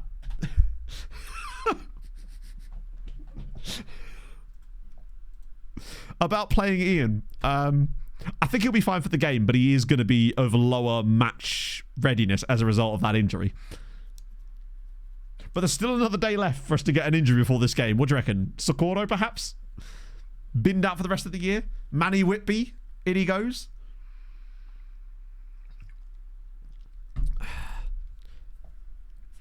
Higher and lower. I'm not changing the tactic. That would be silly. Why would we change the tactic that's got us to the semi-final of the Europa Conference League? I don't know. Just seems strange. It's a bit like changing a tactic that's just got you to the semi-final of the Europa Conference League. It's the only comparison what I can make. I'm not going to change the tactic that's got us here. Change the tactic, sell the goalkeeper. Added 2. Sell the person on the manager's club. I mean, obviously it is, but at the end of the day, right, you're managing... It's a single-player game, right? So as long as you're having a good time playing the game, that's the correct way to play it, right? Oh, shit. Change the goalkeeper, sell the tactic. like, personally, I wouldn't have a lot of fun doing that, but it does entirely depends. If like you're having a nice time, then you're playing it correctly. Don't let other people tell you how to play the game, man, right? Just have a nice time. And technically, I mean, it's not save scumming, because save scumming is literally where you reload the save. I made it doing a bit still. We're seeing improvement, I think, which is the most important thing, I'd say. Best Vision doing well, I'm hoping for Europe. But adding more coaches. Unfortunately, there's not a lot you can really do with that other than just... The boards could be proper, not like nasty on that situation like that. You might just get a board that will not do anything until you get a new board. But I honestly don't think it's going to make too much difference. You actually don't need that many coaches to have a good effect.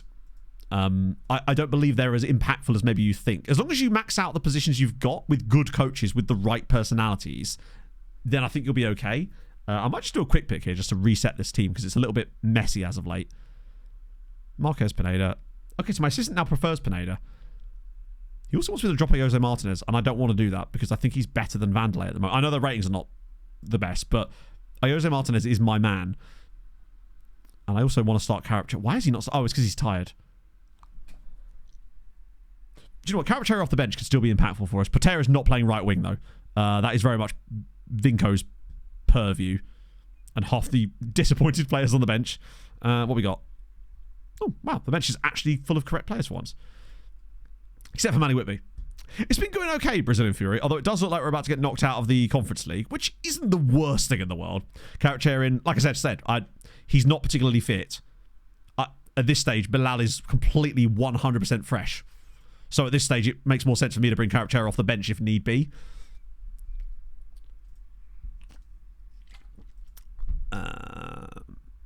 So no look at Sakito, actually.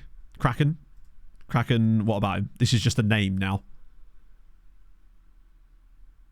No, I'm happy with Schmatesy to start. He's not dead, but he's also just... I like Schmatesy and I wanted to get a chance to play in Europe, right? That's fine. I don't think these are going to be the be-all and end-all situations here, you know? I think what's going to be causing us to lose this game is most likely just because they're better than us, really. Or we just win it.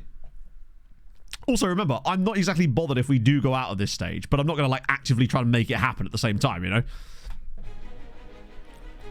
I think we're sort of marginal gains around the squad anyway. But I still want a strong lineup out there. It would still be very funny if Hibs won against Fulham, though. 10-3. Look at the XG. Which one are you? Either way, that's dope. Wait, I missed their manager. Shit. Okay. I would like to see us play better than last time. Did I call him Schmates? Do you know what? At one point, if we did reach Champions League final or something, I would like to the option to have Smatesy on the bench. Say we could win it, bring Smatesy on, make him captain before the game, let him lift that trophy. Fulham lead through Milosevic. Okay, so it's all square in the other tie. 20 minutes in here. It's a penalty. And it's Steinmetz, not most importantly Schmates, that has won us a penalty. Oh, God. Or actually, has he? Because the referee's now going, where are you going? Why is he taking... Why has the referee just arced his... The referee has just arced his run to the VAR booth. What is he doing? Penalty given. Okay. Chance from the spot. Now, this is obviously Thiago Enrique. Needs miles on his Strava, in it. Thiago Enrique from the spot. Scores. Bang. 4-3. Back in it. 22nd goal of the season for Thiago. He's kept himself once. Well, you know. It's a start. We've got a bit of fortune. They've got an injury as well. Watch Sakito put in an absolutely awful performance now. Because we're actually having some shots here. Or even funnier, there's just no more highlights for the entire rest of the game. 20 points. No. Wait, did the song not go through? I'm afraid it's gone through there, Don. I don't think I can help. I'm just messing. Tackle hard enough. That's just a great way of us giving away a penalty. Hello? Wait a second. Hang on, how's Steiny on a booking too? We've seen one highlight in 43 minutes, and it was...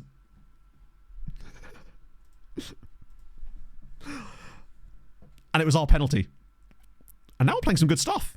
Oh. Just ignore the part where we gave them the ball immediately there. Have they even had a shot yet? One shot. Here we go. Come on, bang one over the top, Marquez here. Something. Here we go.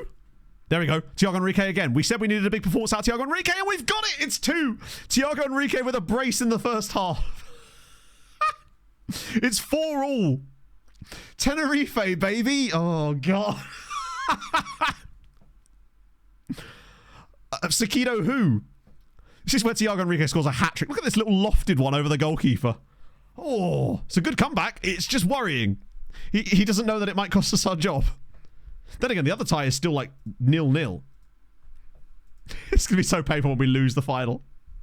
You have your points back. I'm afraid not. Uh-oh. I mean, they've not had a good first half.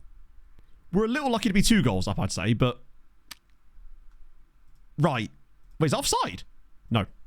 Wait, what are they even checking for? It's a cross.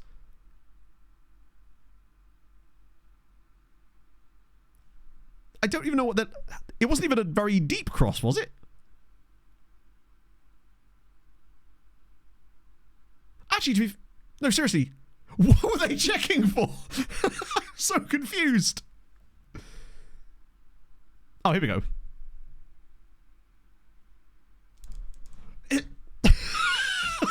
All right there, FM. Chill.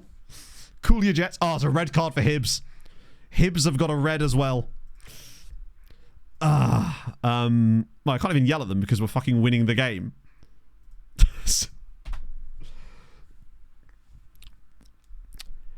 They are... Oh, fuck. Right. Okay. Oh, hang on. He's in. Thiago Enrique! It's 3. He's scored a hat-trick. Thiago Enrique has scored a hat-trick. It's 5-all.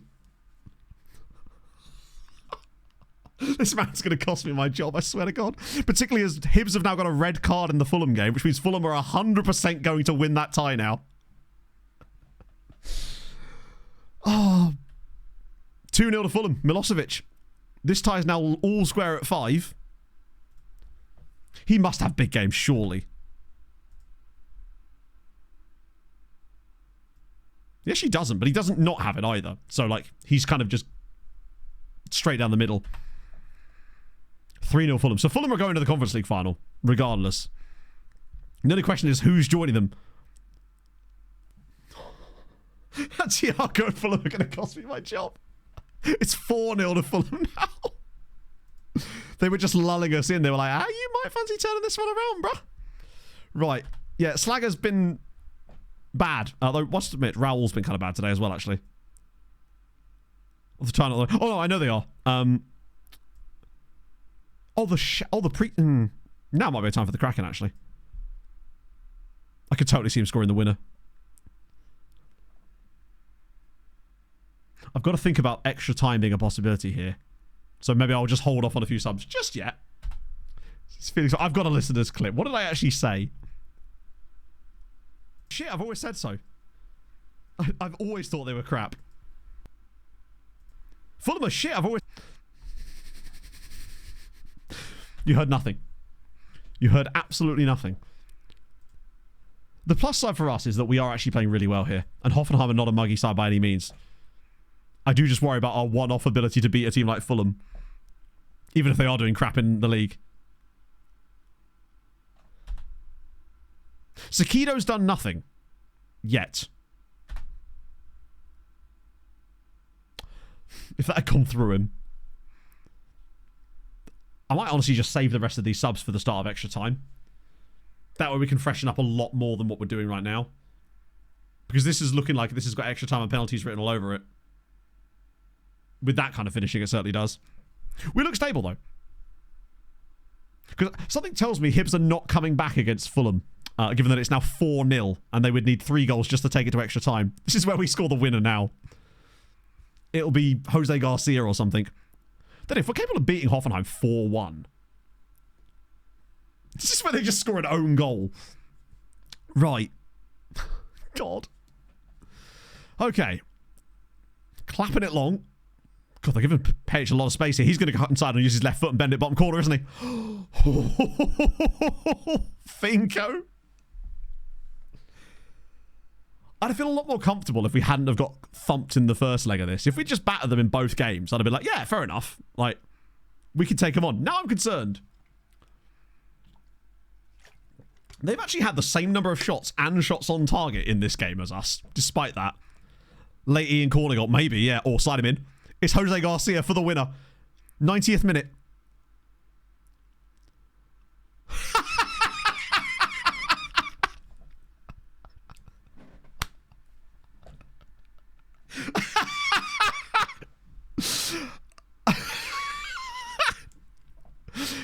Tenerife 4, Hoffenheim 1. Marquez with the winning goal in the 90th minute. Oh, Modena, warm up the engine for me. Christ. Well, we're in the Conference League final, chat.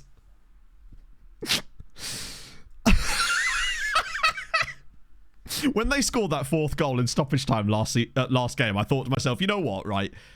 That's probably what kills our chances here. The fact that we've actually won 4-1 against them with a hat-trick from Thiago Enrique. We'll go back to Las Palmas. Oh, good Lord. Better team 100%. Although I actually think they were probably better than a 4-2 win the first leg. Didn't like Tenerife anyway. It's fine. We're just going to win the Conference League now. I see nothing that could go wrong with that. Yeah, Sakito apparently can only do it at home. Where's the final being played? Which one's is it closer to us or closer to Fulham? Is the question. What point? Hey, we got some money. That's helpful. Where's the final? The game's being played in the Neville Southall Stadium in Wales. Chat with Coach. Oh, God. Nah, it's fine. We'll just go win it. We'll just... Wait, is the game not even... I thought the final was before that game. We're definitely rotating for that one. Oh, dear. Right, well, that's good. Wait, is that stadium in Wrexham? Chris Coleman's going to make it a Fulham home. It's certainly closer. The first two to make me enforce that being Fulham would be incredibly... Just incredibly funny. Oh, dear. Thiago Enrique. Yeah, it's slightly closer. The thing we've got on our side is... We have everything on our side, do we? Fulham are just much better than us. Then again, we won the group. They didn't. So, you know, they lost to Club Brugge, a team that Hoffenheim knocked out. I'm just saying. Like, they are beatable. Where are they in the league? Are they still 16th? The dream would be, ironically, that they got relegated, and as a result, they had the relegation morale hit before the final. They're not going to, considering they're 2 point... They've actually got a game in hand as well. They're 5 points clear with a game in hand. They ain't getting relegated. They don't have Mr. Thiago Enrique, who is apparently the greatest goal scorer of all time now with his 39 goal contributions this season. Are these all just song requests?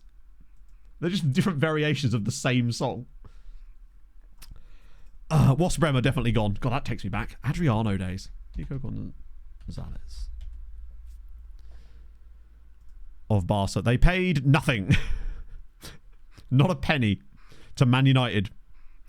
Who spent 42 million on him only to give him back to Barca again for free. Where admittedly he hasn't played that much at Barca, in fairness. Ooh. God damn it, man. I think if we can beat Hoffenheim that comfortably, bear in mind this Hoffenheim side beat that Club Brugge side, that beat that Fulham side, I think there's a chance. Maybe. I don't know. But the thing is, we predicted this from so far out that we would end up playing against Fulham in the final, didn't we? I think we were predicting this in the group stages. The rep roll is the problem. Actually, what is their rep? They might... So it's Leeds, RB Leipzig in the Europa. and Bayern Juve in the Champions League. What is Fulham's rep these days? Continental at 4-star, which is definitely more than ours. Ours is 3.5. So yeah, they have higher rep than us. You either win or lose. Exactly. Nothing else can happen. I guess if we go to penalties, it's technically a draw, right? For the coefficient. Steve, thank you very much for the 3 months. Jesus. And we're still not guaranteed to finish anywhere in particular in the league. What I'll do today, we'll go until we know exactly what league position we're finishing in. That way there's nothing on the line there. So if we obviously wrap it up a game early and for a certain position, then we'll just, that won't matter. I just want to make sure that I don't have to play any games off camera that are like actually important. We should be careful with the first team players, true, but we also need to finish reasonably well in the league as well. And the problem is we can't rest the players, because if we rest them, their match fitness will be dead by the time we come to play Fulham. No. We discussed that earlier, Doc. Chat were like, hey, does that technically mean that if you lose on penalties, you don't? But no. If you lose on penalties, you still lose. You are the loser of the game. It weirdly just counts as a draw for coefficient. Yeah, no. That's fine. We just better hope that we've got a lot of big match players. What I might do, actually, is scout Fulham's first team, then prioritise the report, just to see what their big match stats might be like. We might not be able to see that information, in fairness, but just in case, can't hurt to have a little look. To lift the trophy there. I suppose so, yes. God, that's tense. Cover your report or you leave anyway. That's a good point. That is a good point. Is he getting less? Oh, none of these teams are involved in us, are they? Resign. Yes. If you win, obviously, you get to... It'd be crazy if you had to leave a job every time you won a final, because then you couldn't win any final except a Champions League, and that would be unfair. But, yeah. See, this is the thing. The Conference League throws a brand new spanner into the works of this type of save that we haven't actually had before, really. Because I don't even know if I think the Conference League was in FM the last time I did Outcasts to Icons, maybe? Actually, can't remember. Right, Real Sociedad. God, they're so tired. Players before the game, I doubt it. And I don't think it would make any grand scale of difference. And at the end of the day, we've just got to go into a game, right? We either win or lose. However, in the Conference League, we're in the final. That's the update. We are in the final. Nagalo. Wait, where's Nick? Hang on, Nagalo? Who? Oh, that's that guy. He might be quite good one day. Probably not, but he might be. 23 and 24. Yeah, so in that case, who'll be in the final? Fulham. It doesn't look good. Let's see. Does Southampton win the... Right, they did, I think, yeah. Favourites at the start of the season. I don't know how you could even see that information. Leave on this and do... Well, if we were to lose, then yes. That's the rules. Yeah, we can't really drop him out there. But at least Carter Valley will be back soon, so we can have a little rest. Puyo back in. Bring in Vanderlei. Almada's knackered, but what choice have we got? I'll bring in Portea. Is there anyone else here that needs to come back in the team again? Other than all these losers? And I feel fine calling them that because they are. Right. I could just insta that. No, we'll do this one. Josh King at Fulham. No. I think he was at Hull or something in this save. FM24 doesn't really rate Josh King because when you consider that he wouldn't have even been a player that people would have even thought about when FM24 actually was getting us data stuff assembled for it. He's only really burst onto the Fulham scene this season. Last year, he was essentially a non-factor given how young he was. I think he was 16 through most of that year. So whilst he might have okay PA, it's not going to be like... It'll be much, much better in FM26. Like a lot higher. That's the exact same thing that happened to us in January, Andrew. They just came in for half of our players. I mean, not the starting 11, obviously, just every club in Spain in like the 3rd and 4th tier just went, yeah, we'll have all of your players, please. We're never catching Villarreal, but I think if we were to beat Real Sociedad, it would pretty much wrap up That is not a penalty, but it's going to get given. Can we have one of these in the Europa Conference League final, please? I don't know what was going on with the intent on my voice there. With any luck, they won't get given. No. Wait, what? How is that getting given? No, the final won't be today. Come on now.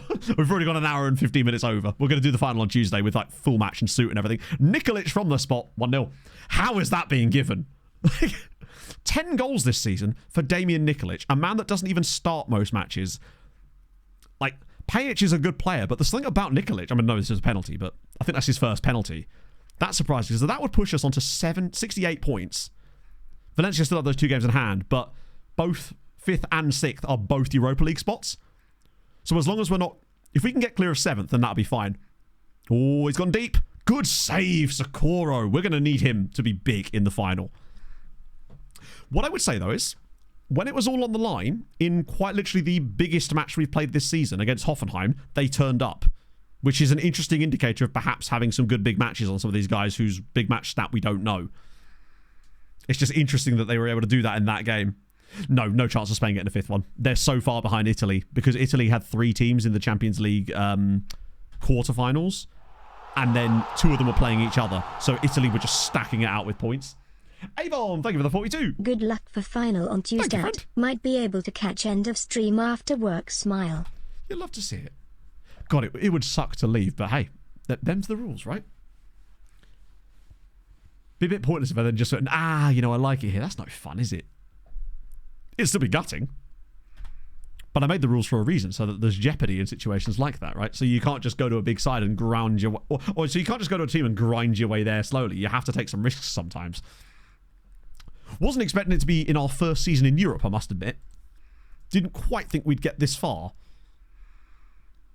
But if we're capable of getting this far, then there's a reason for that. Because we're a good side. We've only lost 1 match in the entirety of the Conference League this season. And that was the first leg against Hoffenheim. That 4-2 random anomaly, which could be an anomaly. Come on now. Like, we won all but one of the group stage games. We won home and away... Oh dear. Just missed it. We won home and away in the playoff round. We won home and away against Shamrock Rovers and fucking Omonia Nicosia as well. This is only our 4th season at Tenerife, incredibly. To go from 2nd tier, struggling, to Conference League final in 4 years.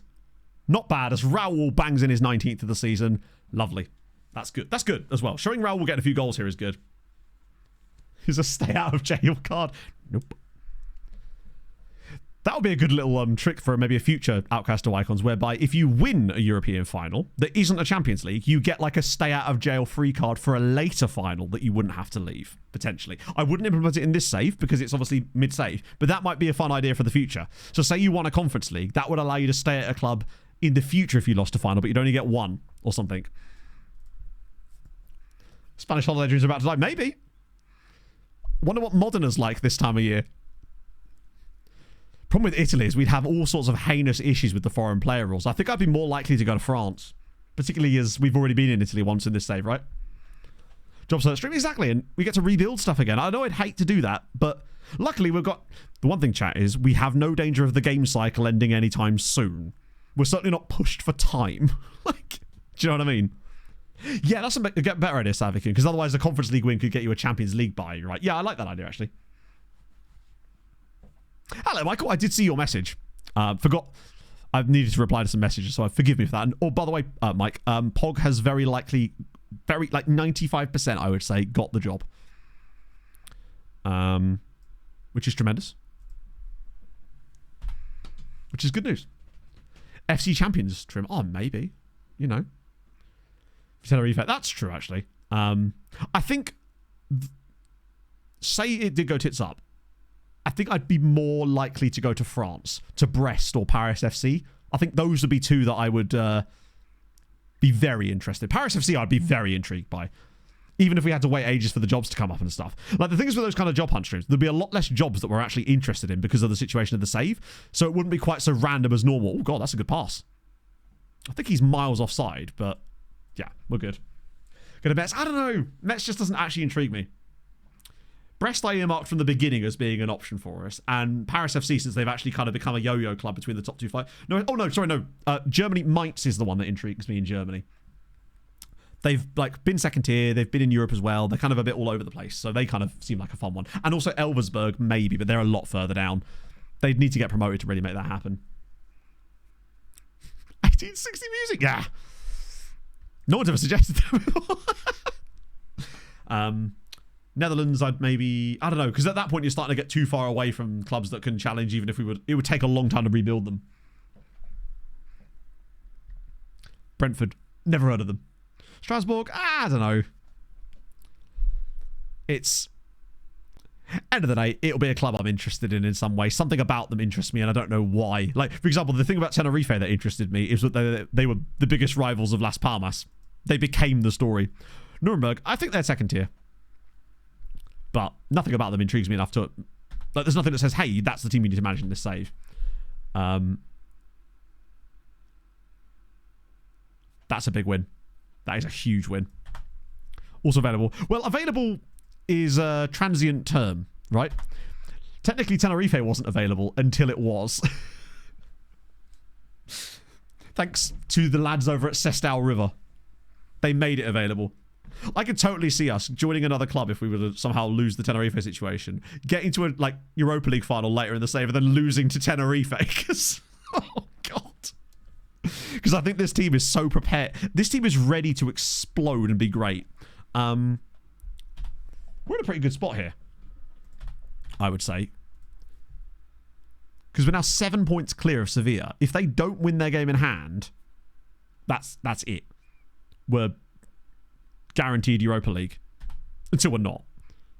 Yeah, I just go and lose a Champions League final to Tenerife. It'd be sub-ideal. Suboptimal, you might say.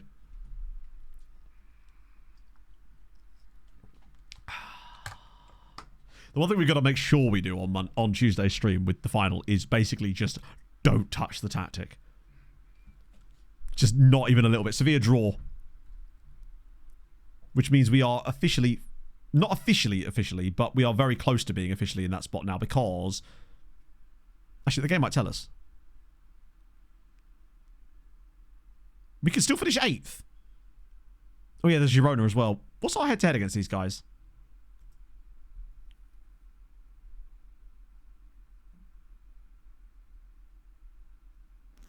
Wait, that's a good point, because we can't finish in...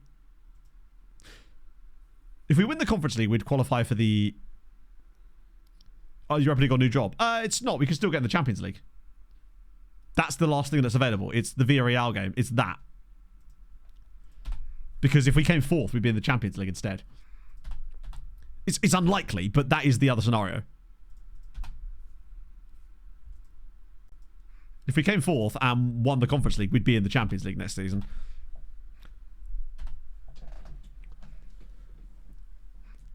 No strikers at the club. I mean, he is going to have an issue there. Luckily, a load of the guys that we've got are essentially just retrained strikers. I think... The thing is, it could still happen because Villarreal are very likely to lose to Atletico, given that Atletico are still in a title race, are they not? I mean, they have bottled it massively from where they were to where they are now. But that game's huge.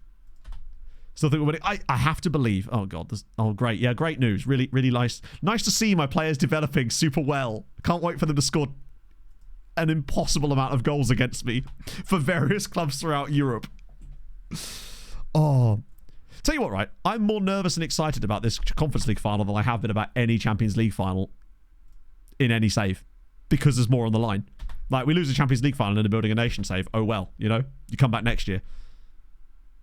And that's it. Yeah, we officially can't finish 4th, which means I will do the other 2 games off camera because there's nothing to... Yeah. I know we can technically finish 8th, I suppose, but again, at this point, it doesn't matter, right? If we lose the final, we're sacked. If we win the final, we're in the Europa League no matter what happens anyway. So we can still finish 8th and it wouldn't matter. I don't think we will finish 8th. Oh, pre-final injuries. Well, we've got plenty of time for that. Chat, who do you reckon's injured then for the final? I reckon Ian Almada. I reckon Ian's the one that gets injured before the final. God, he's got nearly 8 XG this year out of 39 appearances. More than just a trophy on the line. Exactly. That's what I think makes it fun, right? You have to have these... stakes, otherwise it's just not as interesting. 3-day red injury. Ooh. If it's Portea, then I'm fine with that. We'll just start Pineda in that position instead. Although he doesn't have a lot of assists, does he? Gets 150. Well, the thing is, right, they'd probably end up selling them way cheaper than that, Lord Richard. That's the problem. Like, we've done our best there, but there's only so much you can do, really. Tuesday's stream, Conference League final, and then either job hunt, when we inevitably fuck it up to an abysmal level, which we get absolutely hammered, like 5-0 by Fulham, and it's just like PSG Inter, or we win it, and we get to keep our job, and honestly, I reckon the next chance we'd get to lose our job at Tenerife would be if we lost the Champions League final after that, because I don't foresee us getting back to another European final outside of that quickly. Although, watch us get to the Europa League final next year. Anyway, let me find someone to raid. Let me just select English. What do we got? Zanko's live. I haven't had a raid Zanko in ages. Let's do that now. Spell it correctly, Matt, you mug. There we go. Thank you for joining me today on this 5.5 elongated stream. Recap. Probably, well, literally, even if I manage to finish it tomorrow, it'll be out for the patrons tomorrow night if I can get it done tomorrow. If not, it'll be later in the week. But it will be done this week. So yes, thank you for joining me today. I'm nervous as fuck for Tuesday, but hopefully it'll be a good fun time no matter what happens anyway, right? So I'll see you guys very, very soon. Thank you for joining me. Enjoy the rest of your weekend. Hold your gun, capybara, and